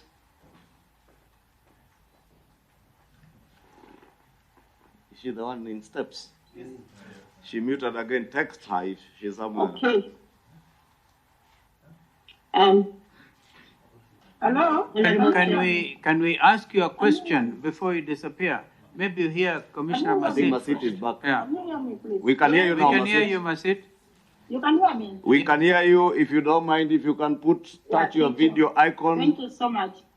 Yes, it's the wind where I am. Thank you, bipartisan committee. Thank you, all members, for giving us this opportunity. I want to just say a few words because, as you know, I still have a case in court. I have appealed at the Human Rights and Constitutional Court on my removal, and some things are being canvassed in court. But I want to say in brief, what was done in Bomas was not verification and tallying of elections. When we were announcing, all of us, what we were announcing were unwritten summaries, which were to be taken, to be typed, and to be brought back for commission, and each commissioner to check what they had written and what they had been typed, if it is in order. It went one way. Two, when the results came, it came only in 3 pages. And it was a summary in counties which exceeded 100%. That's where the dispute started from. How could we announce results which are over 100% and we have not been given Form 34C or summaries we wrote from constituencies to confirm whether what we announced and what had been typed is the same? Up to today, we've never seen from 34C. Again, what happened in Bomas, we had not finished even announcing 27 constituencies. The screen was technically put up for Kenyans not to see what was going on. And when we asked it, it became an issue. Informers were removed from our committees. I chair Legal Affairs Committee. That's what I used to chair. But 1 week to election, chairman wrote us letters, putting me logistics, welfare, and security with Wandeli, putting Cherera at the communication center, Nyangaya protocol, to remove us from results, and assign results to Collier and Marchand only, with letters written specifically which are part of the process which are in court. We were never involved, we were never told anything, and when we wanted to say it, they said we wanted to overturn the people. Yet, when the security team came, there were no results, there was nothing, you could not even talk of results because at that time there were no results. If anything, they just said there was tension in the country, and there was no screen showing, and we were taking so long. We should ascend to ease the tension in the country. So up to now, we don't know the results, and it's very important that we audit these results. Very, very important, because when we audit and even made open to everybody, even those people who have been elected and who lost as MPs, and even others, they will know their results. Because I want to say, this was not tallying, there was no tallying, there was no verification. It was just, it is not, I don't know what to say about it as a commission. It's a shame for our country. Thank you very much. Thank you very much, Commissioner Masit. And Cherera, please, we'll ask you to just stay online. We take a few questions. Yeah, I want to go first. Why are you not here with us? Is it because of security concerns on the part of two of you? Of course, we take note of what Commissioner Masita said. Some of the matters are still in court. But for the benefit of the country, are you safe? Why are you out of the country? Thank you. Yes, Chair. Maybe first confirm whether you're out of the country. I'm outside of the country for security reasons. Okay. Remember, I come from Rift Valley. Before that, even they said I betrayed the community. in the Facebook, in all social media, was I've never stepped in my home since that time. I've never even gone beyond Nairobi. That time, I got calls, people telling me to drop the case. What am I doing? So many things, but I believe it's my constitutional right because I know what I did and what I didn't do. So it is because of security reasons. I'm out of the country and we're not doing even well because even the salaries we had, they were stopped. Even the 1/3 when I'm doing the case. So we are living at the mercy of people outside. So Commissioner Terera talk on herself, but mine is a long story. I don't want to say so many details because I told you I have a case in court, but it's because of security reasons. Thank you. Irene, this is Eugene Wamala. We're in college together. We are actually the same year. You're on campus together at the university. Yes, you know, Ishunga likes saying the school because we went to our land, but I was at the University of Nairobi. We're very sorry to hear that. On a light note, at least now we know how you know Commissioner Irene. We are... No, Irene, we are sorry to hear that you're out of the country. And literally from what you're explaining, because the whole country is listening, it's like you're in exile or something. Did you receive specific threats? What about your family? Are they in the Rift Valley? Have they also moved out of the country with you? And is Commissioner Cherera also under the same situation, being away from the country, not by choice, but literally in exile? Is that the situation with Commissioner Cherera as well? And sorry. Thank you, Co-Chair, for that question. It's a very emotive question. You heard when Commissioner Masit was responding. She was really shaken, and it has taken a toll to all of us. I, being the vice chair and the voice behind the mic, and the team being dubbed by my surname, Cherera 4. I am in my late 40s, and I have a young family. My last born is 7 years old. It was bad, even in school. Our social life was really thwarted. It was bad for my children. It was bad for my family. And I said some of things, we cannot say them on camera because it is not a safe space for all of us. We've been threatened just because we spoke what we saw and what we know. Personally, I was in charge of communication at Bomas. I used to get information and statements from the commission, and I give it out to the media. The screens were there to help the same, but came on Friday evening, the screens were stopped. Everyone used to come to me to get information. And you know, part of communication is the transparency bit that is a requirement in any election. I could not give people that information. I asked the chair that we refresh the screens so that Kenyans can see how many votes we have tallied, how many are remaining, and of course it was going to be helpful for the country to see the trend and also prepare them to the end. Of course, if it remains like 5,000 votes, people already know how this election has gone. But that was stopped, and it was not something that we had agreed in the commission plenary. I asked about this 2 times, and the chairman said that he was busy tallying. And this tallying, he was doing it alone with selected few. So all of us, even me as the vice chair, was kept out of this information.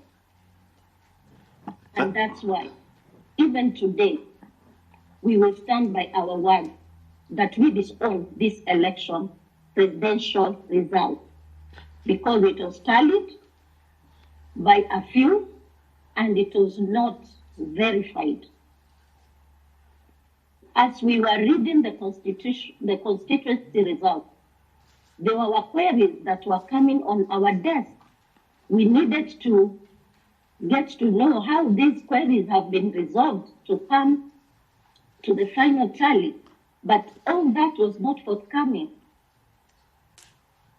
So our voice to disown the results has brought a lot of economic, social, negative impact to ourselves and to our families.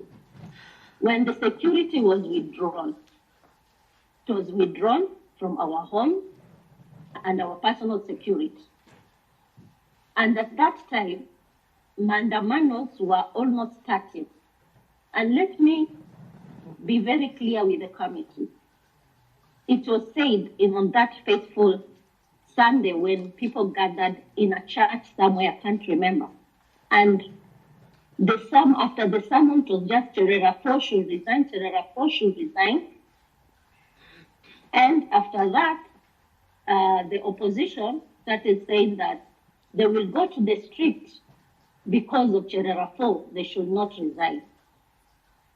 As a Kenyan, loving the citizens of this country, that was the day I decided that Kenyans will not go to the streets in my name and blood be shed. Monday morning, I resigned after that Sunday. I did not resign because of myself. I didn't come to the commission to resign. I resigned for the sake of this country. If anyone is to fight for me, God will fight my battles. We conclude that since even to date, the commission published the 2022 presidential election, I want to submit that this election be audited. The servers should be opened and a forensic audit should happen. Let us put this thing to rest. After the audit, let us move on. But I will leave it to the committee and the country to decide. Thank you. Thank you, Commissioner Chere and Commissioner Masit. And maybe Commissioner Masit, there is a question, specific question that Honorable Eugene asked you. Did you receive any specific threats? And as you answer that, I put a rider to it. Were those specific threats from any specific people? Did you report them to the police? Have you recorded any statements of such threats? To Commissioner Cherera, you have indicated that you resigned, but there was an assertion that you had been forced to resign.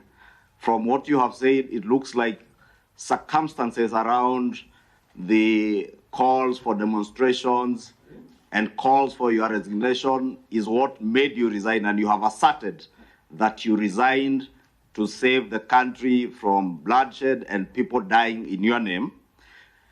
My third question to you, Commissioner Cherera, you say you spoke on behalf, and you have rightly put it, the 4 of you are Christian, the Cherera 4.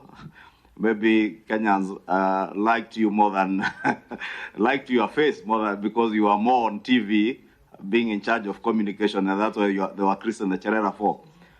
But, is she still there? Yes, she is. Okay. But you have asserted that you would communicate on behalf of the commission. You have both asserted that you did not see any Form 34C. You did not tally. But Commissioner Cherera, I do remember you somewhere around Serena announcing results. What results were you announcing? Where did that tally come from, if you were not involved in any tally? And why did you not adduce that evidence before the Supreme Court? And as I said, we are not litigating the Supreme Court again.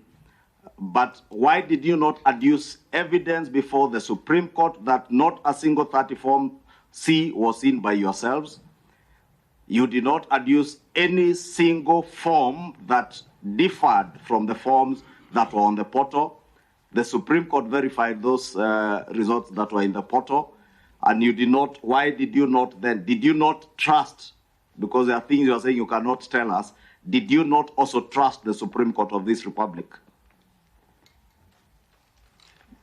Thank you, Chair. I can come back. Thank you, Chair. And then, Baby Masit can go first. yeah, because mine are few. Thank you, Chairman. One, I want to say for record that I'm strengthened, actually before I resigned. And that one, it's on record in my case in court. And my lawyer is aware. My lawyer is Donald Kikori.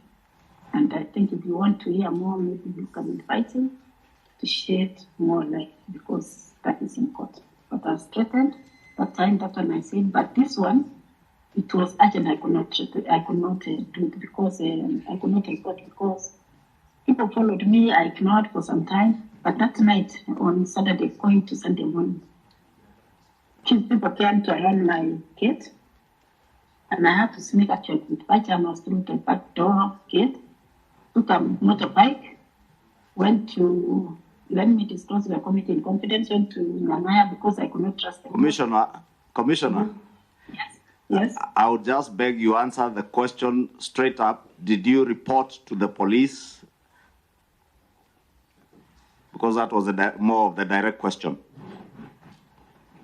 Or you reported to your lawyer, Donald Kipkorir?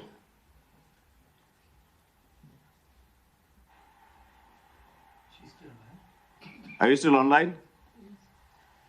She has muted the mic. Are you hearing me? I'm on the line. Yeah, we were pleading. Yes. Instead of narrating the circumstances, the question was rather direct as to whether you reported specific threats to the police, other than to your lawyer. The police. I reported to the lawyer, the first one, but the second one I didn't have time because those people were closing in on me, and the only thing was to take a motorbike to the airport with my passport. So the straight answer is that you never reported to the police. And left the country that night. You never reported to the police, you reported to lawyer Donald Kipkorir. No, there were two threats. The first one is to the lawyer, because I was still in the country. The second one, when I left the country, it was at night. I took a motorbike to the airport, paid cash, and I was the last one in the manifest, and I left that night. I didn't have even time to report because I was saving my life that time. So you did not report to the police? Yes, I didn't report that one when I was leaving. Because I told my the lawyer, incident, let me get it right, Commissioner, the incident happened at night? Yes. You took a motorbike at night? At night? To the airport? I left the country at night. You left the country at night? Meaning you also got the ticket at night? And a plane was waiting for you at night? Okay. That night around, yes, late night. You had a ticket ready? I think the last one. With a ticket ready for an international flight? I caught it. I had to get a connection from Kenya to Amsterdam. Because that time I didn't have an invitation to US where I am. I had a ticket for Canada. I had, a visa for Canada and US. But for Canada... Commissioner Masit, I'm asking another very direct question to you. Canada. Commissioner Masit, I am asking another very direct question to you. Yes. An incident happened at night. You took a border at night. No, night. The incident happened of night of Saturday. Saturday night. Okay. And you. Saturday night. Then I disappeared on Saturday night. The same night. To a colleague's place. Hello. And stayed there to organize for a ticket on Sunday night. So you left on Sunday night. Sunday night, yes. Because I had to get cash to have it paid, and I had to get okay. Maybe I was with a person at the airport. That's good enough. I'm sorry, I'm pushing you. I'm just trying to save time. Yes. Maybe Honorable Commissioner Cherera can answer the other questions. Finally, before I finish, Chair, allow me just to say thank you to Honorable Eugene Wamalo It's my yearmate at the University of Nairobi. When I was doing law, I was doing here, and then I went to do law later. That's the reason why I could not resign, because the truth has to come out. Somebody has to stand for my colleagues who at that time also they were facing the same, but I had to. The fact that I come from Rift Valley, nobody wants to see me there. I'm vilified, I'm called a betrayer, traitor. They say even betrayer is worse than a murderer. That's what they call me nowadays. I was removed from all WhatsApp groups, and I'm suffering here. You people, you need to listen to us. We sincerely of elections. Thank you. Thank you, Commissioner Irene. We sincerely sympathize with you, and we pray for your safety wherever you are and whenever you come back here. But we would encourage you to have all those reports made to the police so that if there are specific threats, they're investigated. Commissioner Cherera? I cannot come now until you are ready. Thank you. Commissioner Cherera? Thank you, Co-Chair. Co-Chair, you said that at Serena we had our own results. I wish that committee will play the clip at Serena Hotel. We did not have our own results. What we said is that the results that were going to be announced, we disown them because of the manner of opaqueness that last phase was handled. That's what we said. We didn't say that we had our own results. That's why we are saying now that results need to be audited. And this is not of our own. It is even in law that any elections needs to be verifiable and can be audited at any other particular time. So it is not something that will begin now. It is there in the Election Act. We emphasize that it should be audited and the servers to be opened. Chair, my name is Catherine, and my sister Cherera. In your own words, you said the results were handwritten, and the results even exceeded 100%. And how come you never mentioned this to the Supreme Court? You're mentioning it to us here.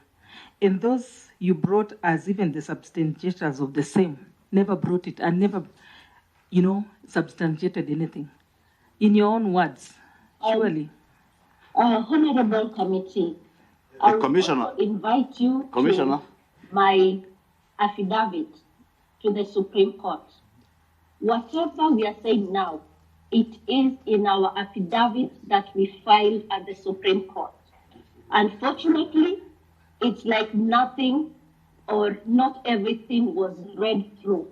We explained everything that we said, and after the Supreme Court gave its ruling, we said we abide by that because it is the apex court of our country. And as law-abiding citizens, we said, yes, we accept it. And from that day henceforth, the Cherera folk have never spoken until today. Let me submit to this honorable committee that everything we have said, it is in our affidavit. Okay, the Commissioner, I will request that you allow us, you just stay online, hear a few more questions, then you can note them and answer them together. Honorable Governor says. Thank you, Chair. Let me appreciate the two commissioners, Masit and Cherera, who have seen it fit to participate in this sitting, and we appreciate that they're there. I have a few questions, and not necessarily to Cherera or Masit. I think even the commissioners physically present here may want to answer.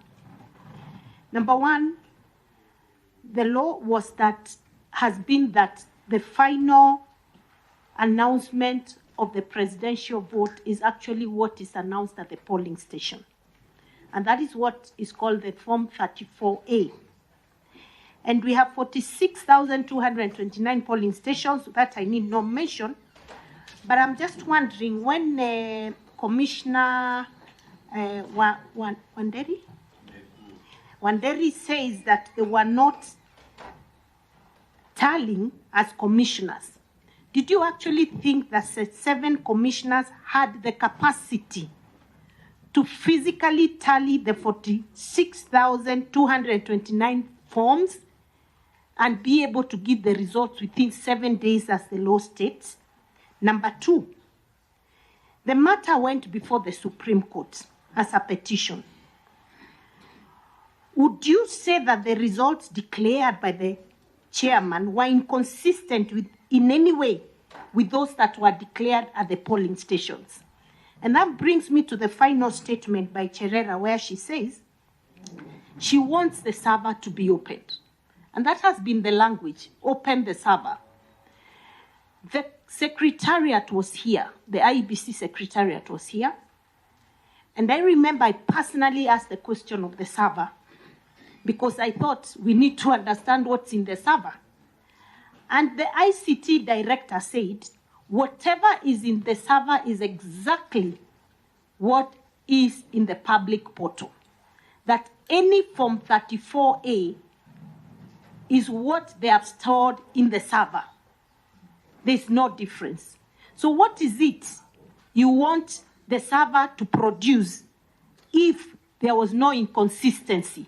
Or maybe you know of an inconsistency that you should have taken before the Supreme Court. So was there any inconsistency? I think that's the bottom line. Can I also? I wanted to also, this is Hassan Omar. And I, like Cecily, because I probably would want you also to benefit from some of the questions we will pose to your 2 colleagues here. You know, I had a lot of reference to the Maina Kiai case.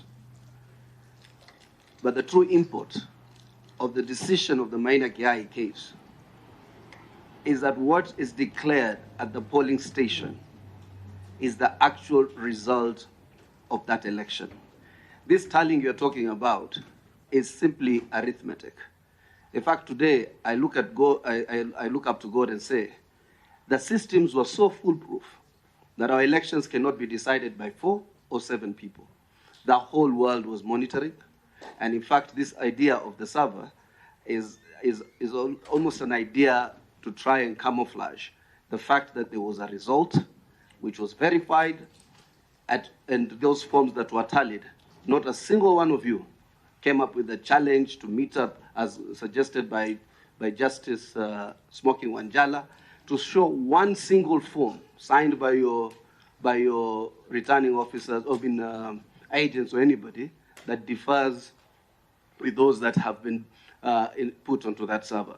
So I think, or into that portal. So I think we should now, even in terms of moving forward, because what I've heard Eugene repeatedly here saying how people say that the outcome of these elections was not free and fair. And I can tell you, outside this group and the 4 of you, I don't know of anybody else who says that the outcome of these elections was not free and fair. Number two, I also was a commissioner at a very stormy point of this country's political transition, I think, which birthed the new constitution and some of the state institutions you see. I investigated instances of violence and laid a lot of responsibility on people who ended up becoming presidents of this country, probably the 4th and 5th. I can tell you, when you do your job consciously, there's nothing to fear. People will send you messages. That's why Ongwae Nyangai is still here and others. I can guarantee you, what Kenyans simply wanted was the truth of what happened. The truth in many instances has been canvassed in the Supreme Court. It has been canvassed across board. And I can tell you without a doubt, at least if it is any threat, it cannot be from our side. Our side is totally comfortable with the fact that the truth was canvassed and mitigated and agreed upon and settled. Lastly, there are a lot of other things that we do not want to go into. There is evidence that was adduced about your meetings, the 4 of you, with Tuju in apartments in Upper Hill. paid for by Ngonga, who was my college mate. People, the National Security Council membership coming here. Senator Wako has clarified why he was here in his personal capacity and the unfortunate circumstances that met him here. The person who came here on behalf of the Security Council is today's CDF.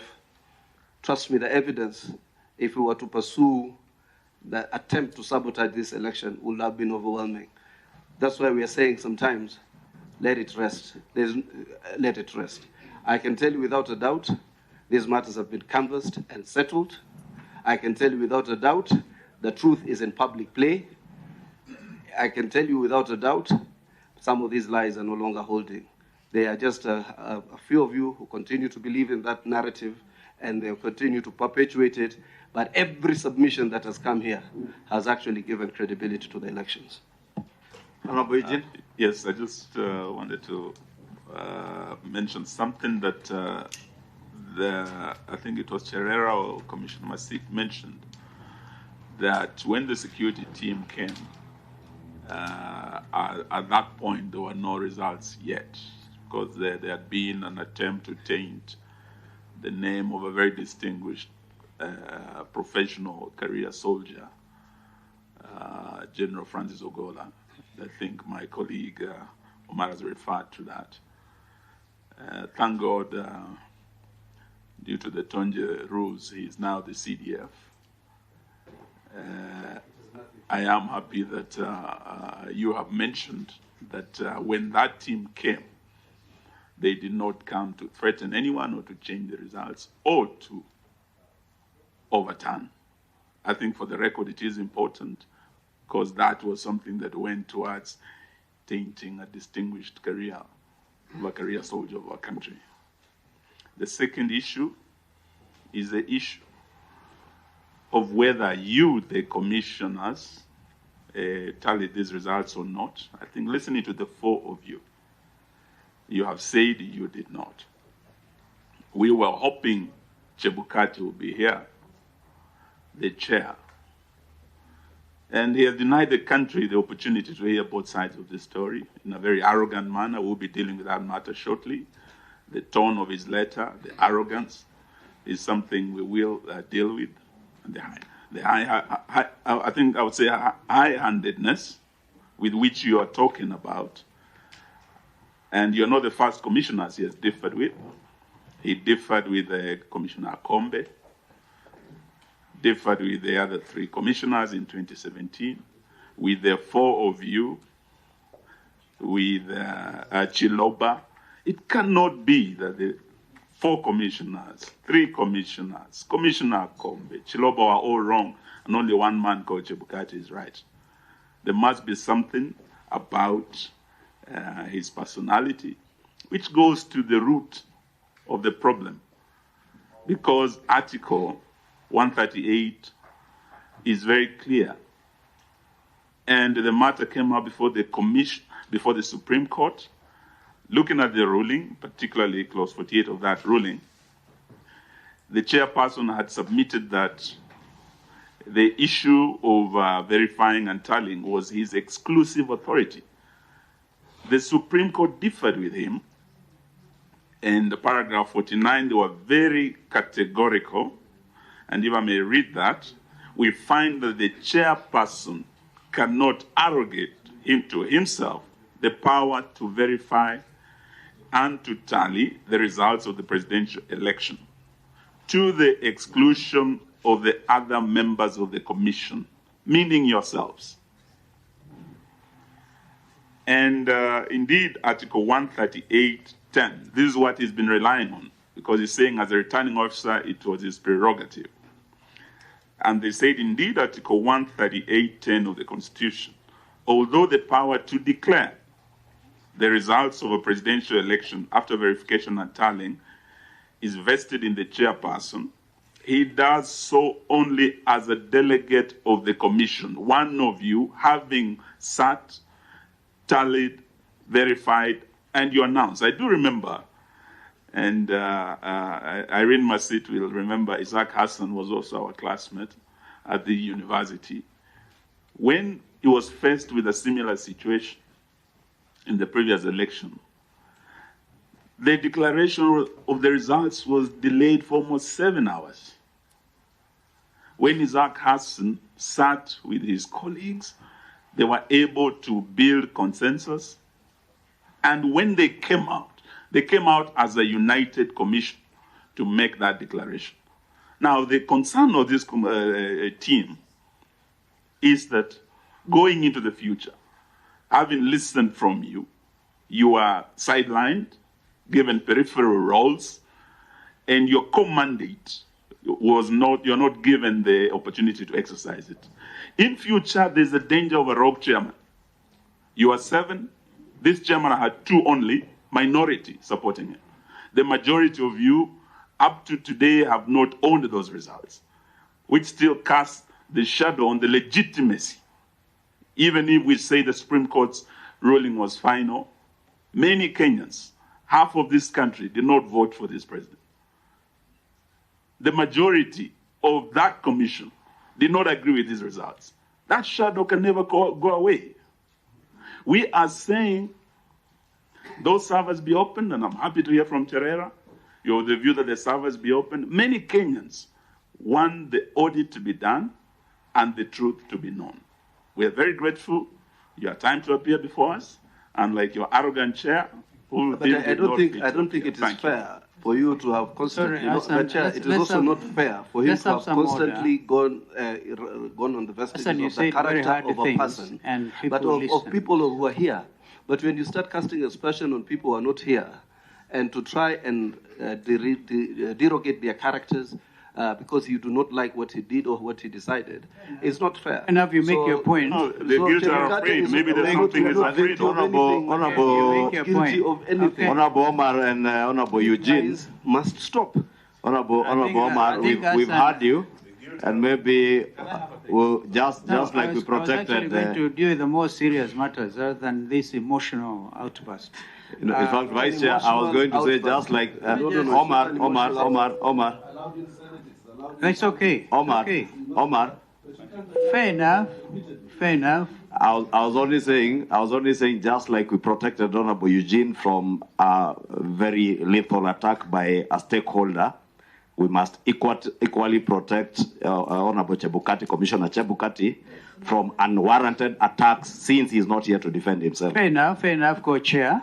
Let me say this, if we can get back to the issues. It was so nice to listen to the 2 commissioners who are practically in exile, whatever the circumstances, because they fear for their lives. Some of the clarifications we'll probably get from your colleagues. But the important thing is you stick to your guns and you say those results were not proper on account, among other things, of the absence of Form 34C. We heard that from Commissioner Wanderi, that is what actually should have been announced.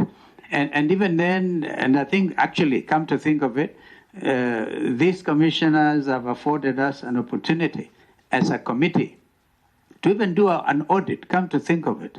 It's part of a serious auditing we are doing. So we really owe it to them. We'll do the Chebukati matter after this, and I think that should bring closure since he's not here for reasons best known to himself. But Form 34C, up to today, the Commission has never actually published if I understand it correctly, has never published in the official Kenya Gazette the results in accordance with the 290 constituencies plus 1 constituency in the diaspora. Is that correct, Commissioner Wanderi, or indeed the Vice Chair? And what we have is a tabulation from the counties in contravention of what the law says. That was my number 1 question. Honorable Eugene has elaborated very strongly on the other issues. When there was, for more than 7 hours, this we also had, there was a blackout at Bomas. And therefore, the 26 constituencies were then not announced that the understanding was that Professor Gulie was to announce the remaining 26, perhaps with the authority of the chair. What really happened at Bomas? We want to know, because we have heard that according to others that there should be a commission. In fact, that is public knowledge because Chebukati has written an open letter and he says there should be a commission of inquiry to establish what exactly happened at Bomas. What would you say really happened, which gave rise to the confusion?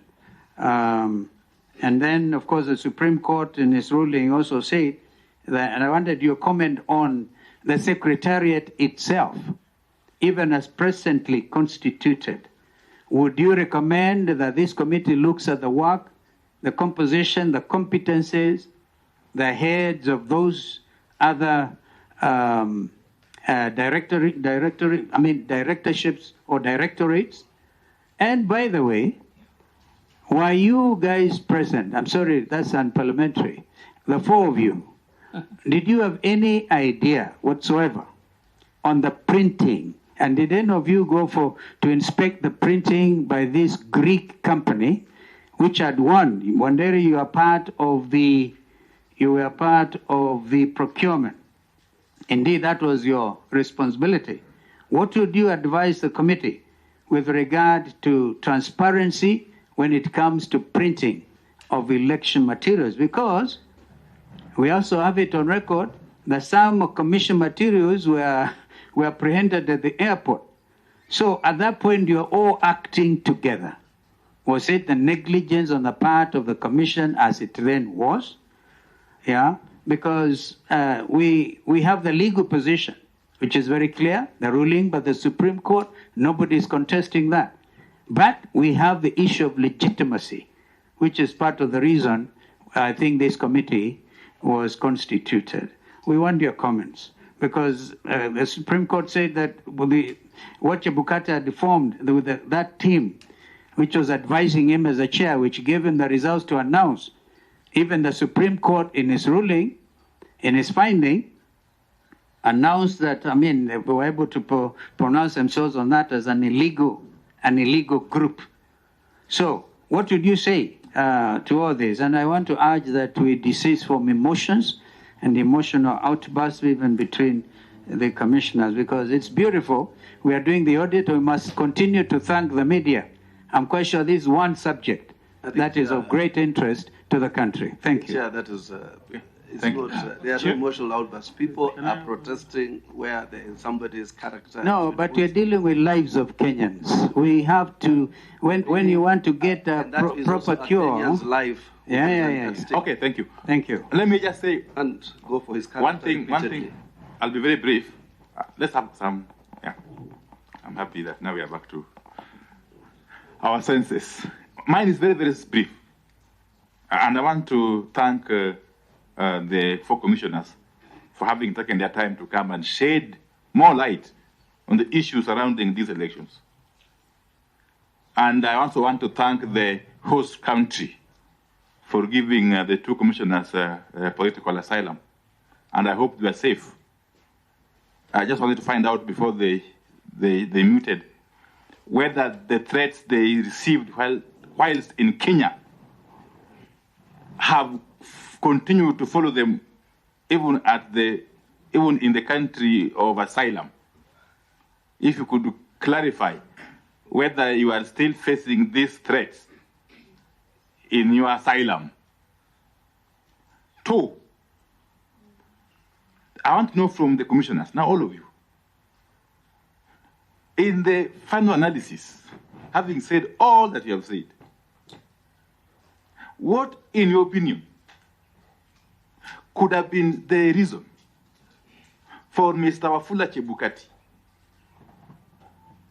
to single-handedly, together with a chosen clique, undertake the tallying of election results and eventually unilaterally announce them to exclusion?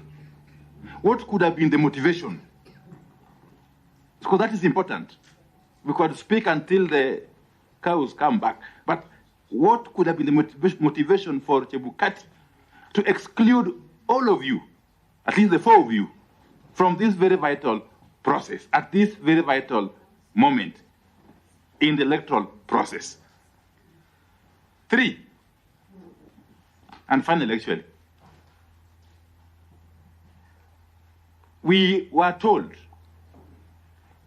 here by the IBC CEO, Mr. Marjan, Hussein Marjan, a few days ago, that when he brought the final tally of the presidential election results to the commissioners, I presume he meant the chairperson and the 5 or the 6 of you, that the 4 of you, the now famous Chaera 4, retorted that the margin was too small. I'm just paraphrasing him. The margin was too narrow, and that the results could not be announced, therefore, in the manner they came. I want you to take this opportunity, because this is the only opportunity you have, to respond to that very grave accusation. That immediately you retorted that the margin was too narrow, you took off. That even him, he got surprised. That you took off to Serena, and he only saw you on television. So that was a very serious allegation or accusation leveled against yourselves. What is your take on that? But finally, the 26 or 27 constituencies whose results have not been declared, it is on record, both from the testimony of Marjan when he was here and also I think in the Supreme Court, that those results were supposed to be declared by Ward Ngulie. What is your take on that? Declared or announced? Announced, sorry. To be announced. What is your take on that? And bearing in mind that chaos broke out at Bomas when the chairperson, that is Chebukati, and other commissioners, I think Ngulie and Boya Mod, had climbed down to the podium.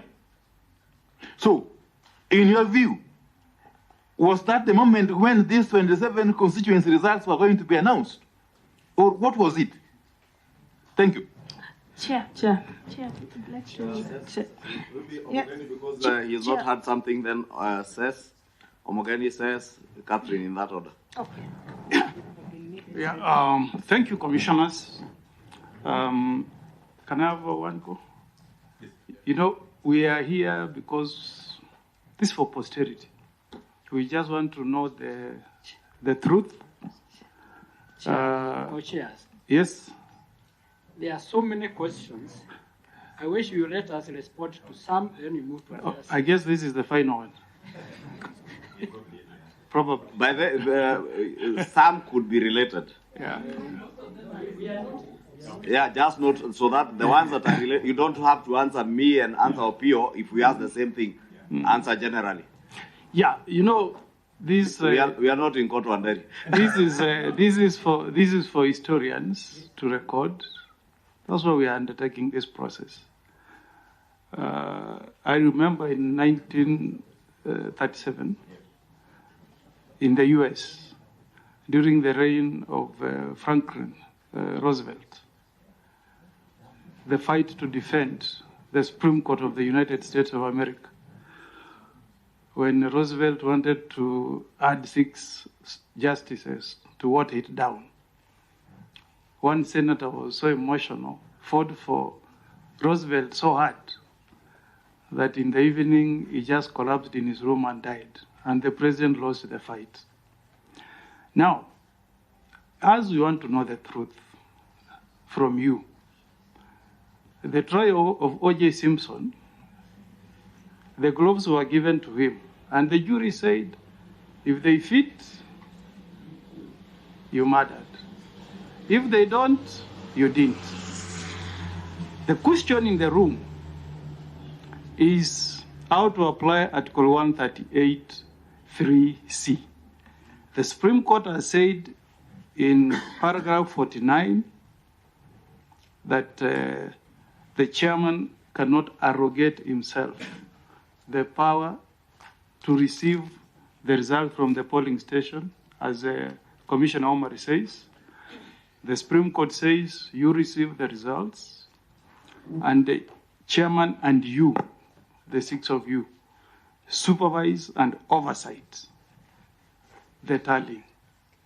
That if you did that, then the constitution standard was met.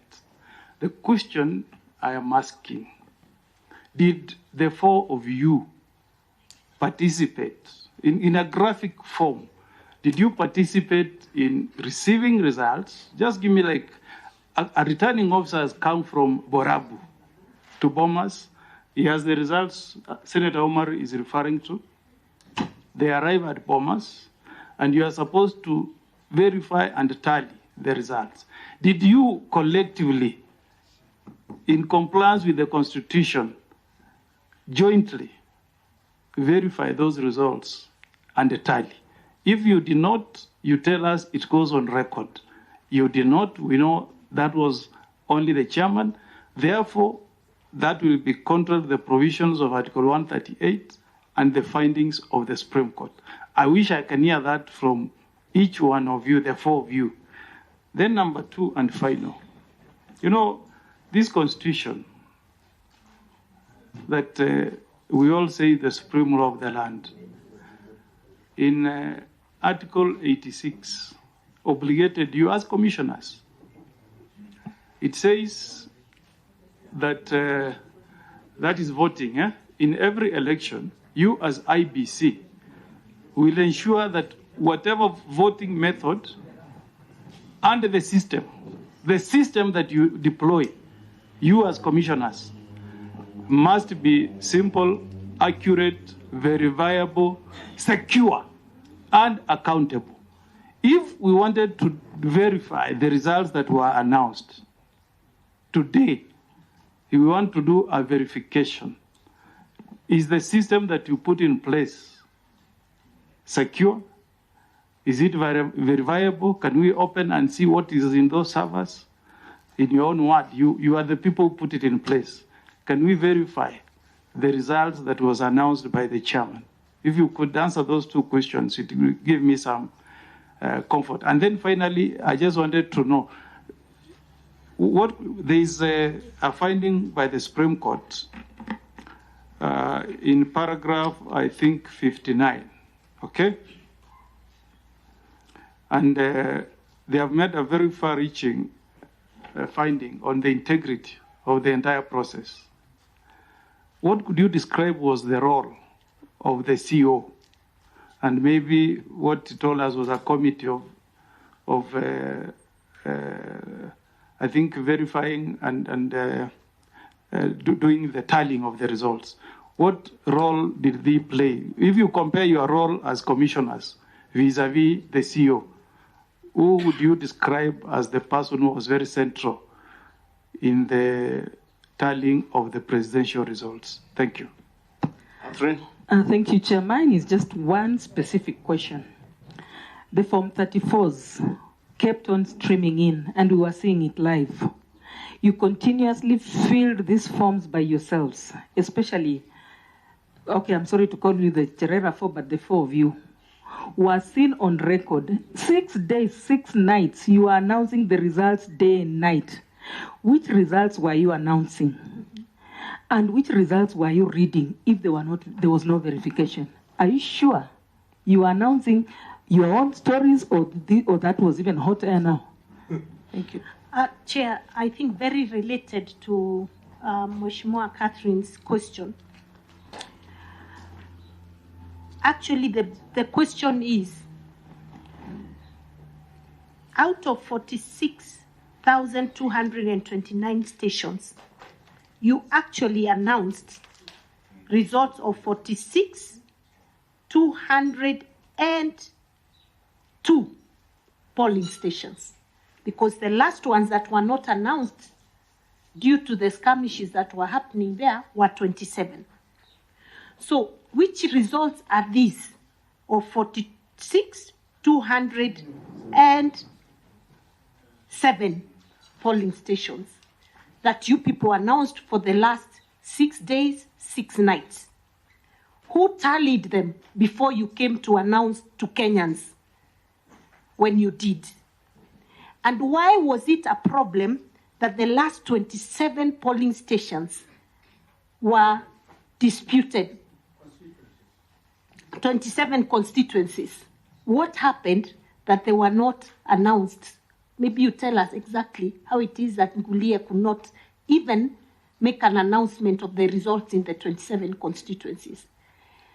According to the IEBC Secretariat, they said, and this is, I may not paraphrase the CEO, but this is what he said. When the results, he said that for every polling station that was announced, the results were verified by the agents of the various, of the presidential candidates.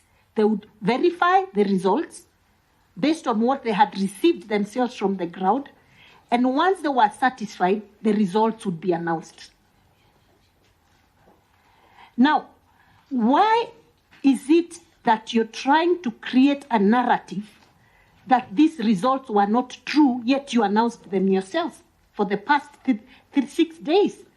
And one of you actually in your press at Serena said, we've been working very well until this morning. Very well until this morning. That you found the gap was so narrow, you said you will not accept that. One of you commented that in that meeting of the final 27. You will not accept, the gap is too narrow. So whose interest were you representing, if I may ask? Lastly, just from where Governor Cesar stopped, indeed at the Serena conference, Commissioner Nyang'aya, you are the one who averred that you have worked so well until this morning. And therefore, if you had worked so well and you are receiving results, they are being verified, and we are all in Bomas. I was in Bomas myself. The whole floor of Bomas, that is the exercise that was going on, of receiving, verifying, that verification being done even by party agents, including our own party agents, who unfortunately, on the fateful Friday when there was violence here, you saw even their gadgets being stolen on the floor, the full glare of the media. So, until the day you went to Serena, everything, in your own words, seemed to be okay and you're working so well. 2, you have said that the commissioners, and even in your presentation, Commissioner Anderi, you said you did not, the commissioners never verified he was chairman and a group he had selected. I would want to know, in your own understanding, if the commissioners are to verify, did you logically and with all practicality expect that from the 40-something thousand forms coming into Bomas, 7 of you were expected to verify and tally yourself, 7 of you, and that question had been asked by Senator Omar earlier. And in all previous elections, you may not have benefited from conducting another election, but at least 3 of the other commissioners had conducted another election before you. Did you logically expect that 7 of you would sit somewhere, tally all the forms? You have also said you had never seen any of the Form 34As, 34Cs. They are all on the portal, IEBC portal. And I respectfully heard what my senior counsel, His Excellency Kalonzo, said in terms of publishing election results. But if you read the Elections Act that was guiding your work as commissioners, I think it's section 39(1)(c) of the Elections Act, says that determination and declaration of results, the commission shall determine, declare, and publish the results of an election immediately after the close of polling. And once he says, for purposes of a presidential election, the commission shall publish the polling result forms on an online portal maintained by the commission. And I believe that was done. So I want to disabuse the notion that it has to be necessarily in the Kenya Gazette. The law is very clear that even on the online portal where all those forms were published, did you, as the four commissioners, the Cherera 4, Christian Cherera 4, attempt then to even tally? Because it doesn't mean that if Chebukati said you do not tally and the results are on a public portal, you cannot tally, and you ought to have known if what you are telling us that you truly believed that it was your work to tally. Verify each form and tally it yourselves. I would then want to believe that unless you abdicated your responsibility then as commissioners, you ought to have been tallying. Did you have an alternative tally that led to the assertions that were being said at Serena, that the gap is too small? You do not agree with the results. And as has been said here by other people who are presented before us. Lastly, you are here, two of you. And Commissioner, I don't know whether Commissioner Cherera is out of the country or here. Commissioner Irene Masit says she's out of the country on security concerns, which have not been reported to the police other than to her advocate, Donald Kiporin. Maybe, I don't know if he runs a police station in his office. You are here yourselves. What level of security do you have? Do you have any security threats yourselves? Because as much as I saw you walking in confidently without not looking fearful at all. What is it that you have done that has not instilled fear in you and instilled to your two other colleagues? Or is it the question, with all due respect to Governor Cicely and Catherine, that the two are ladies and you are men?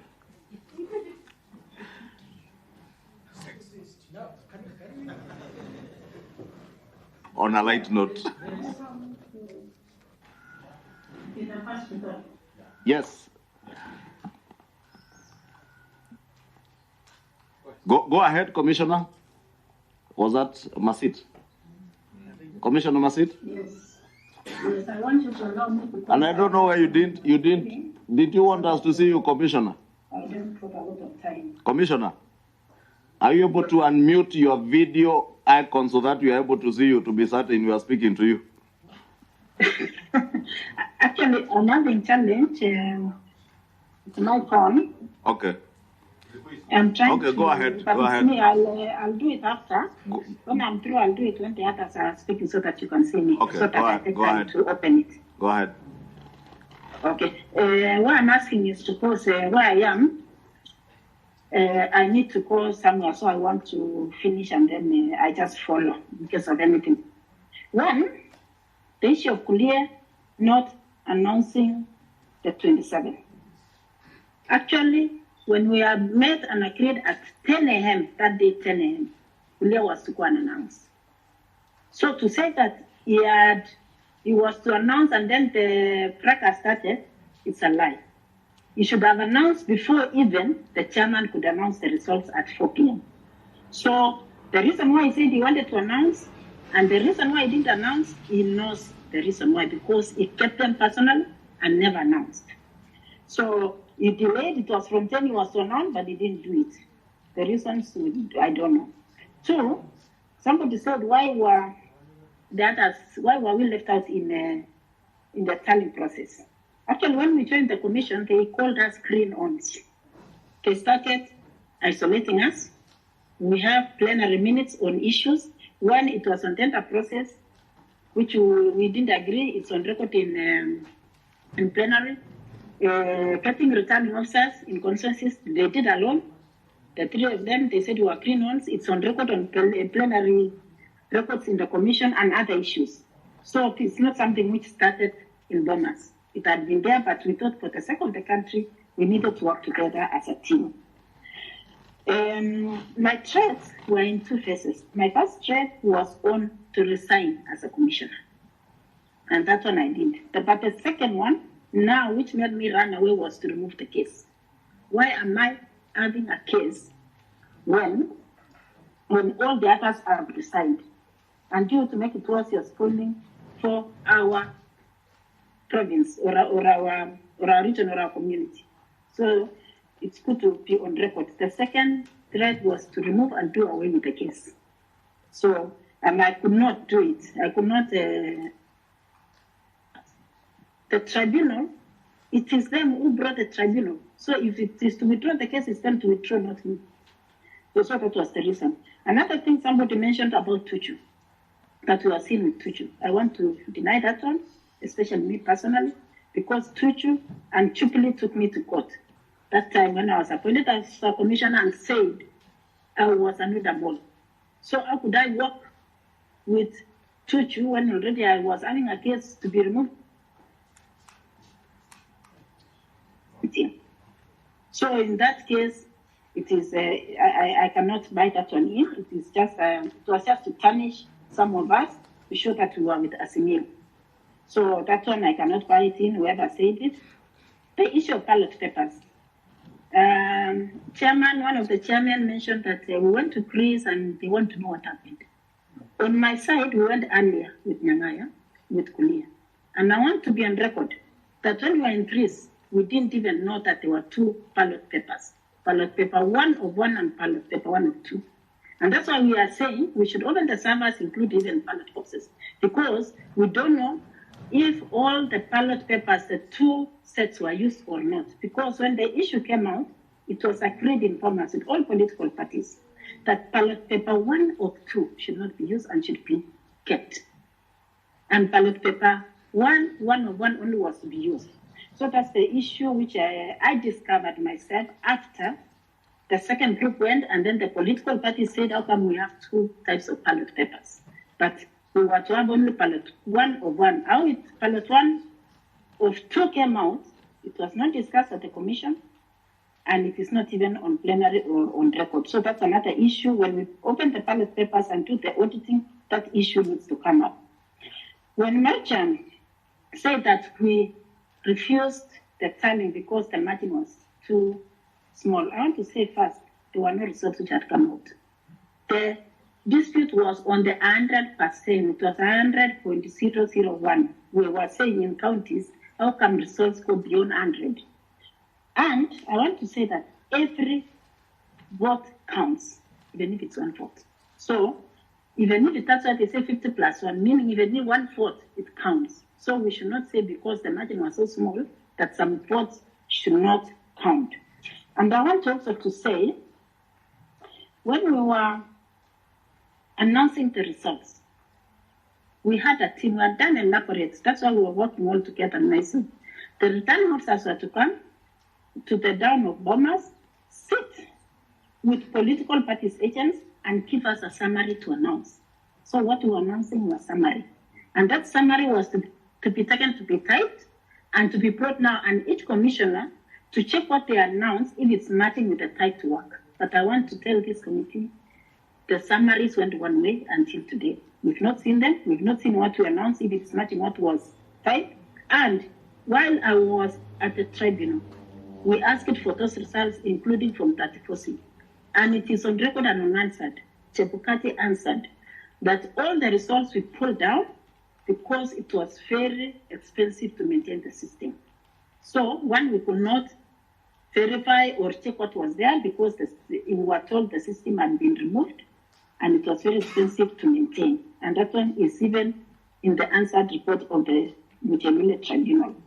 So the issue of somebody saying we should have gone round and also do our own research, it was not possible because 26,000 and everything you cannot do unless you have something, a paper and everything. The system, the process of the role of CEO, I want to say, this one also is in my case, the chairman wrote to have letters sealed specifically everyone. Me, I was taken out of the legal section, and the results, tallying and verifying at Bomas after announcing, the chairman put it in writing, it was Kulie and Marchal. So we have those letters, also it's in my case. So it was very clear when somebody says, why didn't you participate? We were given firm instructions in writing. Now, the issue of asylum, I want to say, as of now, I've not taken an asylum because I have a case in court. When you take an asylum, it means that you don't owe allegiance to that country you're dealing with. I'm on a visitor visa, and if issues are sorted out, I'll be coming home, and if not, because the case, until my case is over, I'll not come home. Because the issue now, which the problem I have with is to do with my case. So I'll seek to extend my visa until I see that case is done and finished. Finally, I want to thank the committee for giving me this opportunity to answer most of what has been said, but I believe my colleagues will do so. Thank you very much. Thank you, Masit Charera. Commissioner Charera, your final. Commissioner Charera. Yeah, she's there. Okay. Thank you, co-chairs, for this opportunity. Let me talk about procurement in IBC, about the ballot papers. Procurement is under the Secretariat, and by the time we were recruited in September 2021, most of the strategic materials were already procured, meaning that they were already advertised and the process was way past. So we've had issues with the way things were done when we first arrived. And in our first plenary, we disagreed with the technology that was procured. And all of us said no. But this matter went to court, and then it was ruled that the procurement can proceed. My question to committee and even to the structure of IBC and the legal reforms that are going to be done. There is no avenue when the commissioners disagree, and especially when majority disagree, and there is no any other avenue, IBC being independent, to go and vet out for this matter to be agreed upon in an amicable manner, knowing that IBC is the referee, and referee needs to do things that are acceptable to each and everyone that is going to be participating in this thing. Many times in the commission, in the boardroom, we have differed in opinion, but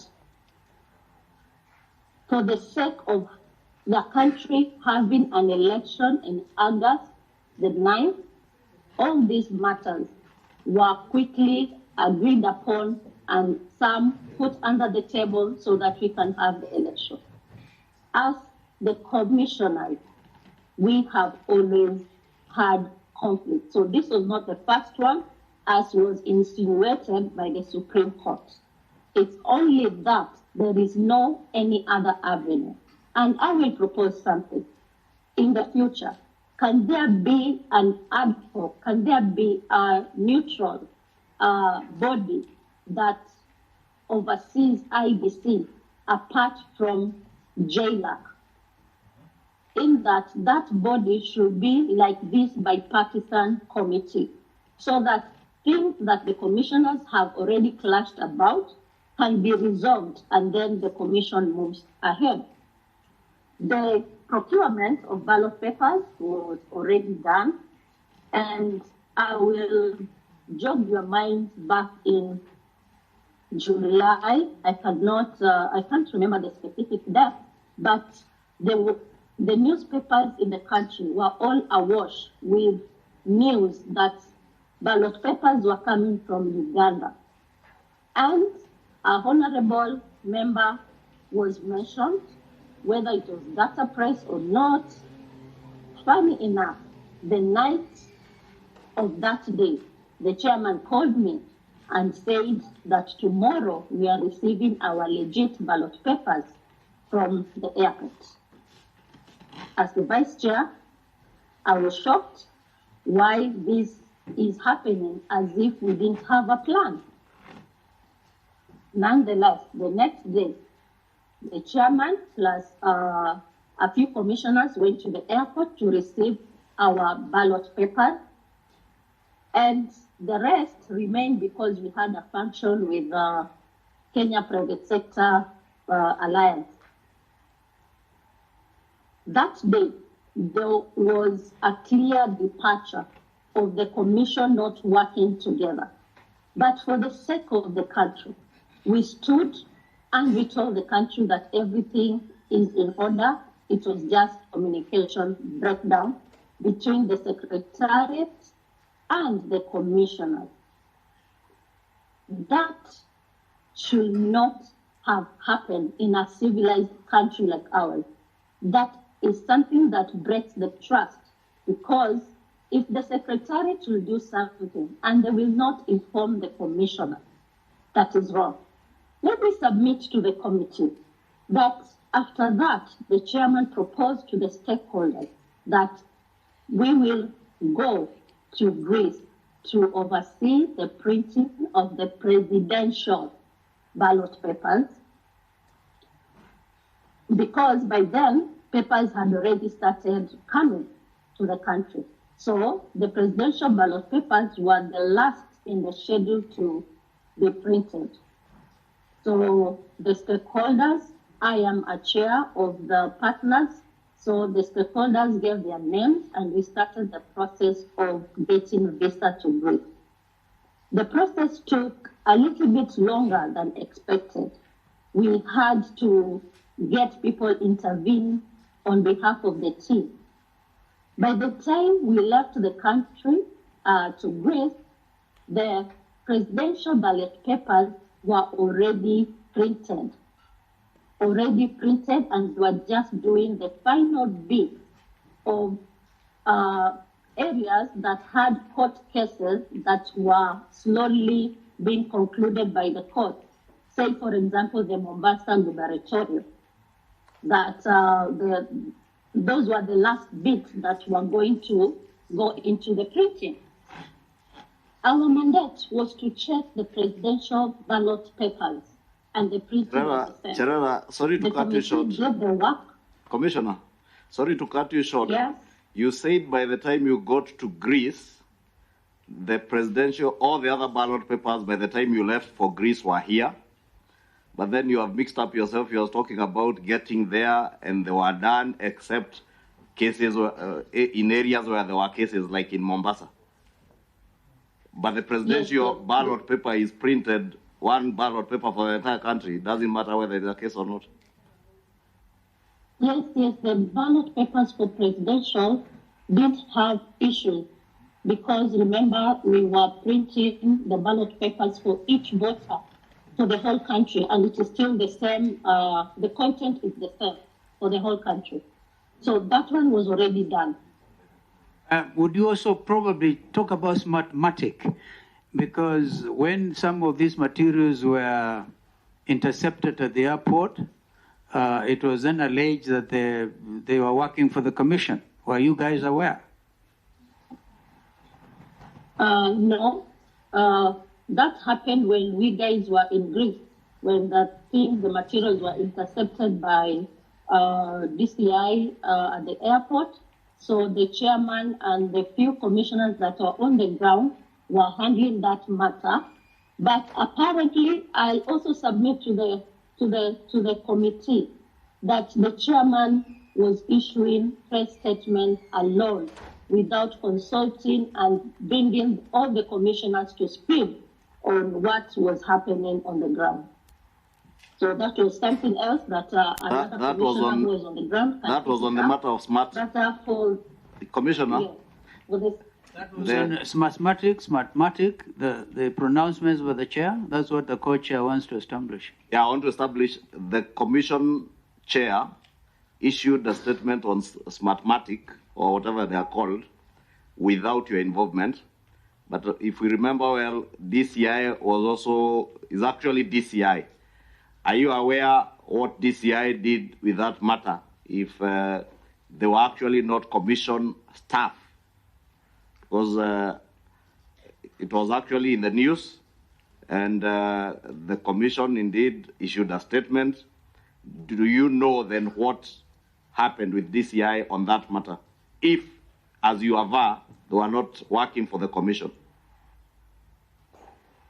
The mathematic materials that were held at the airport by the DCI, I said that time the team, me and Wanderi were in break. So the statements that were being issued were not commission statements. The chairman did them alone. Until we came back, and we sat together with the Inspector General of Police and the team, and they said that they have sorted the matters amicably, and we did a joint press conference together with them. So when you came back, That's mathematics. let me get it right. When you came back, you had a meeting with the IG, Inspector General of Police. Were you in that meeting? All of you were there. And why did you not question if you think or if you believed they were not working for the commission? You participated then in a meeting with the Inspector General of Police that said you had sorted out the issue. This, Co-Chair, security matters are very, they're not supposed to be conversed here, but what we did was we agreed with the DCI that this matter has been sorted because mathematics was the one procured to do the technology for elections. And we gave a joint statement after the back and forth statement from security and IBC. So that day we gave a joint entry that everything is under control. Mathematics was working. Yes. Oh, that's okay. I wanted a comment on the secretariat, the competence, because you said it's like you, the greenhorns. To quote one of you, I think it was Masit who talked about you being referred to as greenhorns. It looks like most of everything, literally, the commission work is all the secretariat. Did you have time to investigate the efficiency of the secretariat? It looks like the chairman was working with the secretariat to the exclusion of the rest of you. Co-Chair. Yeah, I'd put that matter actually. I was hoping Wanderi was going to respond to it. Yes, I can respond also. Masit, you want to respond before Wanderi? Give us an opportunity also to explain. Yes, yes, indeed.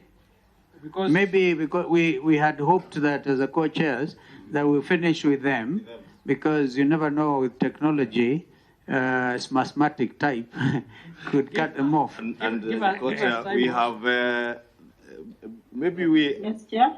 Cherera, if you have just a closing remark, then you allow us to deal with Nyangaya and Wanderi. Yeah. We have the Council of Governors who have been waiting.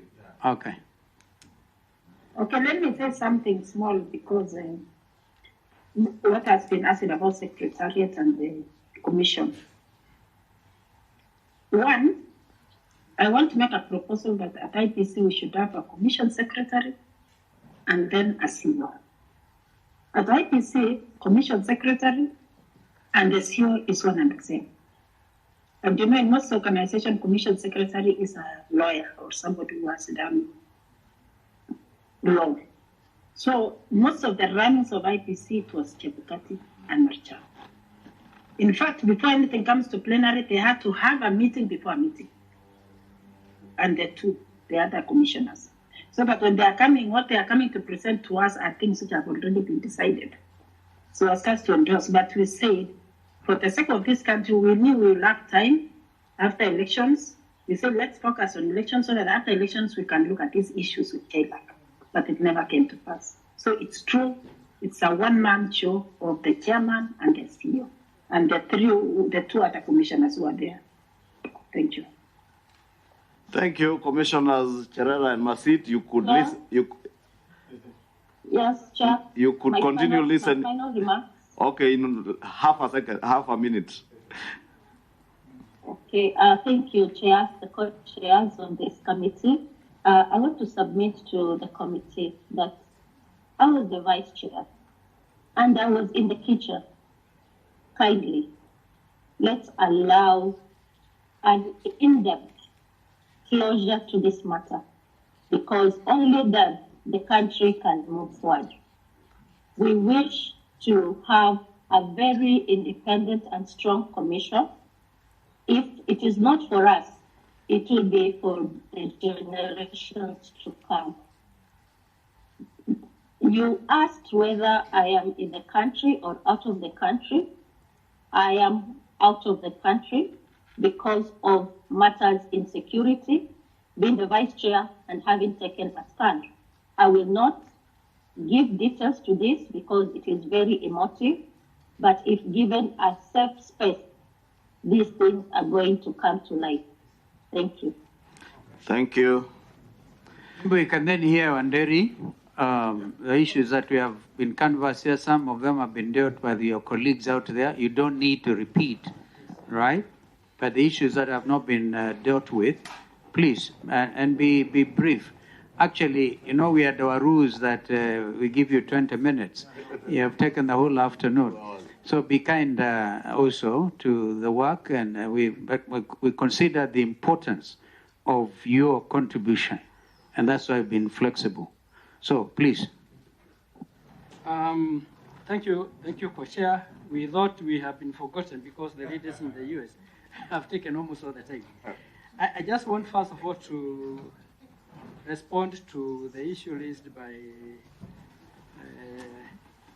Mheshimiwa Cicely, Amal, and Catherine. First of all, I want to be on record that we have not been pursuing a narrative as was indicated by Mheshimiwa Barire. We are not pursuing a narrative.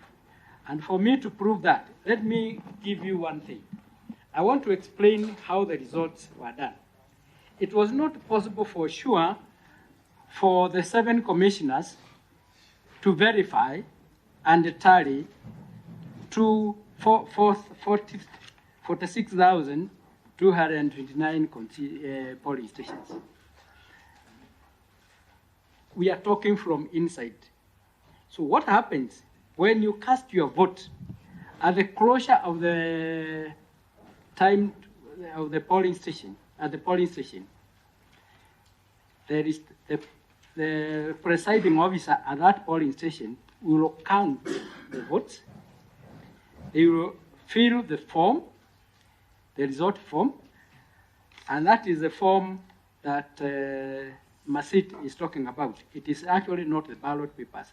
It's the result form, which they had 2 copies. Once they are counted and they are entered in the record and they are signed by the agents, then the presiding officer at that polling station, using the KIMS kit, takes the photo, image of that result form. It is sent to the National Tallying Center, and then the same is sent to the constituency returning officer. Right? So, the correctness of those results is verified at that particular point.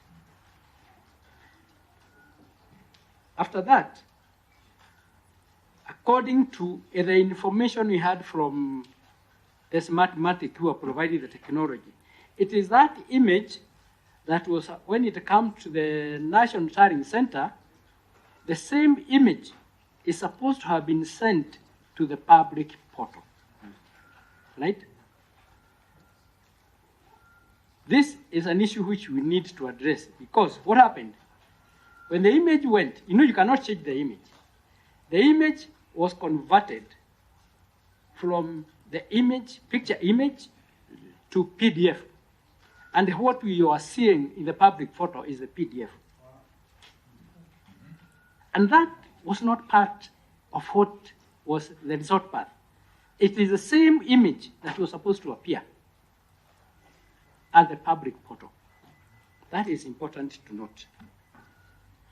After that, all the polling stations within a constituency are supposed to deliver the original form which they sent to the constituency tallying center, so that at that particular point, you are able to count the votes cast for the members of parliament and all the other candidates, including the presidential. Form 34B, the first one was the Form 34A.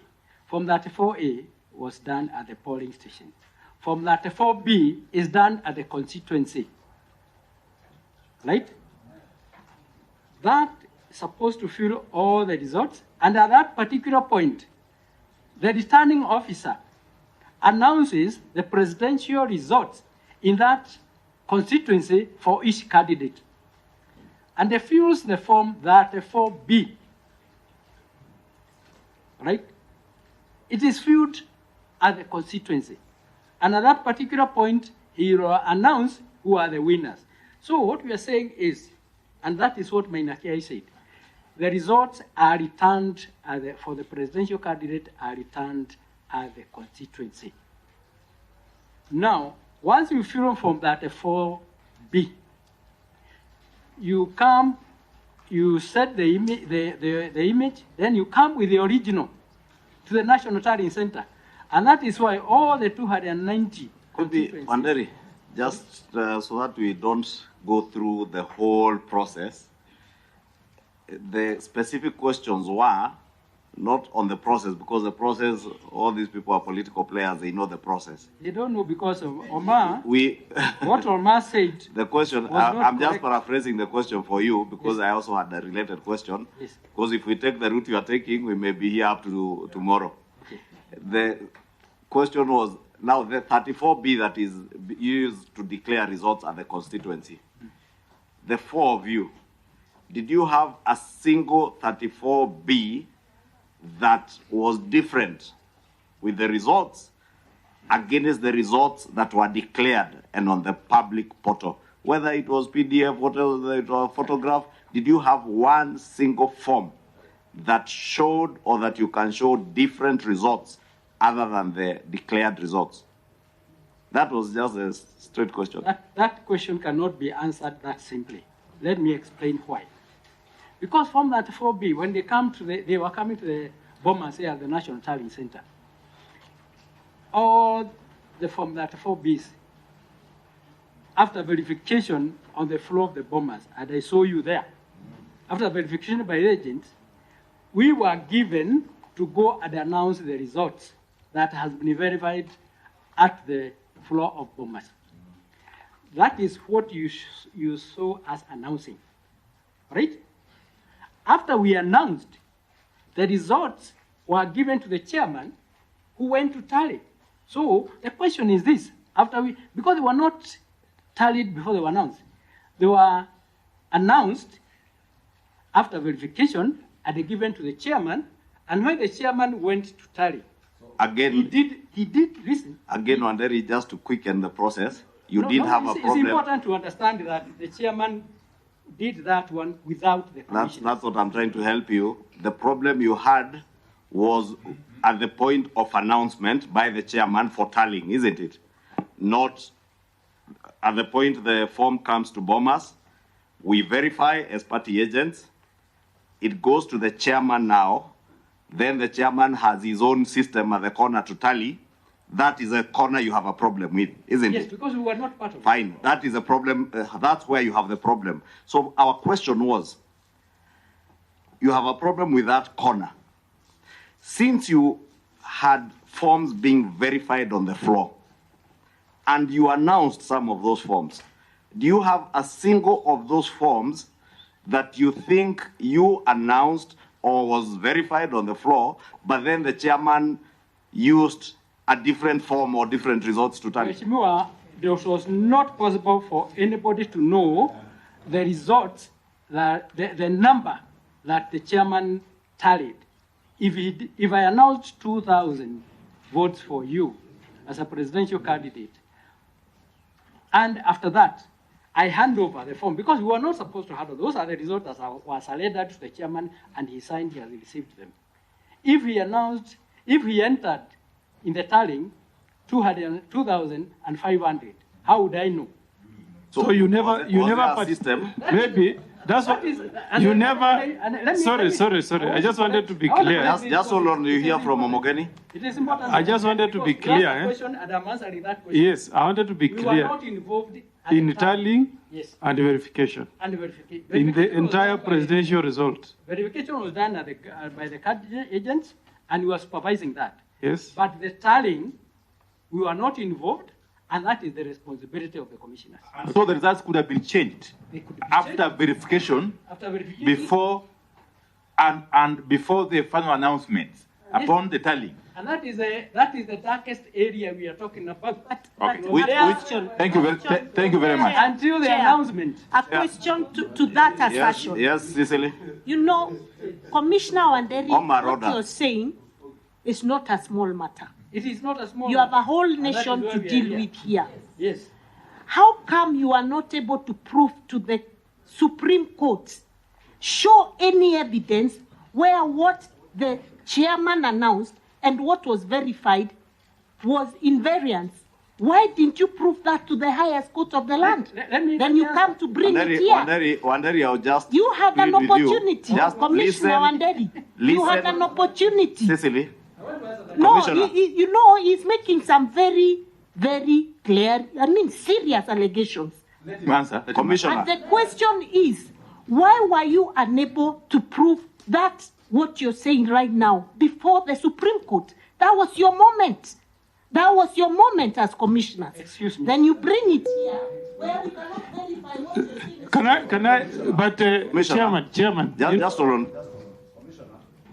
I beg of you, relax. Just relax. That's why I'm asking you to relax. Yeah? Once you are relaxed, take your time, listen to the question being put to you. Don't start answering a question before it has even been put to you. That way you will save us a lot of time. Because you're interjecting, you don't even hear the question you are being asked, you answer a different question, and it clearly looks now like there is a narrative, as you are denying, you want to push. So I will plead with you, be patient. We have been very patient with you. Be patient and listen to the questions being put to you. Omogeni asked you a question. Cecily was in the verge of asking you a question. You keep interrupting. Allow her to finish. Cecily, just finish. Sorry. Chair, mine is a simple concern. He's come before this committee. They were party to the petition that was before the Supreme Court. Did you prove to the Supreme Court that there was a variance between what was verified in Form 34B and what the chairman tallied? Were you able to prove what you're saying here before the Supreme Court? Chair, you know, Chair, we have. I hope it's a question you're asking, yes, not answering. It's a question I'm asking, and it speaks to the question I asked you. You know, we have the decision of the Supreme Court, okay?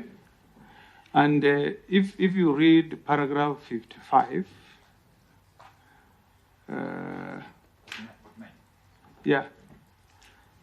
on the issue of tally, this is what the Supreme Court says, that the chairperson on his part did not make matters any better by maintaining a stoic silence, even as things appeared to be falling apart. And I asked you a simple question, which I want you to confirm and explain to us, that did you participate in the tally? Just note that question. That's the only explanation I wanted from you. After that, I'll be at peace. So you'll answer that. My other question was, so that you answer them together, in relation to what you had been asked earlier. you aver that you never participated in the tallying. The forms have been verified on the floor under your supervision and other commissioners and IEBC staff by party agents. They are satisfied, you go announce, and where they are dissatisfied, there was an appellate mechanism where you go and question. When all those forms were verified and you announce, then they go to the corner where they are being now tallied. The straight question we asked was, one, do you have a single incident where a form was verified on the floor, confirmed by party agents to be the results as announced at the polling stations, because the party agents were confirming against their agents' results? They confirm it, you announce, for instance, or Commissioner Ishongo announces, the form goes to Chairman Chebukati for tallying, and from the final tally, or as the tally, because the tallies are there on the portal, you could identify that the forms uploaded on the portal being used for tallying are different from the form that was used to announce the results. Number two, and lastly, Commissioner Anderi, it's not only the commission that was tallying. There were other institutions, including members of the Fourth Estate, who were tallying, and Kenyans all over, and other people, including election observers.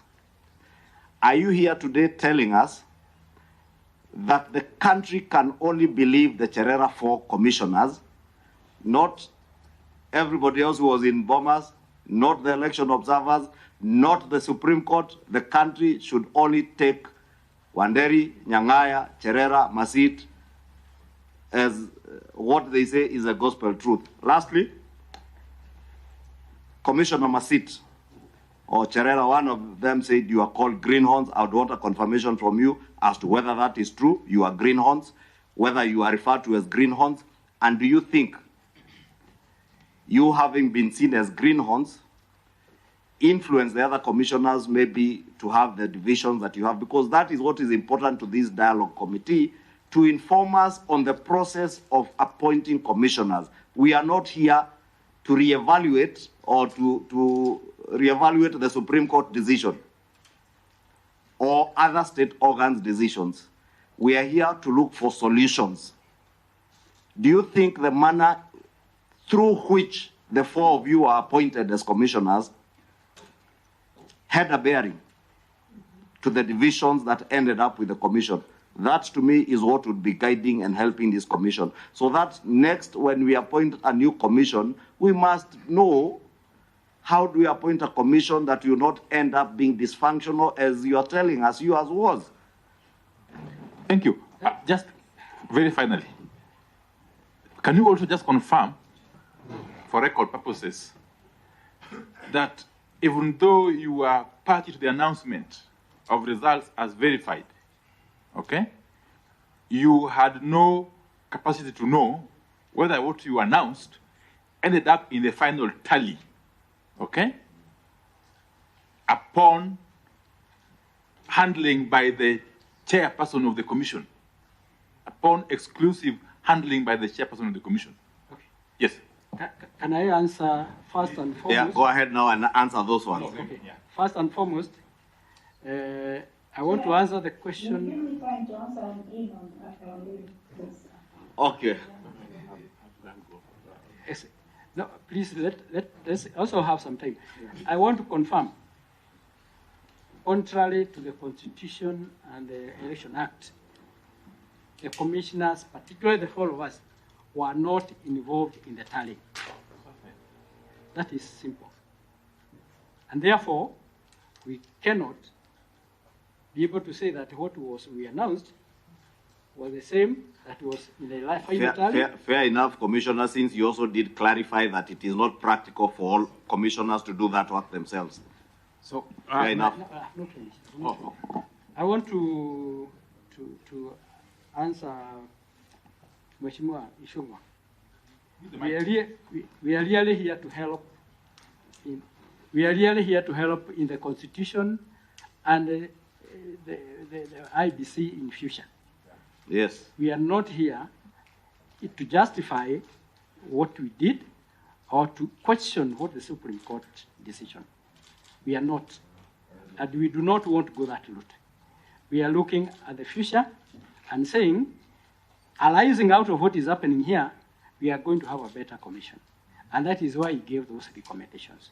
Included the recommendation that there should be a body, and we are looking at a Committee on Administration of Justice to be able to intervene wherever there are issues within a commission, because you get to a point where you cannot agree, all of you or some of you, and the issues are important, and they are important to the nation. So we are proposing that there has to be a body that can be able to do that. So, we are winding up now? Yes. Please. Mheshimiwa Mbalile,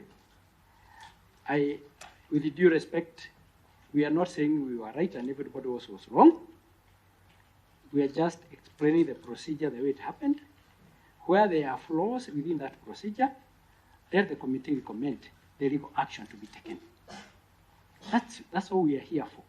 Where there are issues that need to be clarified, let the committee pick them up and be able to hear. Mheshimiwa Nshungwa, we are not going that route. We are here to assist this committee. Okay. Thank you, Anderi. Although he didn't answer my most pertinent issue about whether there was a single form any variances in that the form was in variance with what the. Yeah, I mean, you are a commissioner. You also had access okay, to the portal. allow him to. I'm sorry. And you don't. I don't know. Is also an answer. I will be very brief.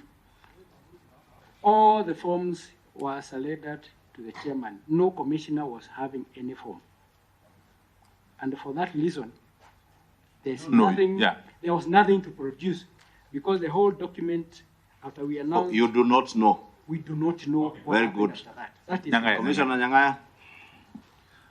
Yes, thank you very much. A lot has been covered by my colleagues, but I want to put something straight, very clear, about the CEO coming in and giving the chairman Chebukati a 3-page, I think it was a 3-page or a 4-page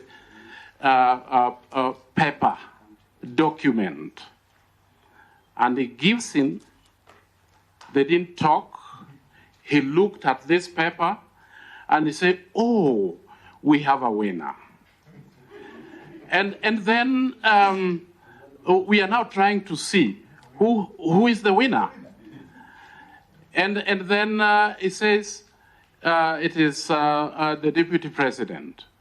He walks out of the boardroom, goes to his office, and comes back generously with documents for each one of us. That document was a summary of county data. It was not the result for 34C. 34C is the result. Now, looking at the document, and we asked, Mr. Chairman, how do I know when I actually... Nyangaya, with all due respect... No, let me finish, please, because this is important. Let me guide Commissioner. Yeah. We did guide that we do not want to reopen the Supreme Court matter. I agree, but you asked a question, sir. It's a question that you want you to answer, yes, not the process as it were. Because so there are the things you said in your affidavit, maybe litigated in court. Please don't take maybe just summarize. But that bit of Chebukati coming with things here. Now that one. And so when now we thank you very much. And now then when we ask the question, what he said is this: the law gives me the responsibility to announce and declare results. And we said, but you can only do that from what we have verified. And we didn't actually know what had been verified. So he said, listen, people have been waiting the whole day. You didn't know what had been tallied or verified? We did not know what had been tallied. Yeah, because verified was... Yes, we didn't know. Because it is summarized in a county format, not constituency format as we had been announcing. And so he says, the law gives me the responsibility to go and declare results. And we asked, but Mr. Chairman, is this the commission result or this is your result? And he said, anybody who wants to work with me to declare results, follow me. And we are not children. And I realize that you did make a bit of a fuss around the word arrogance. So I am not going to use it. But that's how we felt. And Chebukati walked out and we were left because in the boardroom. And that's what I want to make very clear, that we were left in the boardroom.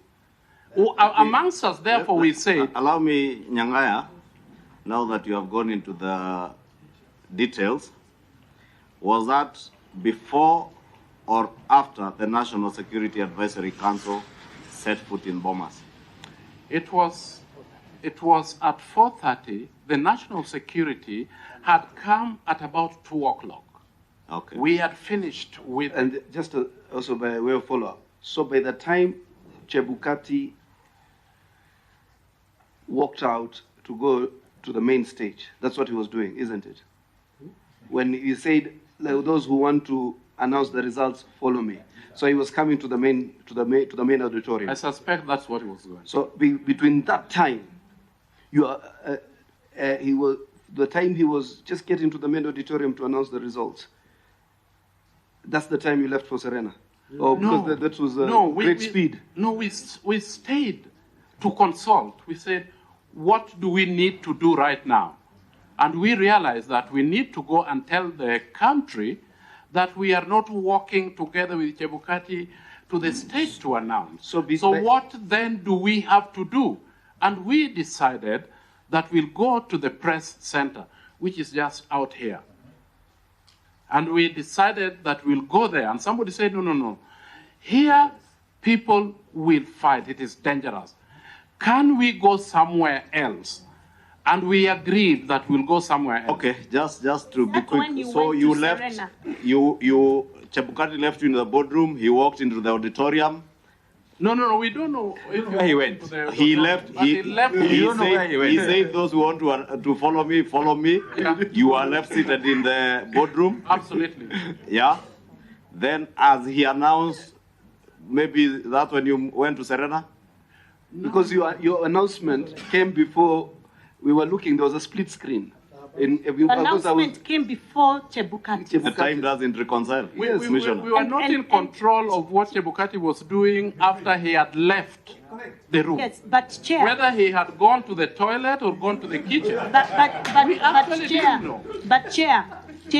Yes. These same commissioners who claim they have no idea what was being tallied, immediately the chairman said, those who want to announce the results with me, follow me.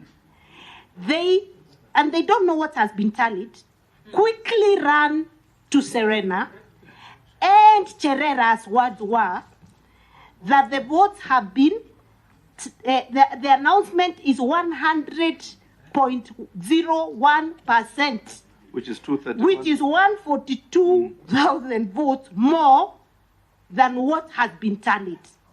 So they didn't know what has been tallied, but within the moment of leaving Bomas and getting to Serena, they already know what has been tallied. What a contradiction.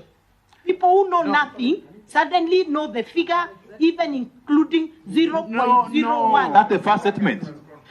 Let me correct Nyangaya, maybe you've heard what Seth is asking. Let me correct this, because this is very, very important. Yes. We had the results of what Chebukati thought was the result. which was not the result. It was in county format. It did not tell anybody and us that Muranga, for example, that we had announced was this, because it was subsumed into a county format. When you are talking about Mheshimiwa Mbarire, county format, you mean the aggregate of the votes at the county level? At the county, not at the constituency. Not at the constituency. And Form 34C is all about constituency.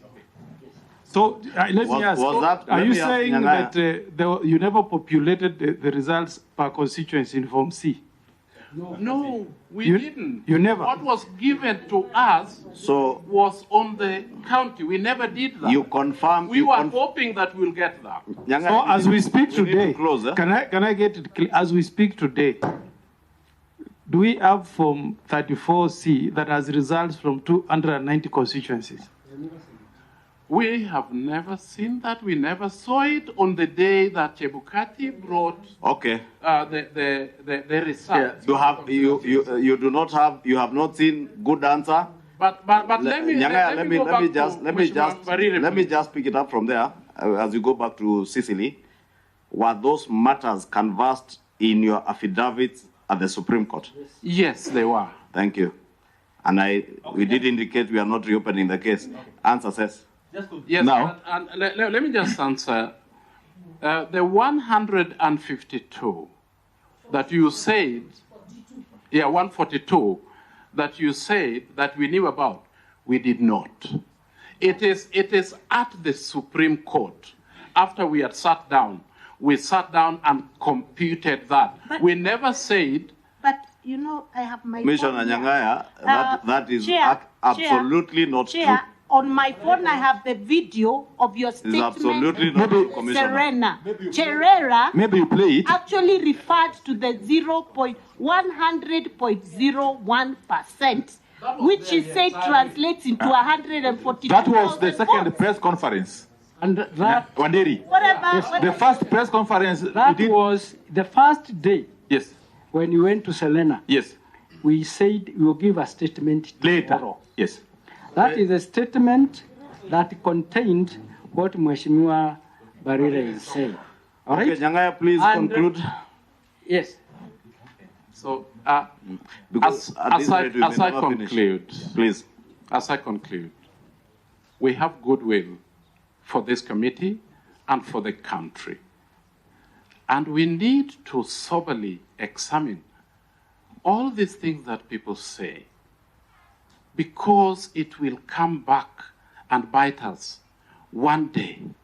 Because some of the statements that we are making may not be resonating with other people at this time. But for democracy, it is about the ballot box. By and by, we might actually not have ballot papers in the box, but we might actually have a human being in the box making decision on behalf of the people, because they have been given opportunity to unilaterally make those. Commissioner, there is one last question you didn't answer. The mode, which I said is the most important thing for this dialogue committee. Do you think the mode of your appointment had anything to do with the dysfunctional nature of the commission that you served in? Yes, I want to say and answer it in this way. Kriegler report did say that commissioners needs to be selected 2 years before. We were only selected 8 or 9 months before the elections. That way, we had found that many things had been done, and when we walked in, it is as if we are an interference. So you feel the manner in which you are appointed had a bearing as to the workings of your commission, hence you being called greenhorns, feeling you are left out, and you think the country should follow the Kriegler recommendations in that light? Absolutely, Mr. Chairman. But Wanderi also thinks, just a minute, Commissioner. Wanderi also thinks that the executive commissioners, against the recommendations of the Kriegler Commission, is also a good thing? Yes. And is that a direct question? Yes, it's a good thing. You think we should have executive commissioners? I think so. At least a chair and the vice chair, the way you put it. Yes.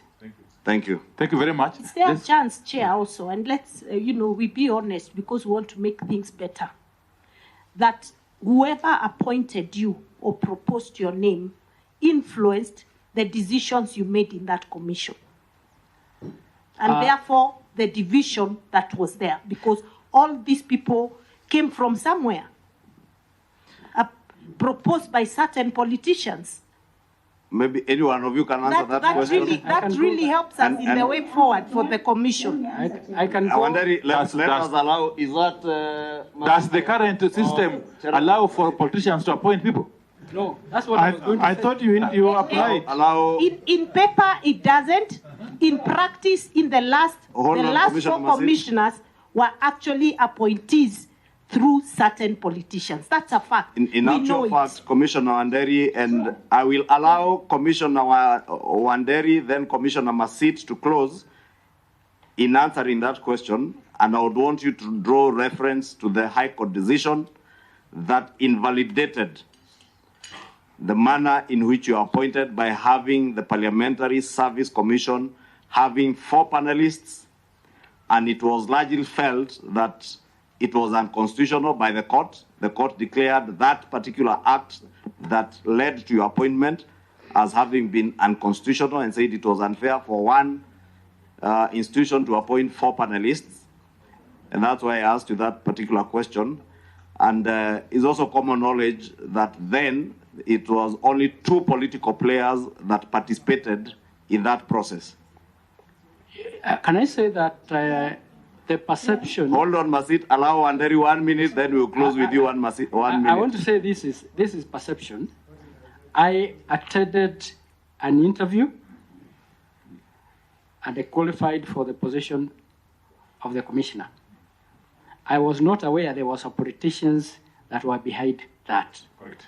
Therefore, if there is anything that this committee can recommend which can clear that perception for future, we are agreeable. Okay. Thank you. Part of it is what we are doing, Commissioner, I can assure you. I would have asked you how you are related to Honorable Kanini Kega. We are not related at all. Let's avoid that push. Let's also, Chair, before Commissioner Masit says anything, if we really want to help this country... Hold on, Masit. If we really want to help this country, we must be true to what we do, and we must face the facts.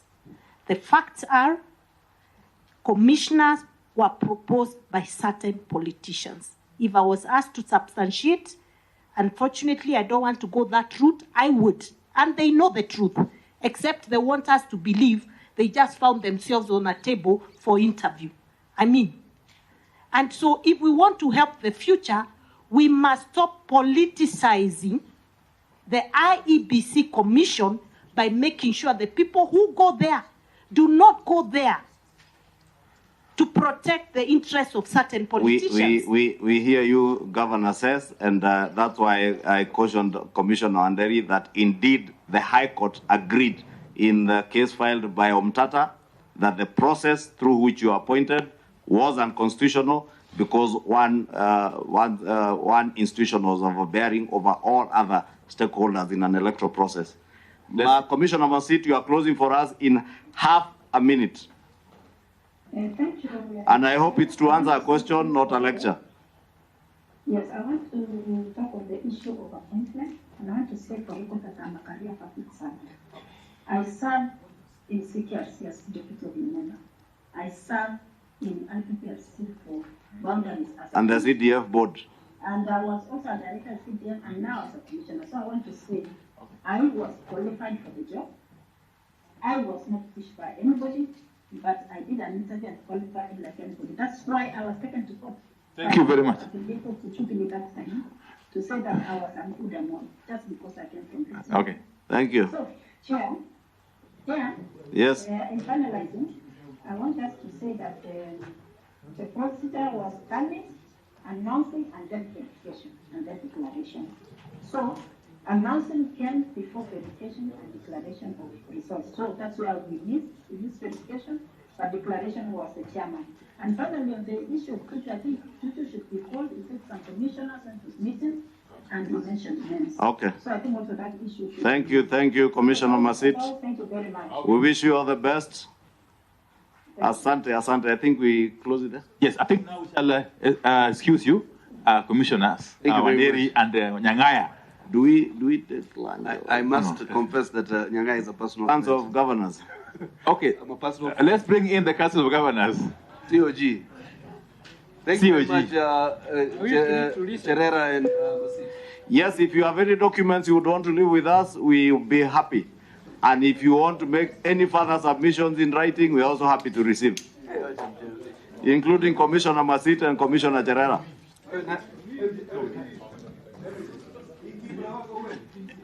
We have Omar. We have agreed, Senator Mogeni, because of the time we have taken with IEBC, we will step down Kipra. We finish with the Council of Governors. On Monday, we shall have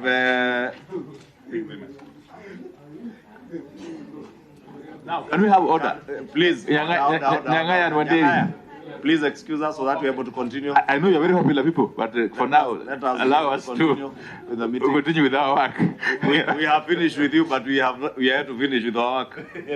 Members, I was just bringing up to speed after consultation with the co-chair. We had on Monday individual members of parliament who had wanted to appear. We have proposed that we stand them down since we have not also allowed other individual Kenyans to appear, except the ones we identified in the beginning, to the Attorney General Emeritus and the others.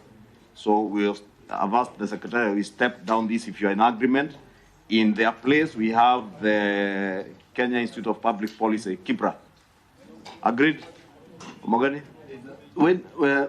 Imogen, when are we ending these public hearings? Can we first deal with the issue at hand? Yeah. Unless you have an objection, I had said I have no objection. We had consulted. We have no objection with the co-chairs and agreed we step down the individual members of parliament, since we are not also listening to individual Kenyans, so that we don't look discriminatory to other Kenyans. And they all have written memoranda. We shall consider their written memoranda, so that in their place we'll have Kipra. So you asking a question from the schedule, you can see we are supposed to finish on Tuesday. Tuesday evening. Hey, personally, or public hearings. Personally, I would have loved those MPs to appear. You know, if you are a member of parliament, you have seen an invite. They have all. We have all their written memoranda. But when they come here, you know what politicians love most. Reply to them, explaining why we can't have it. You know, let me tell you. We could also. You see, Chair. Yeah. This process needs. By the way, let me. Sorry. Let me. This process. Omogani, let me guide you. If you look at the program, there is a group that is a caucus of 27 members of parliament. That one is appearing on Tuesday at 8 a.m. The ones that were in an organized grouping. It is the ones who wrote to us individually, like many other Kenyans have done, and sought also to appear individually. Chairman, the outcome of this process can be susceptible to a challenge. If these guys have written to us and we have recognized that they should appear, let us give them a chance to appear. Even if you put them together as a group. I hear you, Senator. Yeah. Many other Kenyans have written. If Omar, you can be orderly. Can we deal with that after this? Maybe we deal with that. I think so. Yeah. The Council of Governors. But we. Yeah, that's fine. Yeah. We record your strong objection. We deal with it after. But just bear in mind, we'll open a Pandora box for every other person. We are on the 30th day. We are here to start dealing with anything. Okay. Senator, you made the point. Senator, you made the point. Well, let us revisit it after we finish the COG. You want us to deal with this now? You want us to deal with this now?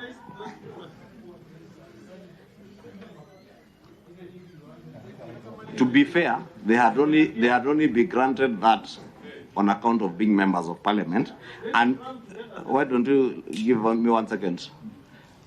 And on the same basis, how many other Kenyans have written asking to appear, including some who are writing to me directly.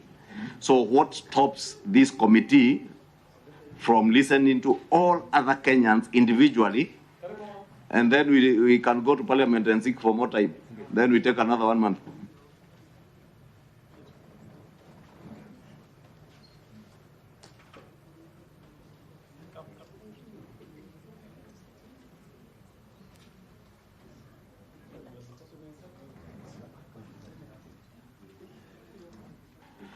Governor, I thought you were to be on the other side.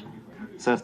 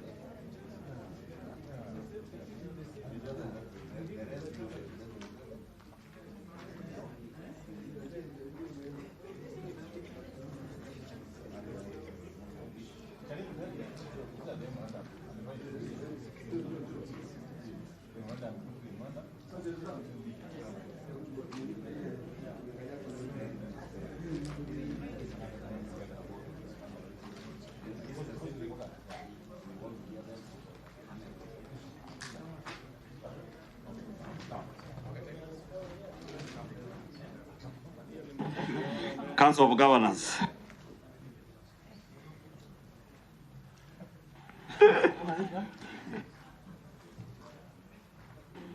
This is Secretariat of the Council of Governors, Karibuni. I am certain, yes, at least my co-chair seems to be doubting whether it's the Council of Governors. No, you know, my co-chair, the impression I had was that we are meeting the Council of Governors.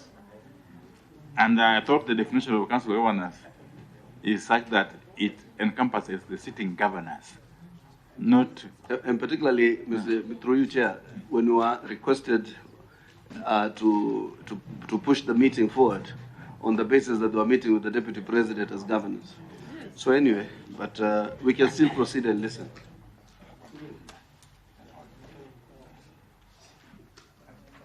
I didn't get you, Matt. Sorry. Said particularly when a request was made that the governors will be meeting the deputy this morning, and therefore that we schedule them for this evening. So therefore, but I still think the views will not change, even if the presentation is from the Secretariat. So, But questions on behalf of the Council of Governors. We can just actually take note of the memorandum. Yeah. Yeah, really. Had you sent a written memorandum? Maybe unless Cecily sits there. No. You cannot effect. Maybe Secretariat. Who had you invited? Thank you, Chair. My name is Beauty Mary. I'm the CEO of the Council of Governors. Just hold on, CEO. Who had you invited? The CEO Council of Governors. The Council of Governors. And we have the Secretariat. I have the letter here Yeah. from the committee here addressed to Mary Mwiti, the Chief Executive Officer of the Council of Governors. Asking the Council to appear, not the Secretariat.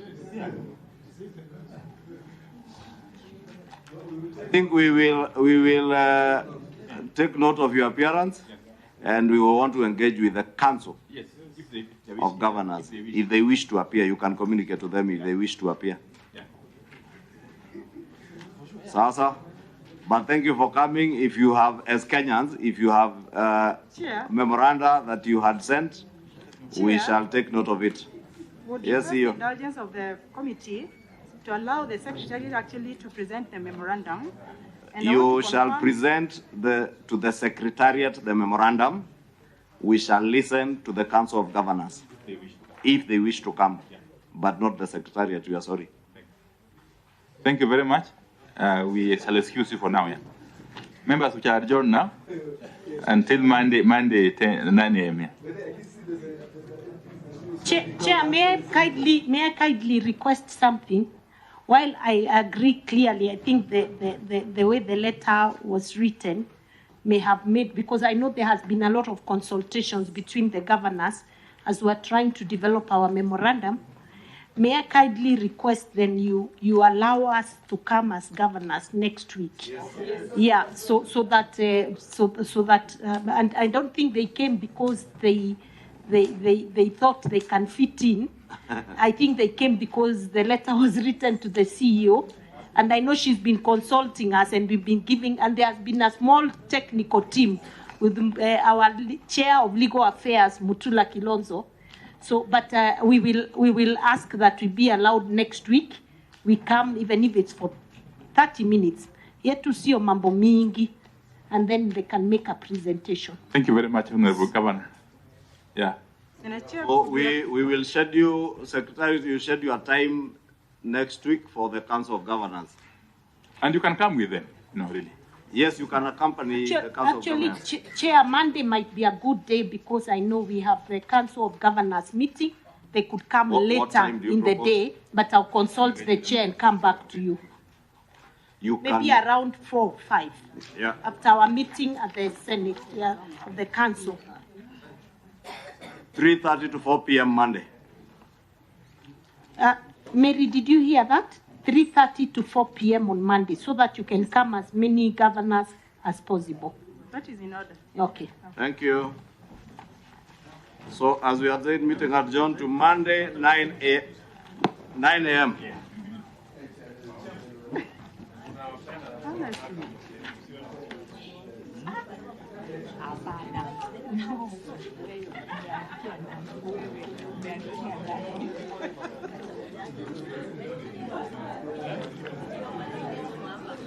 See you. I have seen the letter was addressed to the council, but of course, it goes through the CEO, so it should have been relayed to the CEO, to the council.